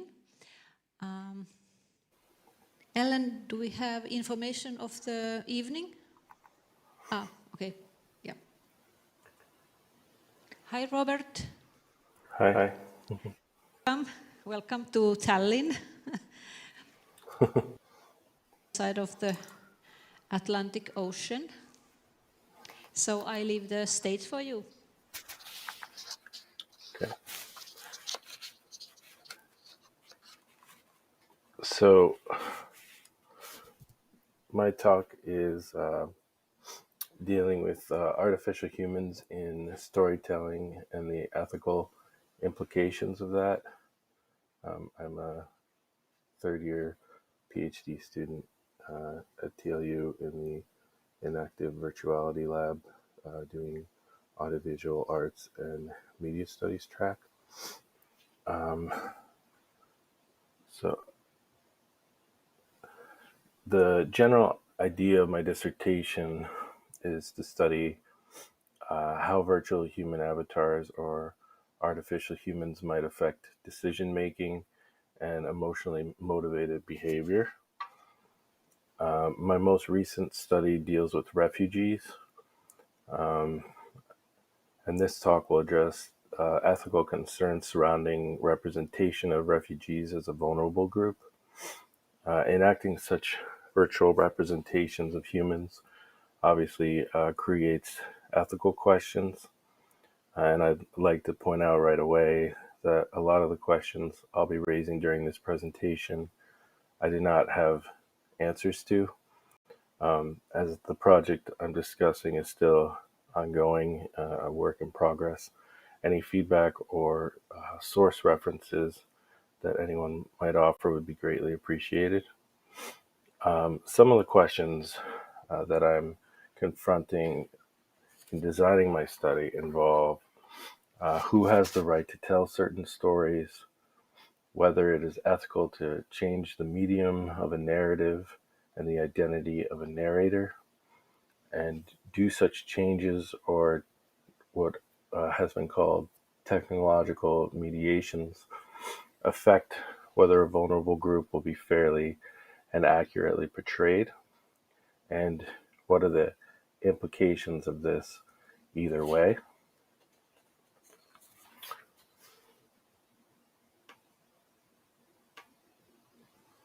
So I'm going to start with briefly outlining what my current project is about and what it involves. Then I'm going to show how some of the things I'm dealing with in my project have already been implemented by different government agencies.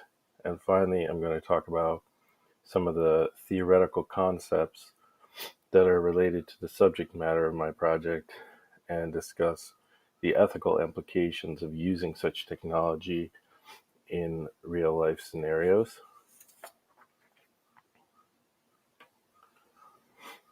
So the current project I'm working on is titled Empathic Nuances with Virtual Avatars, a Novel Theory of Compassion.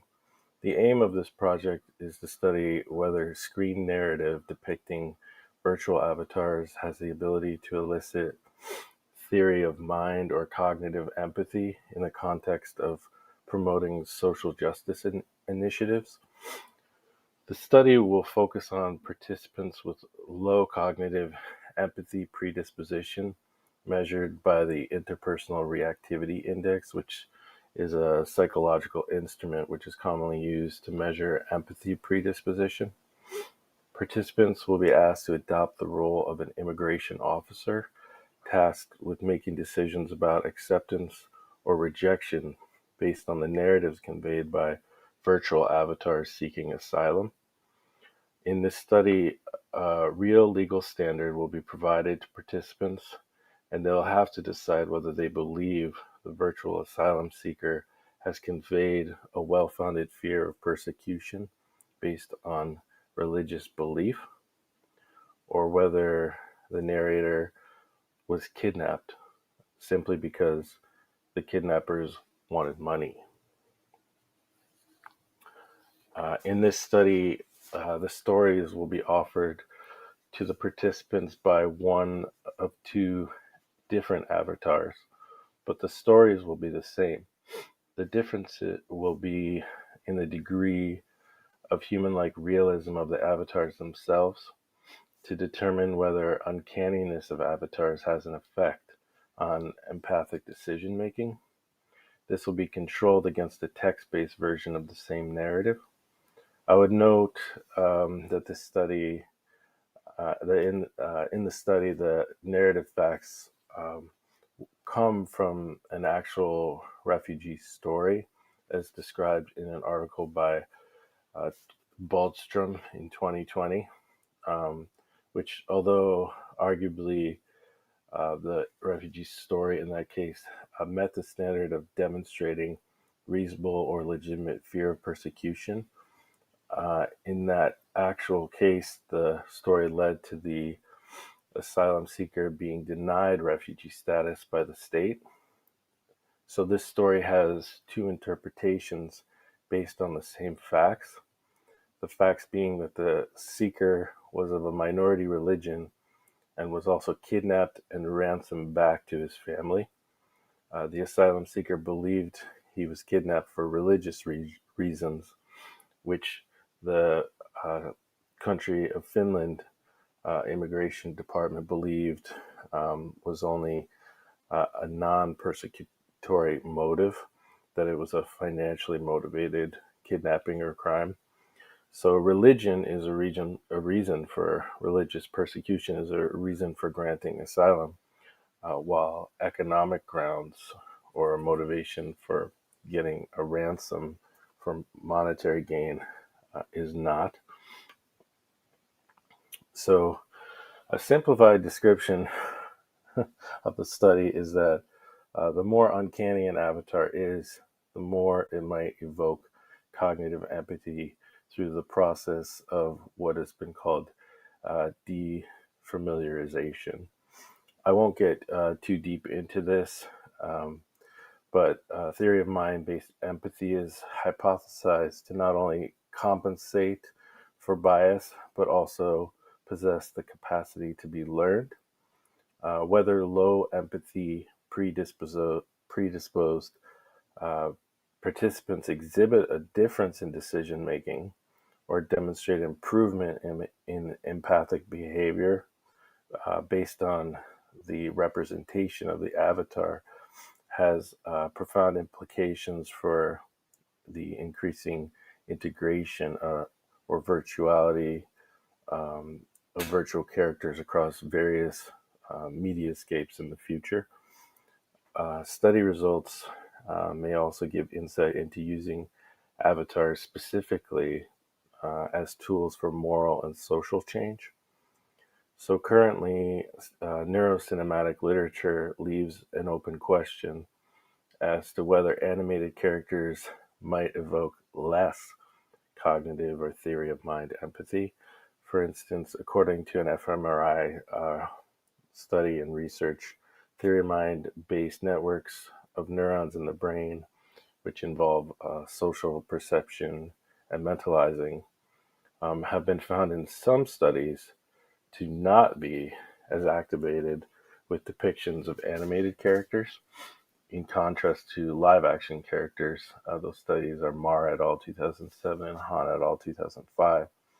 And while these studies did not look at correlations to theory of mind-based empathy in particular, they did examine cinema-evoked activation in the brain in terms of understanding a depicted character's intentional stance from movement, which involved similar areas of the brain.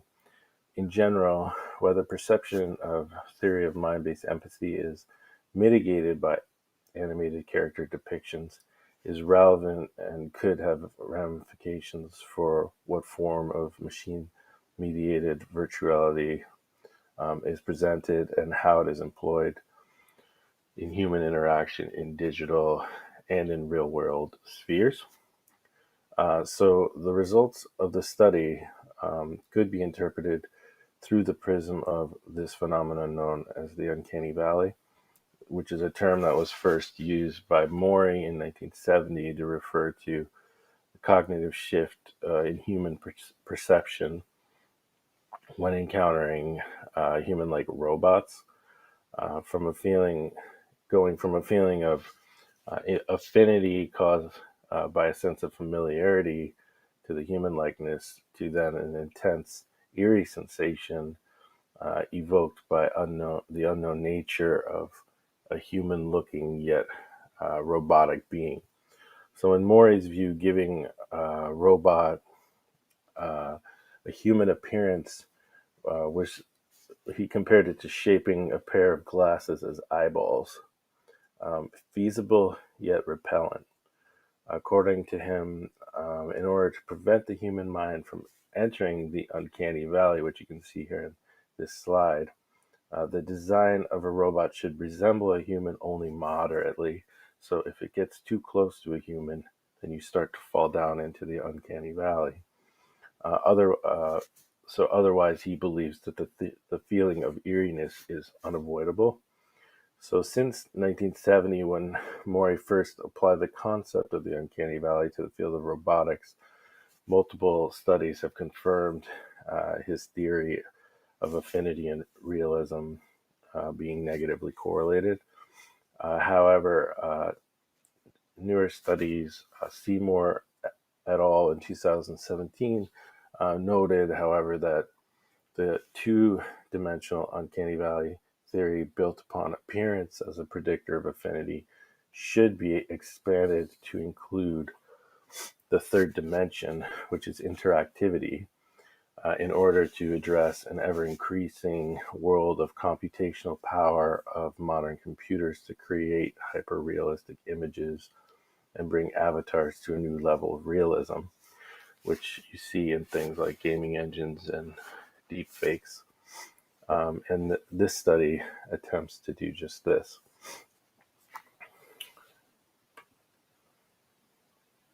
So these are two avatars, which if you can compare to the scale that you just saw.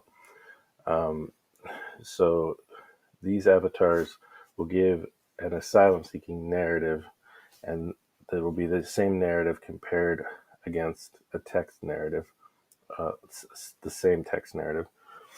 The question is, which one of these avatars is more uncanny? Based on Mori's graph, the avatar on the right is probably closer to 50% human likeness, and thus would not fall into the valley as it's more cartoonish. However, the avatar on the left is, as you'll see in a minute, quite human-like, but certainly not human. So his ability to cause a sense of defamiliarization and distancing is what is hypothesized to affect cognitive empathy more than the less human-like character or the text of the narrative.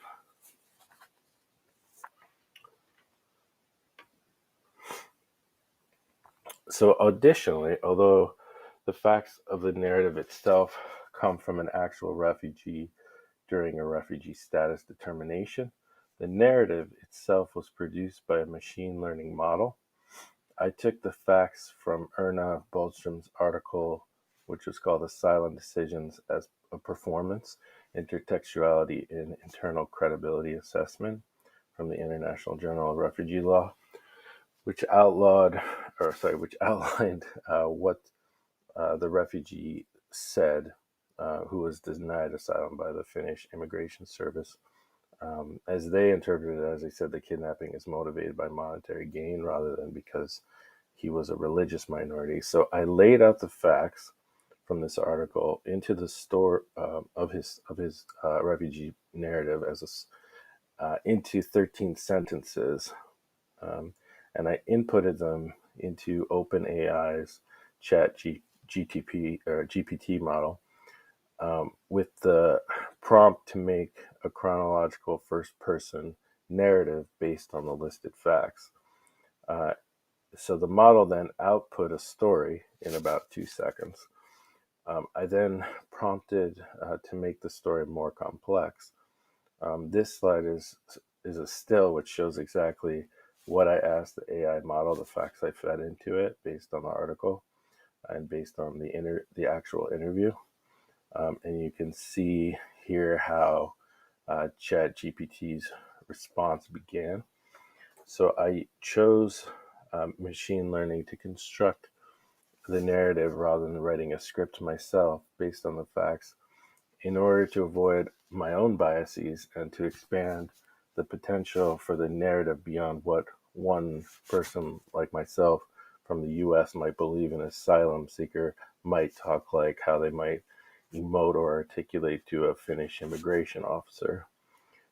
Using AI in this way has been justified by government actors for similar purposes of eliminating bias and improving objectivity, even in the realm of refugee status determination and assessment.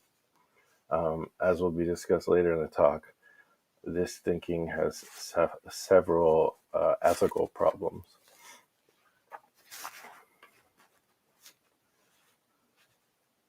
So after the machine learning language model wrote the script for the asylum seeker, the script was then plugged into another AI-based service, Murph.ai, which converted the text to speech with chosen parameters using an artificial human-like voice. Another member of the enactive virtuality team at Tallinn University used an AI-powered application called Audio to Face to then sync the speech file with the artificial human avatar using Unreal Engine's MetaHuman. So in this case, the narrative was originally drawn from a real case as portrayed in the academic article, but then spun through 4 layers of AI mediation and combined with 2 versions of a MetaHuman for inclusion in the study. It's believed that this introduction of a narrative transformed from actual facts to a machine-mediated model of a persecution story allows the story to take on more universal narrative elements as the language model scrapes from the entire internet and beyond for collocations of accepted narrative stereotypes.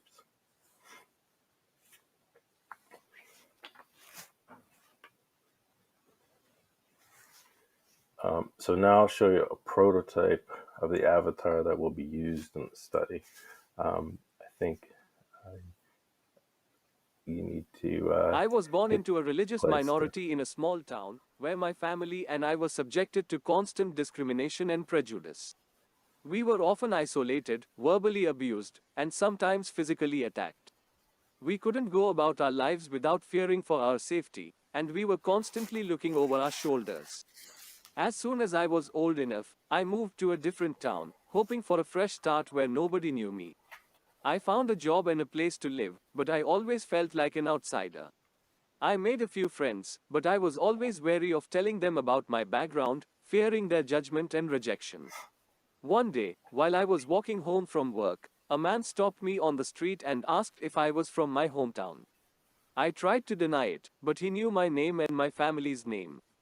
It turned out that he was also from my hometown, and he recognized me from our school days. He seemed friendly enough, and we talked for a while, but as soon as he left, I felt a chill run down my spine.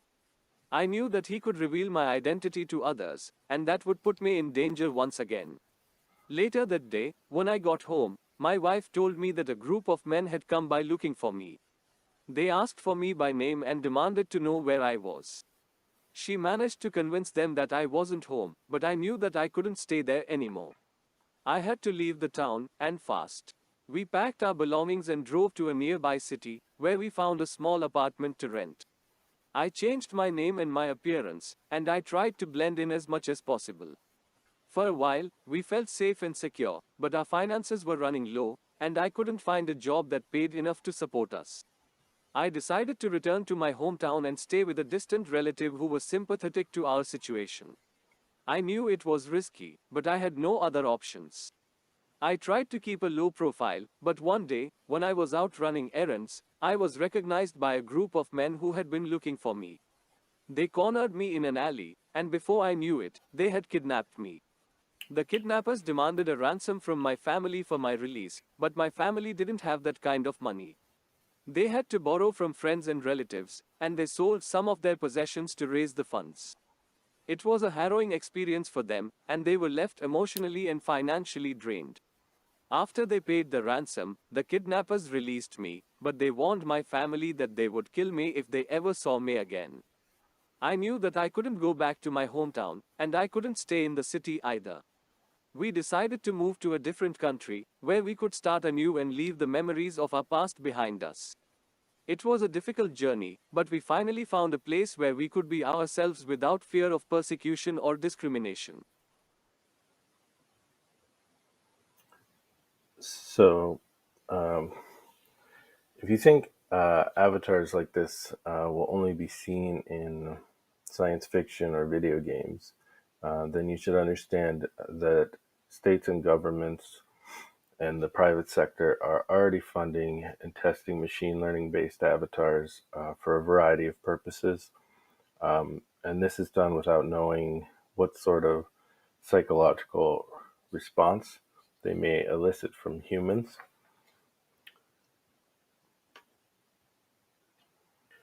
So, for instance, the program funded by the European Union, which lasted from 2016 to 2019 as an example, aimed to study the feasibility of employing automated pre-screening at EU borders in Hungary, Greece, and Latvia for the purpose of determining the probability of deceit in order to address irregular migration and terrorism.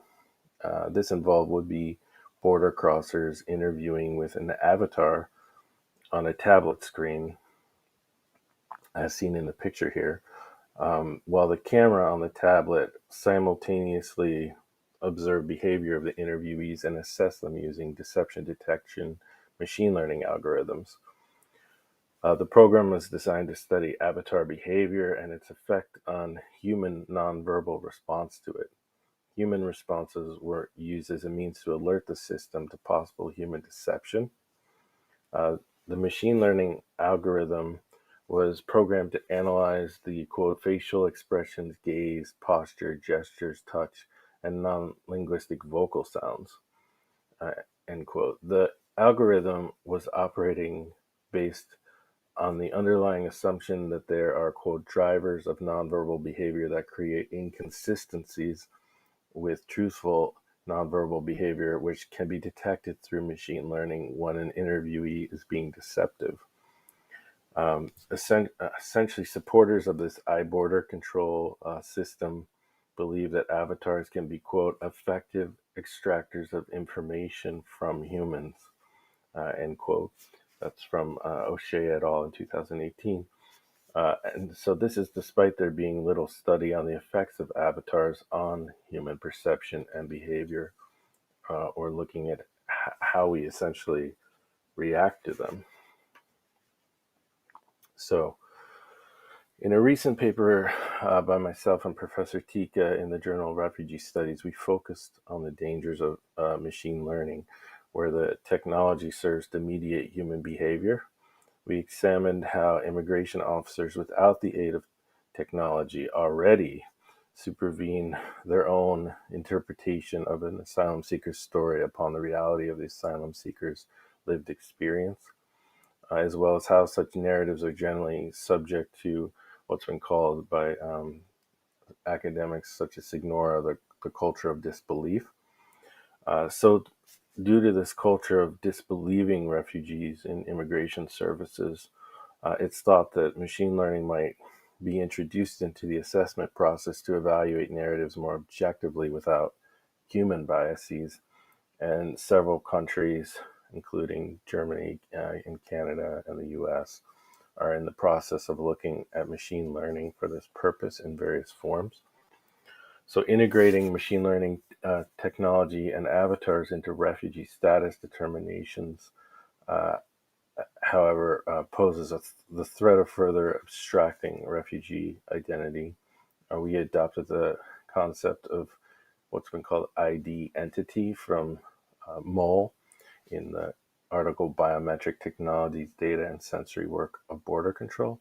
So to put it simply, ID entity is a synthetic entity related to making up people. As we noted in the paper, quote, the ID entity, the entity in the asylum setting to which the refugee status determination is applied, might be understood as resulting from a process where the officers constructed an imagined story of the refugee story, which itself is a reconstruction of their refugee identity, gives rise to a synthetic, adjacently removed, or spectral identity, citing Moll and Grunenberg. So in refugee status, an officer of the state must interpret a narrative of fear, persecution, or the officer's interpretation of narratives precedence over actual identity of the human being. I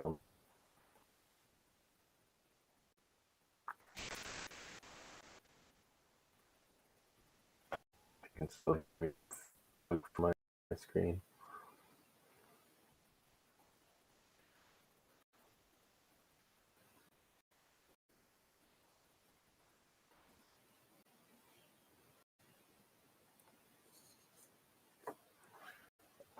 But anyway, so this concept through the use of machine learning in terms of a baggage screening algorithm at the Gibraltar airport, where customs officers looking at x-rayed baggage were taught by AI both how to see and how not to see. So the analog of this would be a human making an assessment of an asylum seeker based on a machine learning assessment of how forthcoming the seeker was or how the narrative fit the algorithm's idea of what the narrative should look like. Moreover, if humans are to interact with avatars directly and be judged based on their behavior and reactions, then we ought to first understand how avatars and machine learning may affect us. So the reason for using machine learning and avatars for technological mediation purposes is aspirationally to overcome biases that have been documented on a neurobiological level. To some extent, humans have been wired to discriminate against the quote other. This survival mechanism has several catastrophic downsides to society. All through technological mediation, cognitive empathy might train people away from biased decision making. Machines, however, incorporate any of the biases that unwittingly press upon them. So just some examples of this would be like historical bias. Additionally, in contradiction to the stated goals of using machine learning for the purpose of eliminating bias in machine learning, which has been trained on data sets. Robert, there's some network connection problem. I was wondering if you should switch off the video for a while, or sure. It's just kind of a blurry on your side. And So let's try and come back in your conclusion for the video. Maybe that helps. Sure. Is that better? So the types of bias would be historical bias arising when there is a misalignment between world and machine learning model. This type of bias involves situations where machine learning models incorporate biases from a hegemonic standpoint, historically excluded people or points of view. So as we noted in our paper, a well-funded fear of algorithms or algorithms of well-funded fear, hybrid intelligence is in automated asylum seeker interviews. Such bias might occur in an automated asylum screening system if the model, for instance, attempted to capture a recommendation score from a country that had not been adequately represented in the modeling, or from which refugees did not come. In such a case, the historical lack of immigration from the country might compromise the assessment. Another form of bias being representation bias, defining and sampling a population, and evaluation bias during model iteration and evaluation. So at our paper, representation or evaluation bias may be expressed when a large publicly available image data set and benchmark does not equally represent the entire space of images that one cares about. So this is from a paper by Suresh and Gutag. Such bias may occur when machine learning has been trained on an incomplete or misrepresentative data set, where only a portion of a given population has been modeled for analysis, or the model has grown stale based on temporal change. That's how they define it. So this type of bias might also be thought of as a hegemonic bias, whereby models fail to take into account diversity or a multitude of cultural variations that exist within one group. This is a type of bias that might lead to easily misinterpreting a refugee's narrative as not fitting into a model which is already too narrow. For instance, if the model can only be discriminated against in a certain way or for a certain reason, or that a certain identity is a certain way. Again, from our earlier paper, the eye border control researchers specifically note that the lack of diversity in the modeling data that they creates unbalanced data set in terms of the gender that might influence the deception classification network performance. In real-world applications of machine learning models tasked with determining asylum, it is not difficult to extrapolate the magnitude of complex training required, and the identity would move towards an ID entity compared to the magnitudes of computer abstraction. You can see that using machine learning could potentially push us further and further away from the actual refugees' lived experience. Another form of bias that they mention is measurement bias, arising when choosing and measuring features and labels to use, and aggregation bias relating to inappropriately combined populations during model construction. So again, in our paper, we note that measurement bias arises when what is measured is in fact a proxy for what is truly meant to be measured.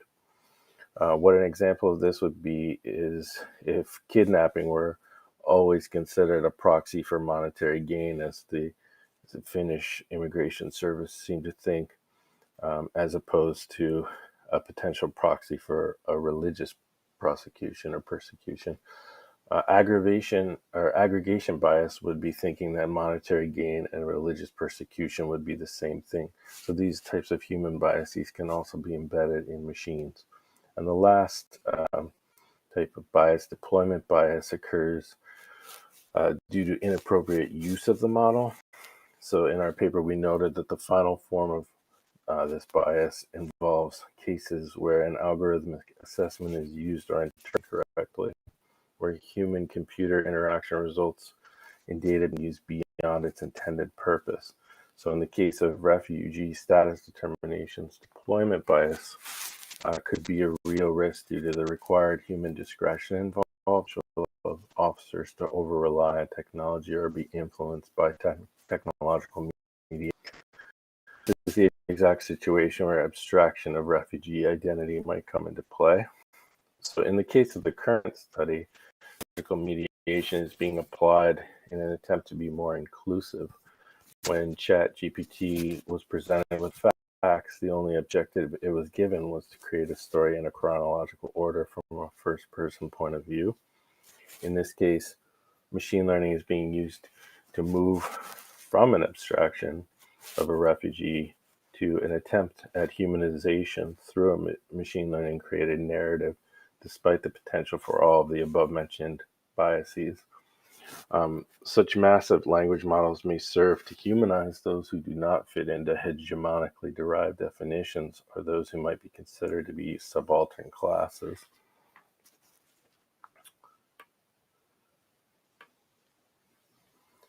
So the idea of the subaltern originated from subordinates in the military, and Antonio Gramsci was talking about subaltern classes, those who are excluded from the decision-making processes. Basically, that the subaltern classes were subject to the hegemonic rule of the superior officers who set the tone and the rules and the orders. But Gayatri Spivak essentially said that the idea of the subaltern having a voice or finding representation within structures of colonial power away from and apart from any military context was essentially a fool's errand that we should, as academics, attempt to help represent subaltern classes, but not universalize minorities into some reified entity. She noted that we should focus on particularized individuals, or those real people being excluded as individual human beings, even though they may never have a voice. So to apply this thinking to certain vulnerable people in populations such as refugees makes one wonder if each individual is equipped to speak for themselves when it comes to requirements of what James C. Scott mentions in his book, The Art of Not Being Governed, as legibility. Is the speech, the narrative of the asylum seeker legible to the state? Is the phrasing coded in the proper vernacular? What is considered proper expression in the narrative context, as if it were some sort of access code into society? Unless the language doesn't fit the mold of what is expected through the hegemonic prism, and therefore you could imagine that there are certain way stations out in the wilderness of humanity, sites between 2 points of migration where they might have full black market economies dealing in narratives, where they trade on what type of expressions might serve as access codes into other societies. They're thinking about what forms of speech and what stories hit the right buttons to open into a new world, a hegemonic landscape from which they have been either subjugated or excluded, only to become legible in their narratives. May they gain, that would gain them a favorable decision from the people who man those gates. It's somehow similar to the idea maybe of counter-surveillance, where you have a hegemonic entity that is surveilling a subaltern population, and the subaltern population may learn to engage perhaps over time in counter-surveillance by using techniques and crafts to subvert surveillance. In the same way, you have hegemonic operators of the state or the culture itself that are denying access to people who can't enunciate stories or narratives in the way that would be legible or acceptable for access into society. And these hegemonic operators may have been trained or mediated over time by AI to exclude people who do not approach the keywords to bypass the barrier of legalese. So this is similar to surveillance and counter-surveillance in that the counter-surveillance, by analogy, could be using AI to form and create narratives that are legible to the guardians at the gate. So ways of narration that meet the demands of hegemony at the point where access can be granted.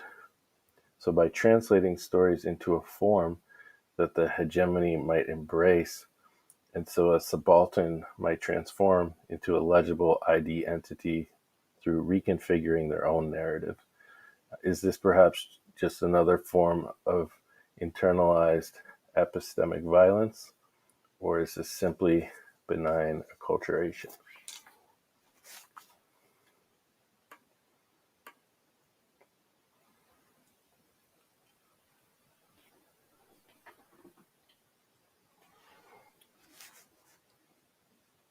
So hopefully you can see me again.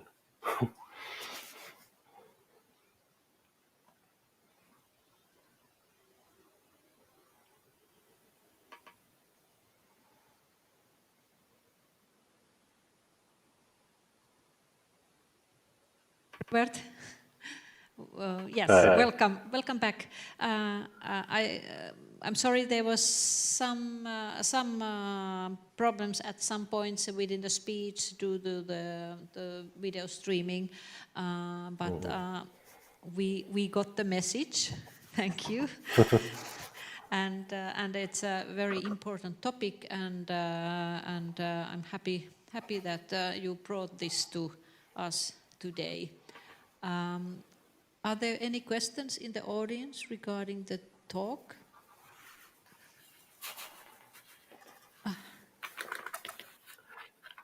I know it was a lot. One question is about concerning this creating virtual humans and how this might affect the future filmmaking, as creating virtual actors is already today an active issue. Yes, actually, I saw in the news that one of the issues with the writer's strike that's going on in Hollywood right now is that the studios won't agree to not use AI for script writing, which could be an existential threat to screenwriters, script writers. And after just using ChatGPT a little bit, I can see why they're afraid. It's essentially like a lot of scriptwriters get together in groups and write as a team. Well, ChatGPT is the biggest team there is right now. So I imagine that AI will progress to the point where these metahuman characters will look indistinguishable from human-like actors or real-time actors, and you'll most likely be able to tell an artificial intelligence within a gaming engine, which they're already using in shows like The Mandalorian, to basically deliver a script, as you saw that Avatar delivering a script that was written by an AI. So it could be that many people who work in the film industry will be replaced by computers and computer landscapes. It's a scary thought, but I think that's where we're headed, and that's probably why the strike that's going on is pretty important.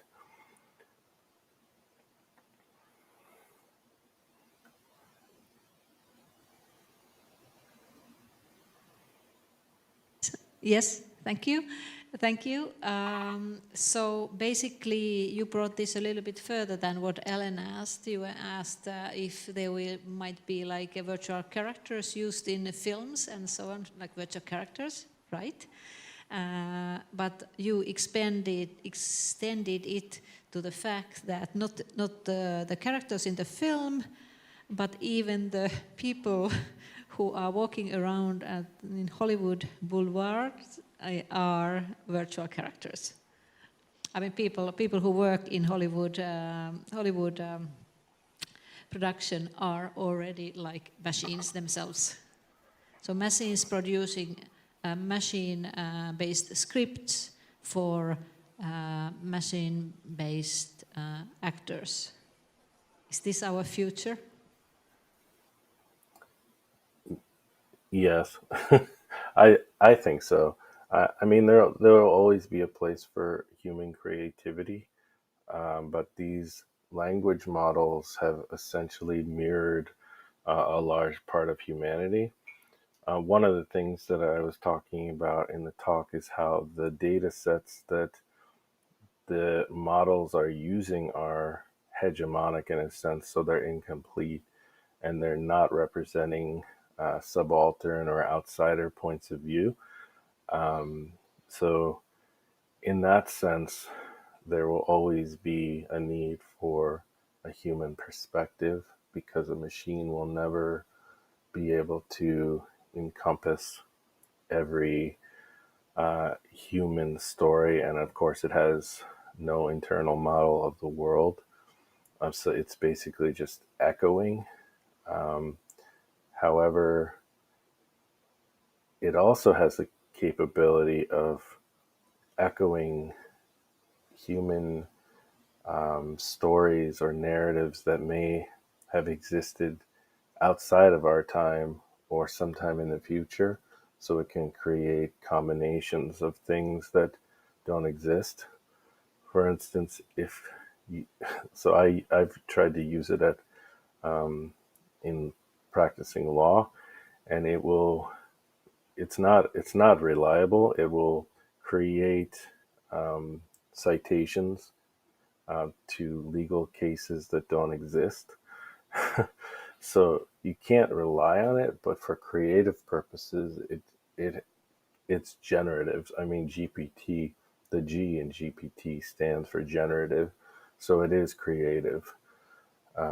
It's just that it's not a human. It doesn't have human emotions. It can only reflect humanity in some sort of an incomplete way. Yes, in some sense, if I may, and nobody shoots the messenger or piano player, but in some sense, a great deal of the movies that we see today and that are commercially successful already are kind of repetitive, repeating patterns and conventions that have been again and again and again used and reused and recycled. So in that sense, part of the film productions, for example, are doing what AI is doing. So using what already has been done many times, just doing a little bit differently. So, but thank you, Robert, for your optimistic words that the machine will never replace human creativity, and especially human error. And everybody who works in creative field knows what a wonderful thing an error, a mistake is, and how much we can learn, and how new paths we can find when we try to do something and we don't succeed, but something else turns out by accident, and then we're on the new track for a totally new future. Okay, maybe these are my last words for this session. And thank you, Robert. We are now retreating for a little break, and then we will have our panel discussion to end the day. Thank you, everybody.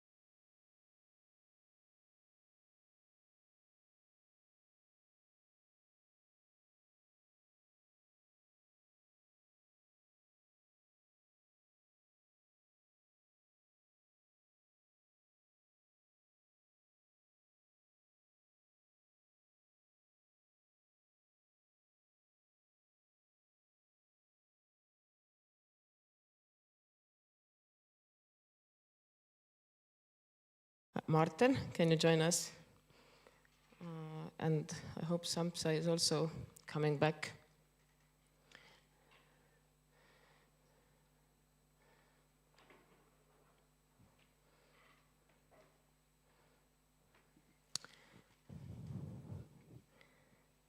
Pia is there.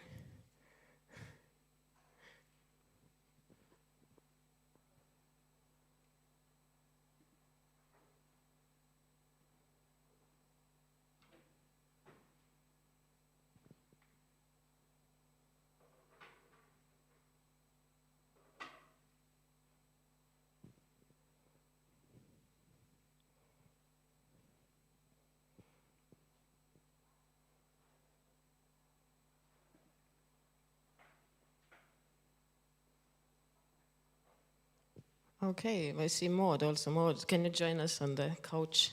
So the idea of this session is to have a cozy fireplace talk with the presenters of the previous day and yesterday, and also to involve the audience and also online audience. So I will be checking if there are any questions online. So what the idea is today for the last session, as we have been organizing this seminar, the goal has been to bring in, Samsa, can you join us here too? Come to the couch.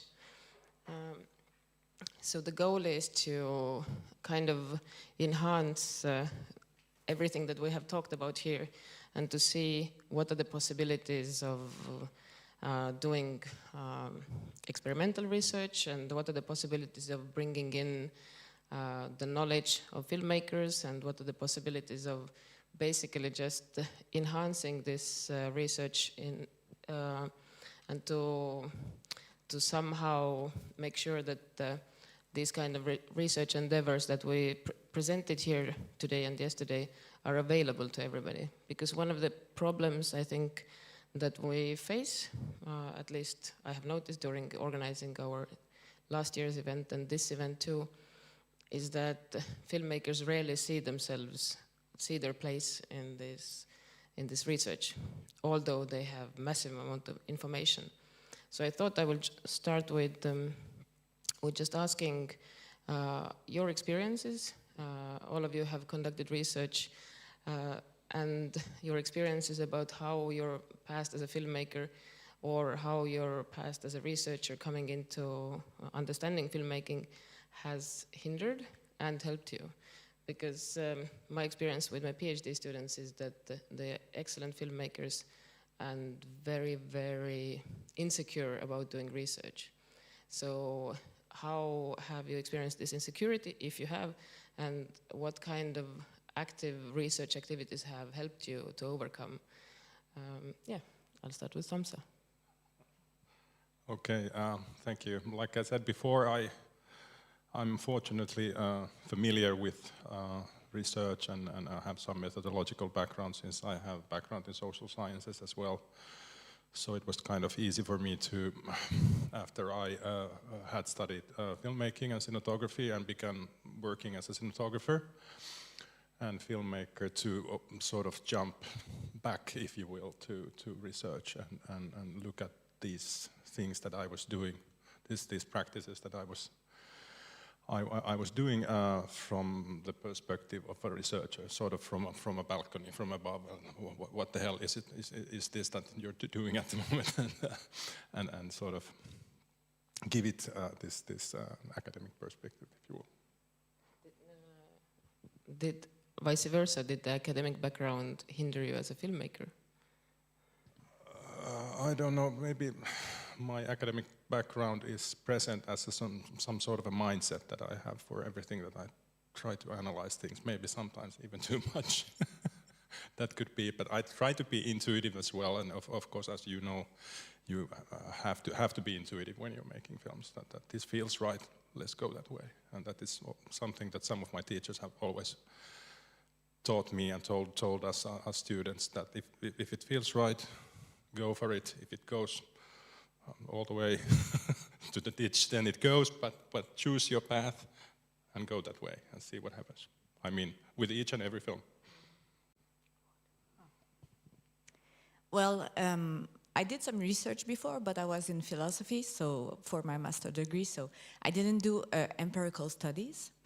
For that part, because I'm working in embodied cognition and neurocinema in the script, I would like to do some partnership because I don't have the confidence to do the neuroscientific empirical studies.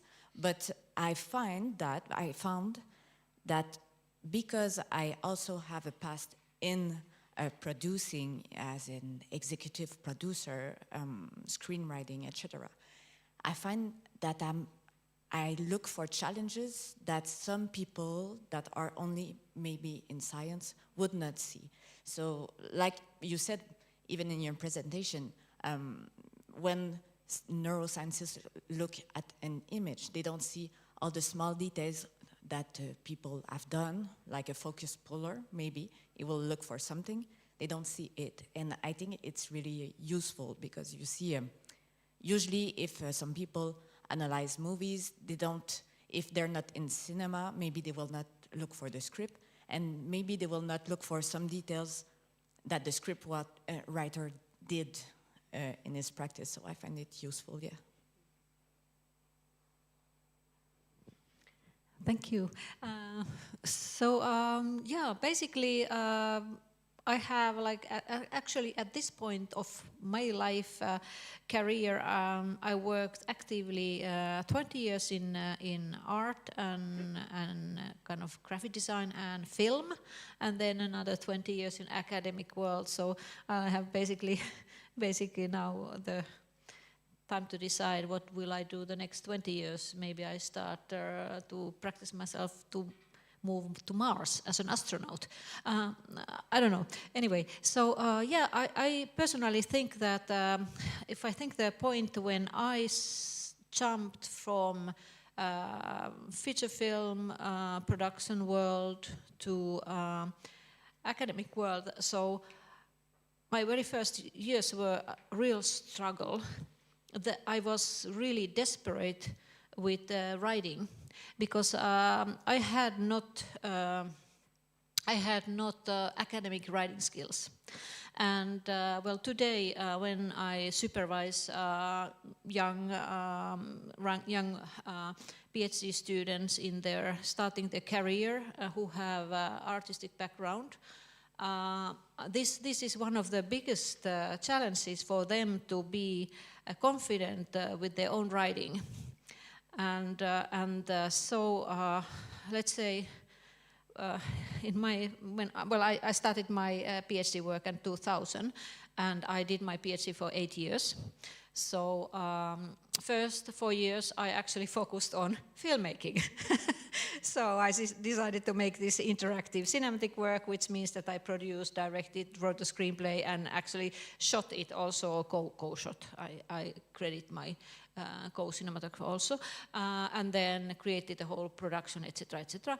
And that was first 4 years of my PhD work. And then I thought, okay, now I'm supposed to write the thesis, and that's where actually kind of a new world opened to me when I plunged into academic books. I started to read emotion theories. I went to cognitive sciences, cognitive film studies, neurosciences, and my brain exploded. And for 4 years I was in a pure ecstasy.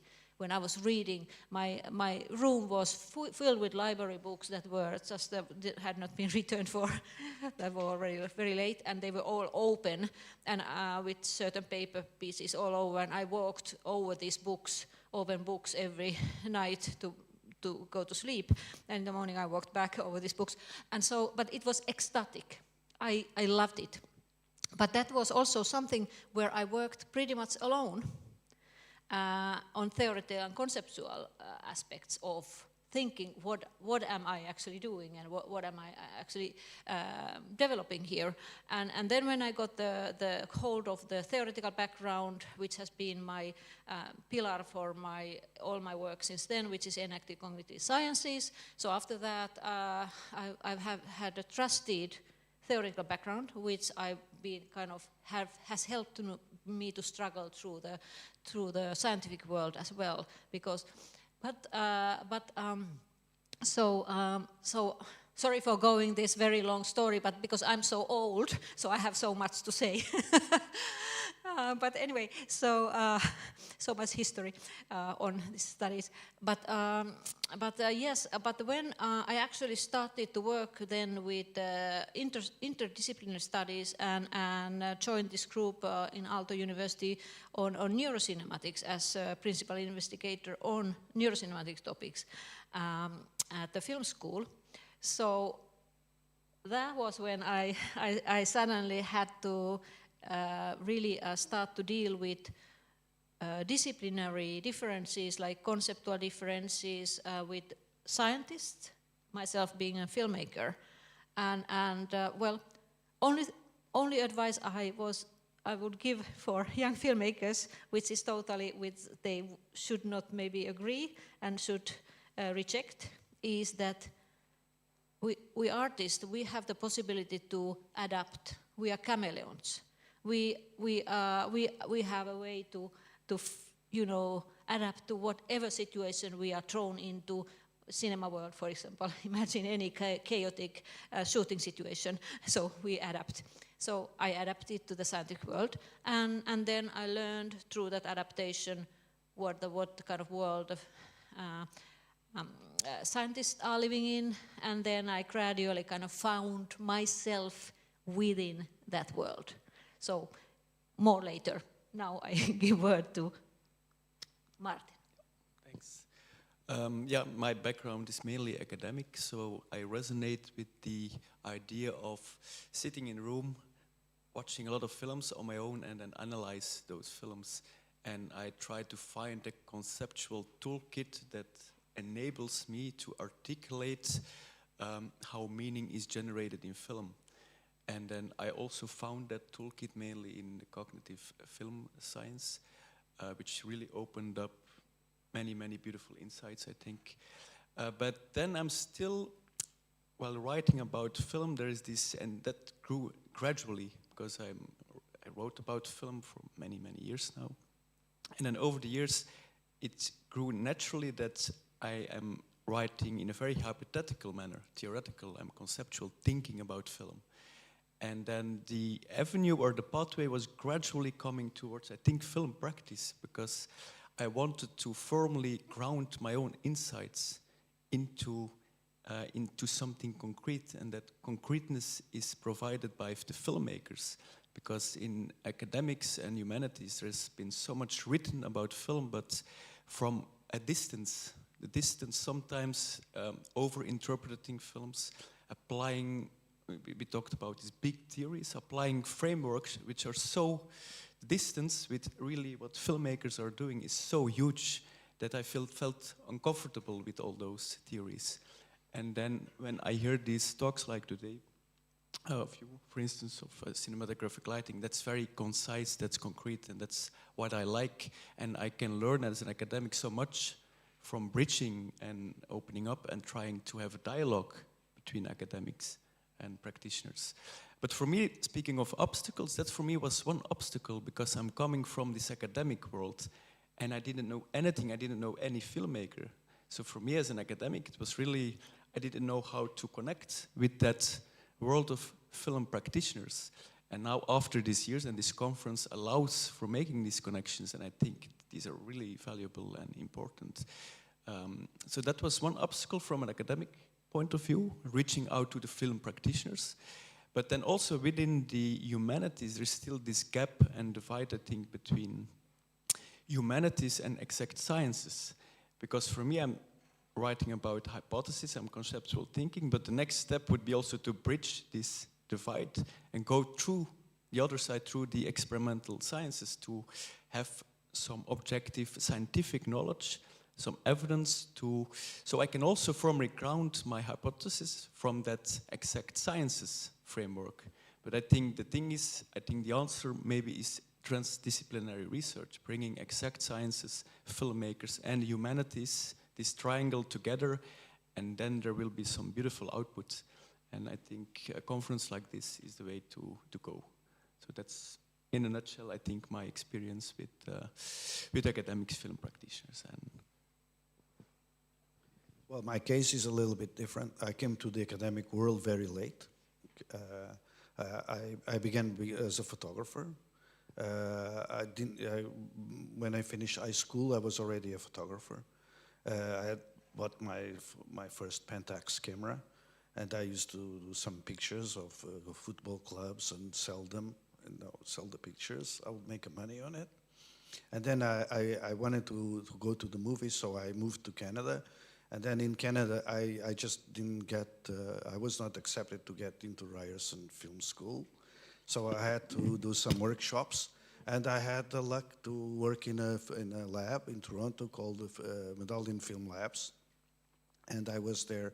I developed and I learned how to do color grading, a color timer at the time.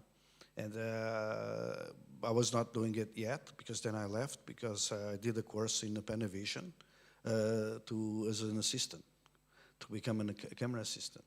And then I loved it, so I did a really long career as a camera assistant in Portugal, because then I left Canada. And my early work as a teacher was that when I came from Canada, already with a little experience as assistant, camera assistant, I arrived in Portugal and I realized that people didn't have the methodology to work, and they didn't even have tools. So I found there was a gap. And then I proposed to write a book to film school. They accepted, so I wrote a film book. There is a film book that I wrote about how to be a camera assistant and all the procedures and all that kind of stuff.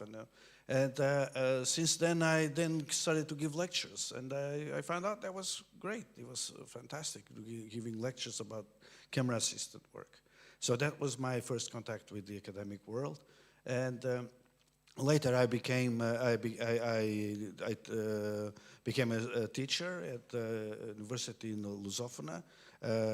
Right after, then I finished being focus spooler, because we get to a certain age and they'd say, well, it's not enough.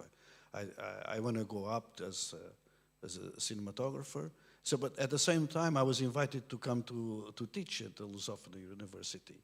And then I took a master's degree. I loved it. I loved the master's degree. I just enjoyed it. I was leaving only for the master's degree, because I really enjoyed it so much. So that was the beginning of research. And then that's what it opened up my mind. And then I remember working with, for example, other cinematographers by talking with them. Like I remember one scene that I was discussing with Eduardo Serra, the one that did Girl with the Pearl Earring. We were just working together, and there is this long table, and there is a character in the scene.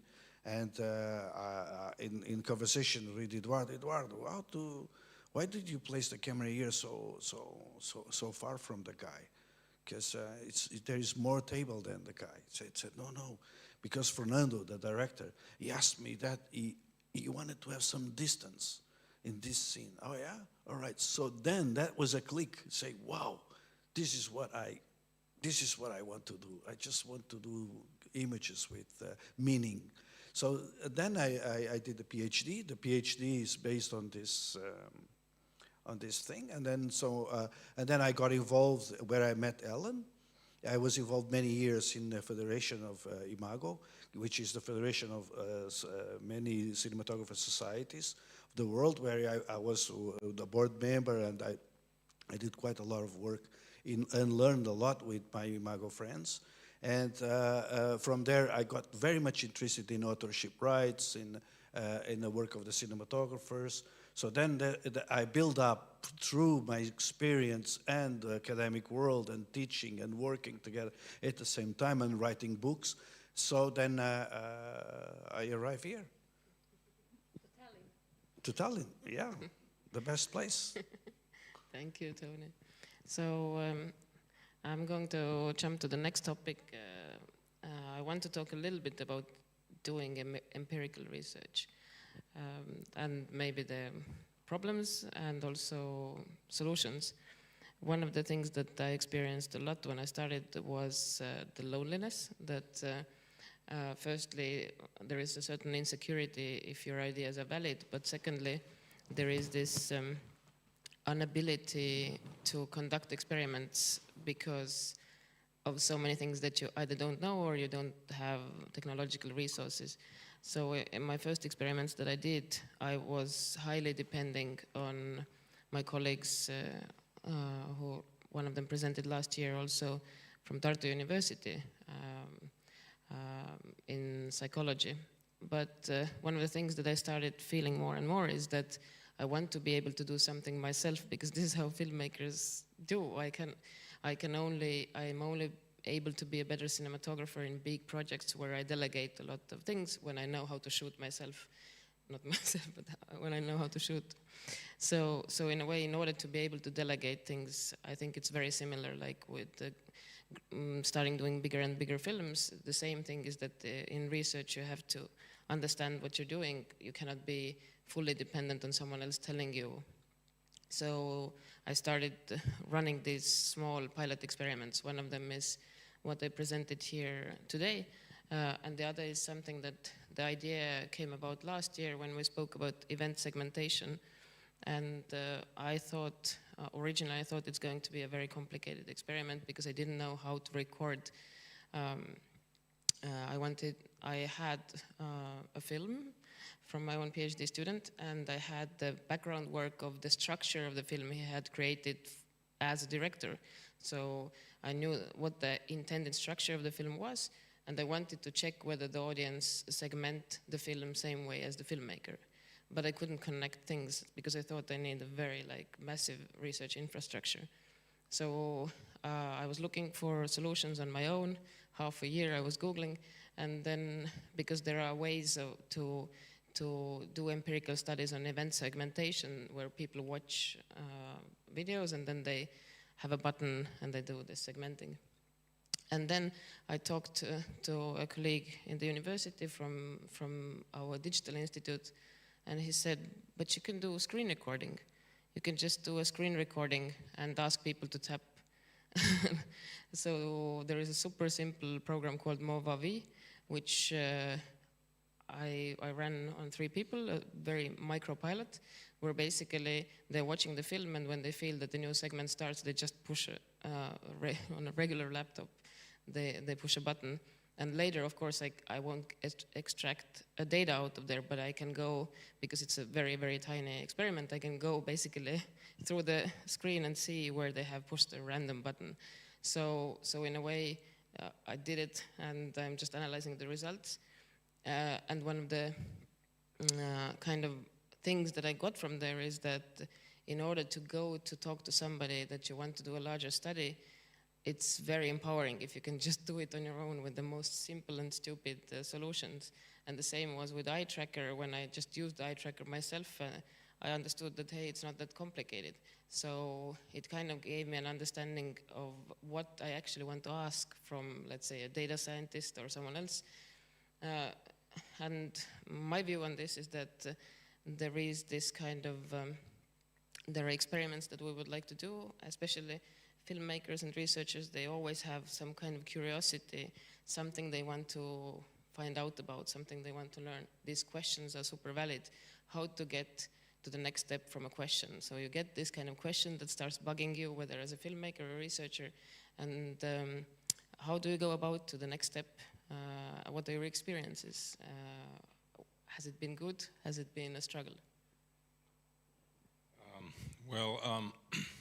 I've been in a fortunate situation of studying at Helsinki University, where I've had a chance to take all these courses in brain studies and, cognitive sciences and things like that, and more like methodology and statistics as well. I mean, since my master's that I did years ago, sort of like get back on track on those.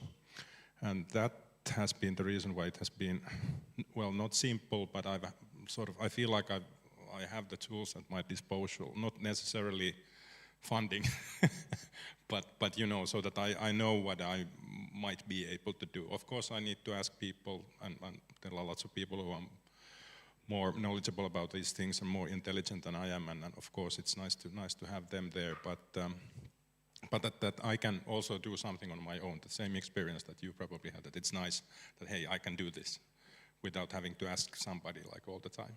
And so in that sense, I don't know if I answered your question, but yeah. Well, it's a very complicated question for me because I'm doing a practice-based thesis and I'm in it right now.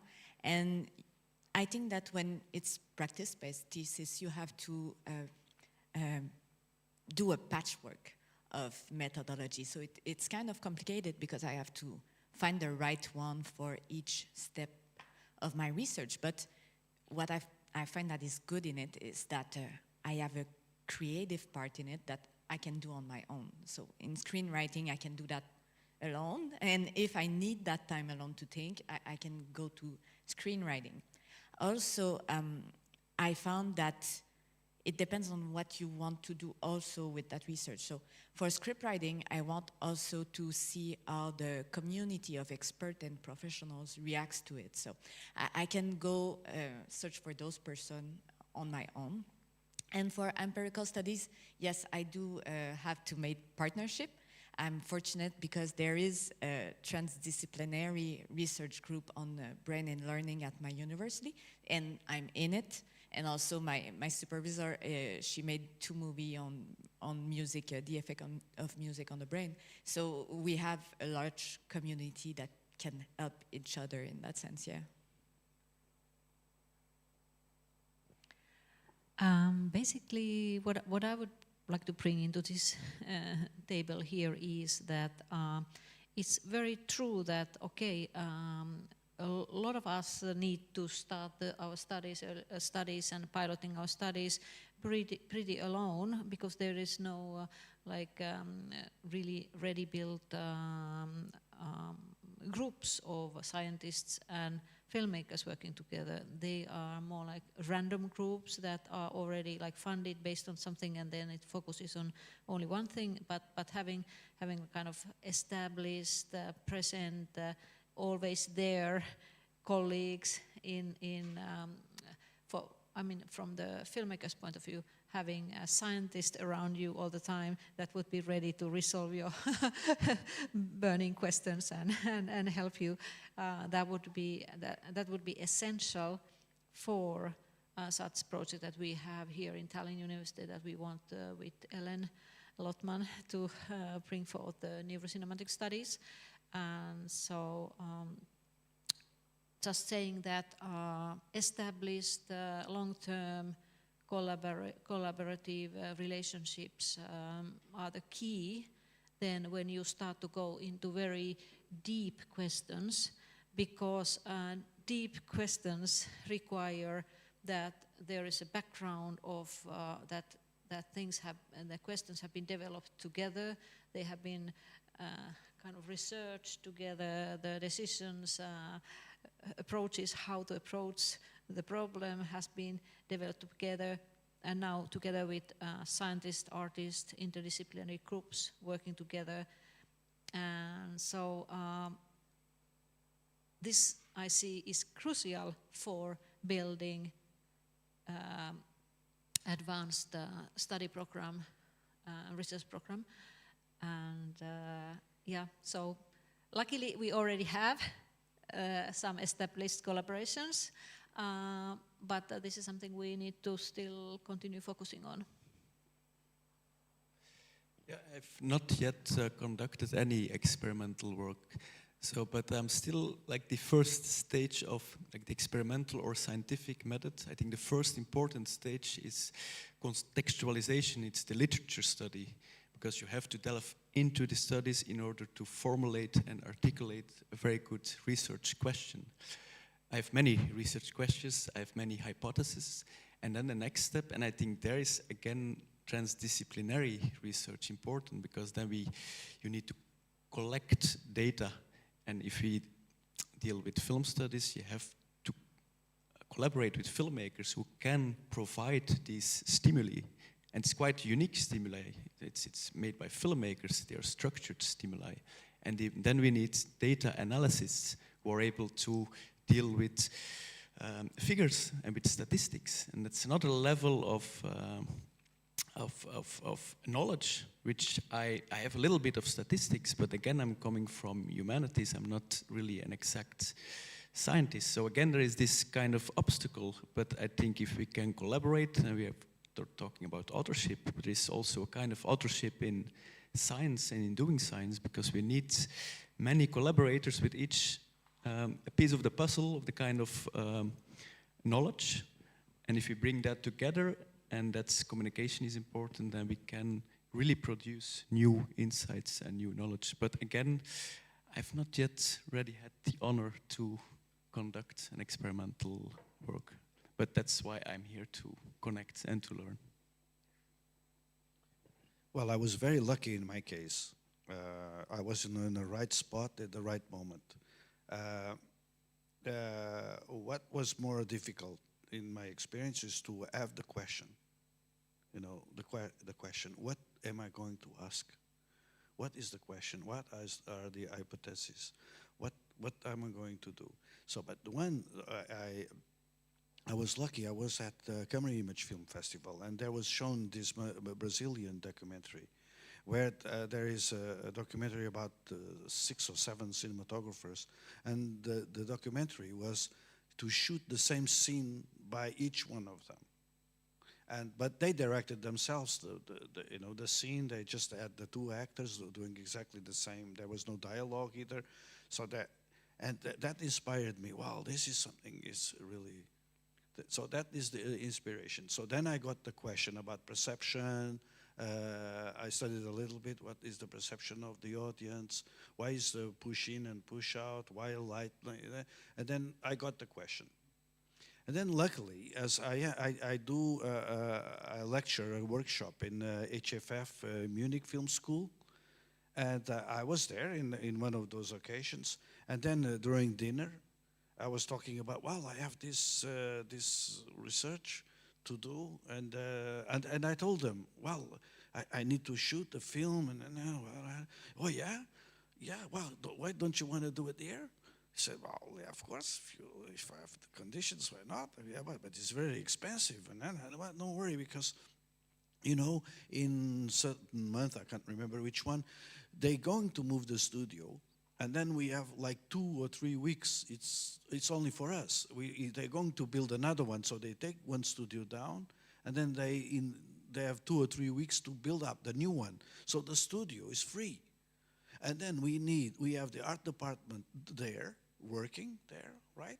And then we have Katrin Richthofer, a producer, freelance producer in the school, working with Peter Slansky, one of the directors of the school, was also there to prepare a week of workshops for film for cinematographers, for camera department.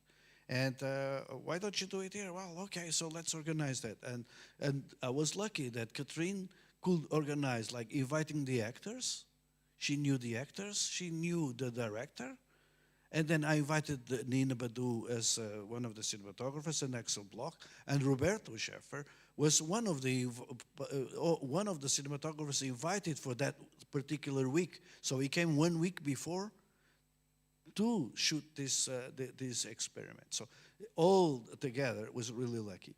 But I was a little bit expensive. I had to spend, I think, about 7,500 because of the art department, some hotel, and some other expenses. But I was lucky because I did, with a colleague of mine, a short film, and we won a prize, 10,000 euros prize. And but I put my 5,000 into the film, and then I got 2,500 from my school, and HFF Film School placed the whole structure, the infrastructure to do that. So I was lucky on that situation, but I know it's really difficult to do it. So I am planning already in my mind another one, and I have some obstacles. Of course, it's really difficult to finance such a big production like this one.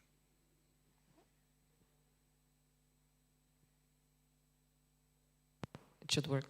It's very nice that you brought in this topic. It's a little bit topic of bricolage that as a filmmaker you always work with what you have and you are looking for opportunities, and it's always about putting together different things. I had a bit different experience when I transitioned from another school to our PhD, and Pia became my supervisor. We had a meeting, the first supervisor meeting, and I was presenting my articles that I had written, but in my computer there was an open tab of something that I had done for a film I was shooting. And it was, I had played around with the script itself and done some, I don't know, run some algorithms in the script and to see some patterns from the script. And I did it only for myself. And there was a similar lucky incident because Pia was sitting next to me and she asked, "What's there on your screen?" Because I was opening files. And I said, no, it's not interesting. It's just something that I'm doing for a film. Pia was like, "Ellen, this is your PhD. Why are you writing these articles? This is valid." And I was like, oh, I didn't consider it even a research. I thought I'm just doing it for myself. So this was kind of a way I stumbled upon a research question. So for me, I have had a similar experience that the research question somehow grows out of a practice you start doing, and then it kind of comes, and sometimes it comes with a delay. And later it turned out that, at least for the committee, this part was the most interesting part, which I had considered something as a hobby. It's like, this is not serious science.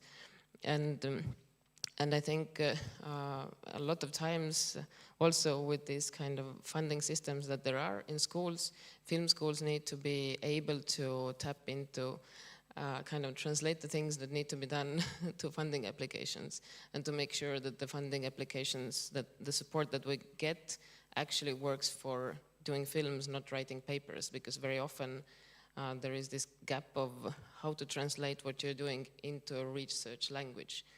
But what I say to my PhD students is that you are always researching, whether you're doing a film or whether you are doing a film knowing that it's a research, you're actually always researching. So the key question is to understand your own curiosities as a research question, not as it's just something that I'm doing for a movie. So do you have any reflections on this, how you have found out of your own curiosity your research questions, or understood your own innate curiosities as something that is actually a research? Okay, well, I used to work as a journalist before I went to film school, and so in that sense the research part is already there. And I began my doctoral studies as a hobby, basically. I had this idea of studying the effects of right-handedness on film watching experience, that since 90% of the people in the world are right-handed, how would that must have an effect on how we interpret the movies, but also how we make the movies work visually and sort of physically, so that we can relate to them. But since that didn't get any funding, then I changed to lighting, because that was the other thing that I had been very interested in, of course, since I had been working as a cinematographer already. And yeah, so it was sort of it came out of just my curiosity. The whole process and the mindset, the journalistic mindset, if you will, was already there. It's funny because I was working in journalism before also, and I think a lot of people have done journalism here before going to film school. So that's what I did too. I went to film school, and it was in screenwriting. We were writing a feature film for 10 months. And then after that, we had some trials with producers, etc., etc. And you know, in my movie, I wanted to represent something that is not lived by everybody, so something like microaggression or some small stuff that can affect somebody. So it was really hard to convey the emotions of the character in the movie. And when I went to producers, they said, well, maybe we don't understand really the character, so it would be really easy if you put a trauma before in the life of the character.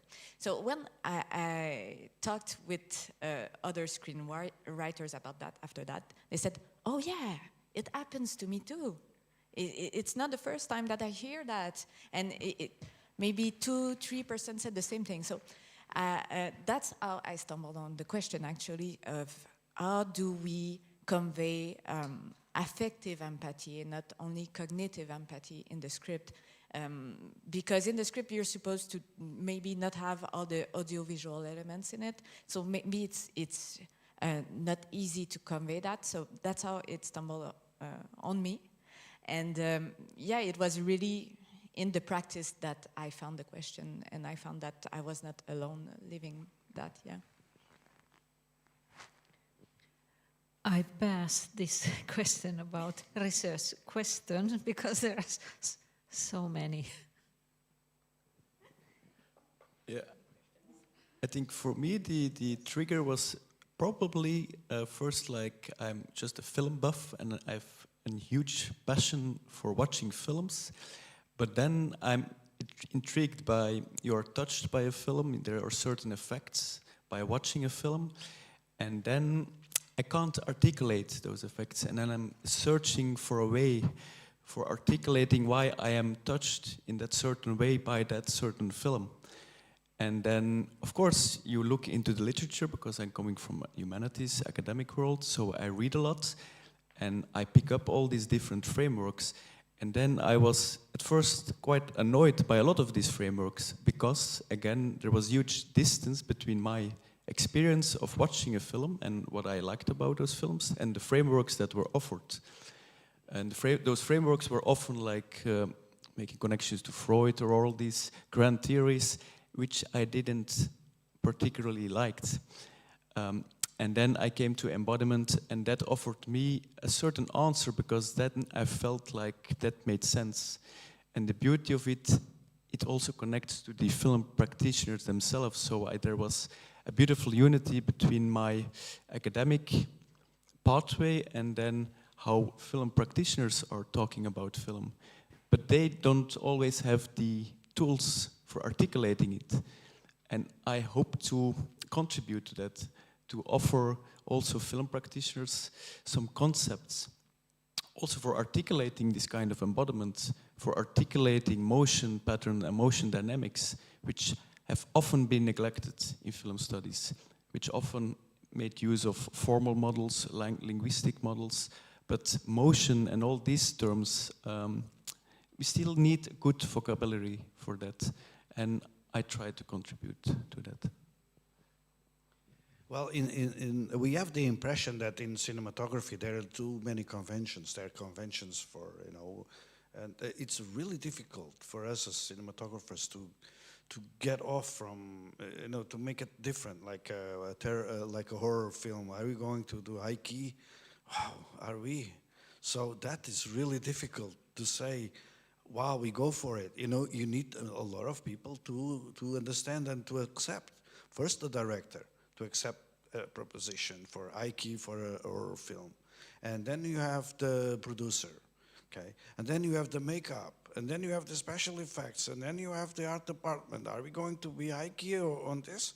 So and you going to, to turn around 180 degrees of the whole concept, if you do that, if you propose that. So it's really difficult in cinematography to find a really, a research question, because of all these conventions and all that. But there is place. There is place to look for. That is what about research, because if it's obvious, so there is no or easy to do. It's not a real research. So the research is really research for a question. That is already a research, because we need to break the rules. If we don't break the rules, we are always doing the same. So we need to try to break conventions, to try to break a new language, a new narrative. So that's cinematography has to do also. And then the academic can help us to do that, using philosophy, neuroscience, and all these disciplines that can help us also to be good and better cinematographers. I'm jumping in with topics from, it looks like mostly my discussions with my PhD students, because it's a new thing for me that I'm supervising. So there is a lot of discussions where we kind of try to find the common ground. And one of the things that I recently talked with one of my supervisees was that there is this struggle of understanding what's the difference between artistic practice, just doing art, and researching art. And we were talking, and it turned, at some point he said, hey, wait a minute, if I'm doing a film, then I'm always depending on the budget, on the script, on the situation, so many other things. But this is, when I'm doing a film as a PhD student, I can just try what I want to do. And I can spend however much time on testing out things that I otherwise couldn't. So there is something in his film practice he suddenly understood that he can do in a research framework that he otherwise couldn't do. And we very often sense that the scientific approach is limiting, but then it seemed also like a kind of moment of understanding, whoa, there is freedom in here. So my question is, finding this freedom, have you found something that you couldn't do in your filmmaking and that you can do in your research practice, or vice versa, something that research hinders but you feel that you could do in filmmaking? Or I think the audiovisual essays are very close to filmmaking. Okay, well, this is something that I have to mull over a bit, so I will pass on the mic. Well, I feel like I break all the rules in script writing. In my first trials, at least, yes, I do that because, as the presentation went, it's a dual action column that I've been doing for cognitive overload, cognitive overload. Well, usually people don't want that, so it's a thing in itself. But even the dual action column, it doesn't exist in the programs we have for script writing. And when I talked to other screenwriters, well, the reception was not always positive, because they said, well, why do we need dual action column? We just do two scenes, one after the others. So there's kind of a format for the script already, and what I want is not limit myself in the format of the program, and I want to go outside of that to try. Maybe it's not gonna do something positive for production after that, but it does have a lot of freedom for that. Yeah, and through trying what doesn't work, if it turns out it doesn't work, you can get more information about why the things that work, why they work, why these conventions actually have appeared. So I think in science, like failed experiment, there is no failed experiment. A negative result is a positive result, because this gives you a basis to say something about what you altered from. So it could be, if it turns out that this kind of two-column script writing is too complicated, then it gives you a very clear understanding why the convention is there. Yes, and I think also it can help us see that we can do something else also, or just talking with other screenwriters. For example, I'm doing a TV series, it's documentary, and in the production we do two columns for the documentary, because we have one for what the character will say, and we have one column for the image of the text or the articles that we put there. So it's already two columns in some sense. So I understand also that it can be a technique, not for that purpose, but maybe we could do something else in the format that could help other practices also. Yes.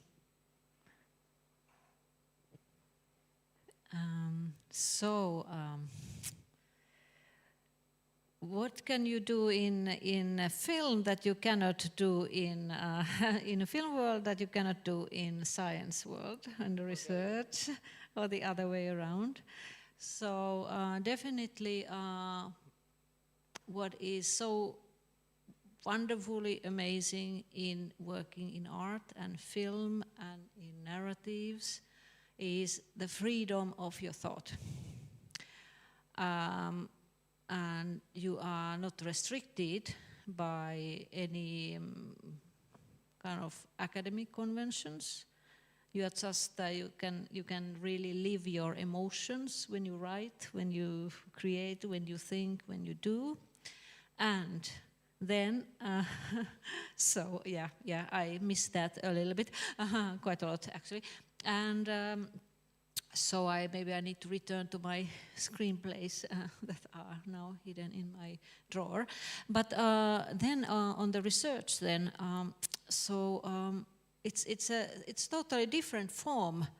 I think so. It is quite difficult to combine them in that holistic way, that where when you're writing a paper, academic paper, and thinking about your concepts, I mean that you cry of emotions because you feel so strongly about this concept that is struggling through this scientific academic world and trying to get through into the world so that everybody will understand it. So I mean, maybe maybe that went a little bit to the dramaturgic side, but anyway, so I think that that doing research and doing art are they are very different things. But if you manage to somehow combine them into the same basket and make them live together. So that nobody kills, though anybody kills anybody, the other one doesn't kill the other. So then you are really like quite well, succeeded quite well. Yeah, for me as an academic, I think the main obstacle is language. I'm writing a lot about dynamic patterns, about movement, but when I publish and when I write an article, those words are very static. I use a lot of stills, I like visual diagrams, but even then I have to use like an arrow, which is a stationary symbol in order to indicate something is moving. Or even if I just want to show like an entry, I need 3 film stills to convey just the simple basic notion of entry. And that's something that that obstacle you can overcome with audiovisual format. They offer new tools, but that's of course where academics need a new language. So we have to learn how to create, and that's something new, to create forms, to create shapes, to create movement. But if we can do that, then we really have a new kind of language as academics to convey our thinking.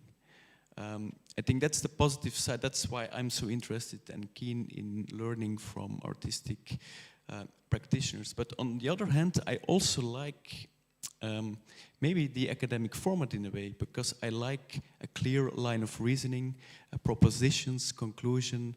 It provides structure, and that's, I think, characteristic of language. You can say in language there is not always this freedom, okay, but the structure is something good as well. It's not always bad. Aesthetic, yeah. It's a formal unity which I like in clear writing, and you can structure your line of reasoning, but I'm convinced that you can also do that in an audiovisual format. So again, I think the answer is here to combine the best of the two worlds into something hybrid, and I think that's again, interdisciplinary and combining insights, that's the way to go, I think. Yes, it doesn't seem to have any other way, because now science says 2 + 2 is 4, but art can say 2 + 2 5. Yes, easily. Oh, 0. So it's an infinite. So there's no. It's infinite options that we have. Like, for instance, I think of Immanuel Kant. Immanuel Kant, he said that, well, what is beauty? Okay, beauty is just whatever each one, is the reception of each one individually. So art it's all about that.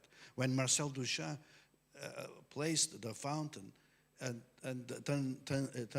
turn it around, and he called it art, well, there was no limit. So there's no limit for art.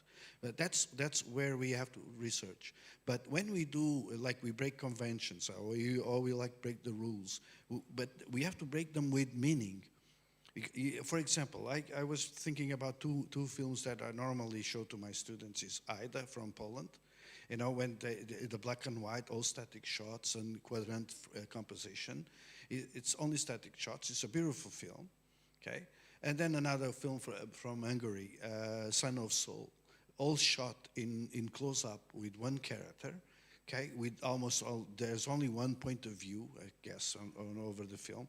And of the risk that was taken on that film, like from the producer, from the director, from everyone else that was involved in that film, there was production, there was quite a lot of extras, a lot of art department, like it's a period film, and it was all shot in a close-up of the character, all around 1 hour and a half or maybe more, just going on, and that's a risky thing. That is really going out of the box. That is going, you know, not because when we shoot under the rules, it's okay, fine, we're going to have the job done.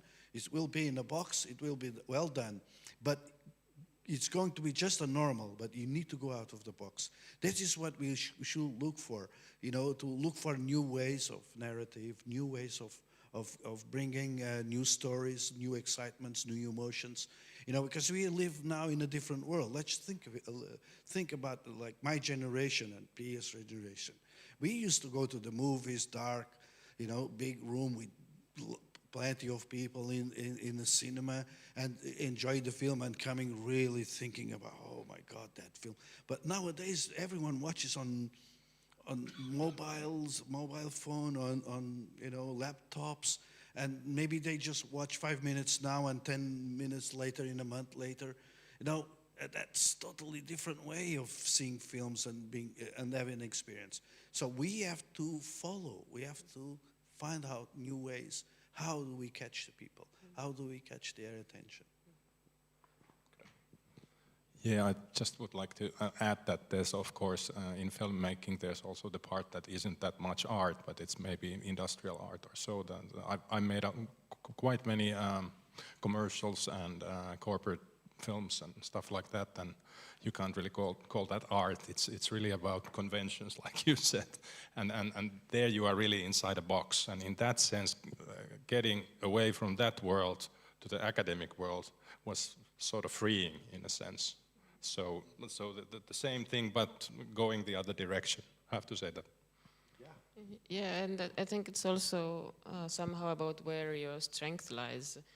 For example, again, an example from my student is for the first year in PhD, me, him, and the co-supervisor were trying to understand what his aim is, and then he was explaining through the written text, and we had hours and hours of discussions. We felt like we understand, and he read too much, got confused. We were trying to stay on track, and then he sent us 2-minute clip, and we're like, that's what you want to do. And it was so clear from the 2-minute clip exactly what he wants to do, and we were like, okay, now we can help you. But it was so jumbled up in endless like thoughts, where some research questions you can really only show.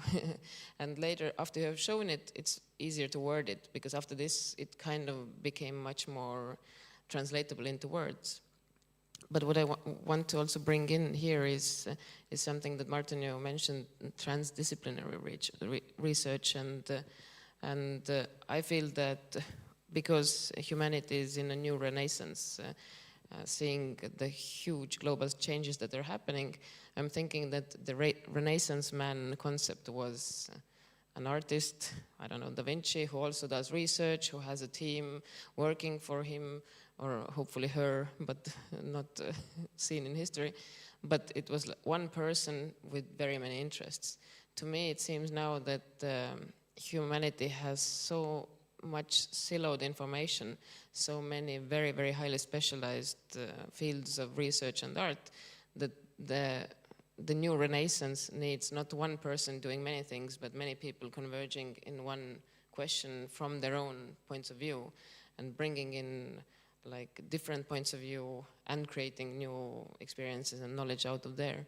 So growing out of this idea of doing something transdisciplinary or doing a bigger, like a big research project, I would ask, since we're rounding up the first day and we are here to dream, what would be your dream experiment or your dream research if you wouldn't have any limitations, no budgetary limitations, time limitations, and also insecurity limitations, which are also sometimes. What would be this kind of research endeavor where you would feel that you can bring in neuroscience, for example, and bring in film and create something out of it, which currently maybe is out of your reach because we live in the world of limitations? For me, this is easy since, like I told you, I already had one topic before the one that I have now, that I have that right-handedness thing, which is very difficult, and I actually wrote a script for a movie for that as well that would have been used as material for the study, and well, that's something that I would like to do.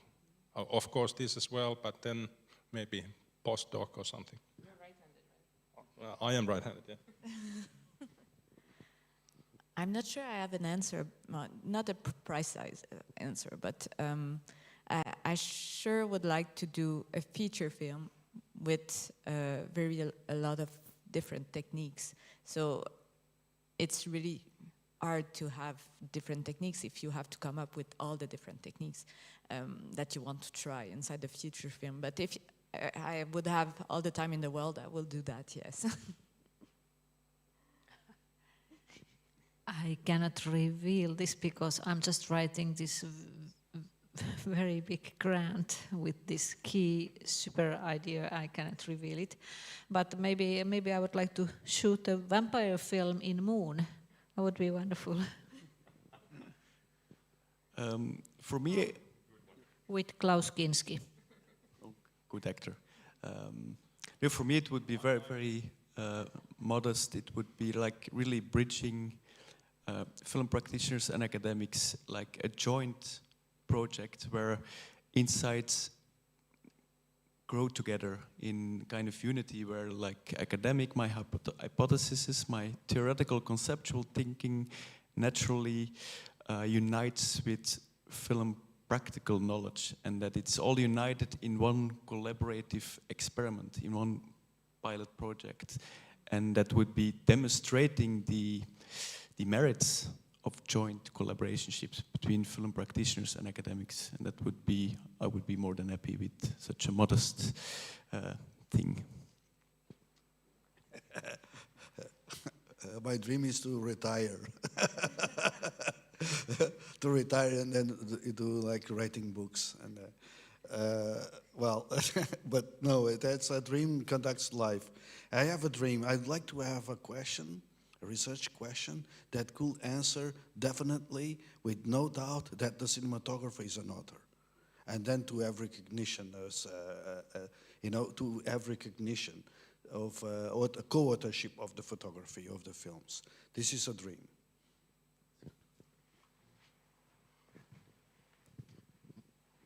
Okay, it feels like dreaming is a good place to summarize, and we will meet here tomorrow. And also to all online listeners, we are very happy to see you again tomorrow. And for the people who are here, we are gathering in Radisson Hotel restaurant. There is a booking. Thank you. And, 7 o'clock, yes. So it's still, sun is still shining. All people online are welcome to join us. So thank you very much, and see you tomorrow. Yeah, thank you.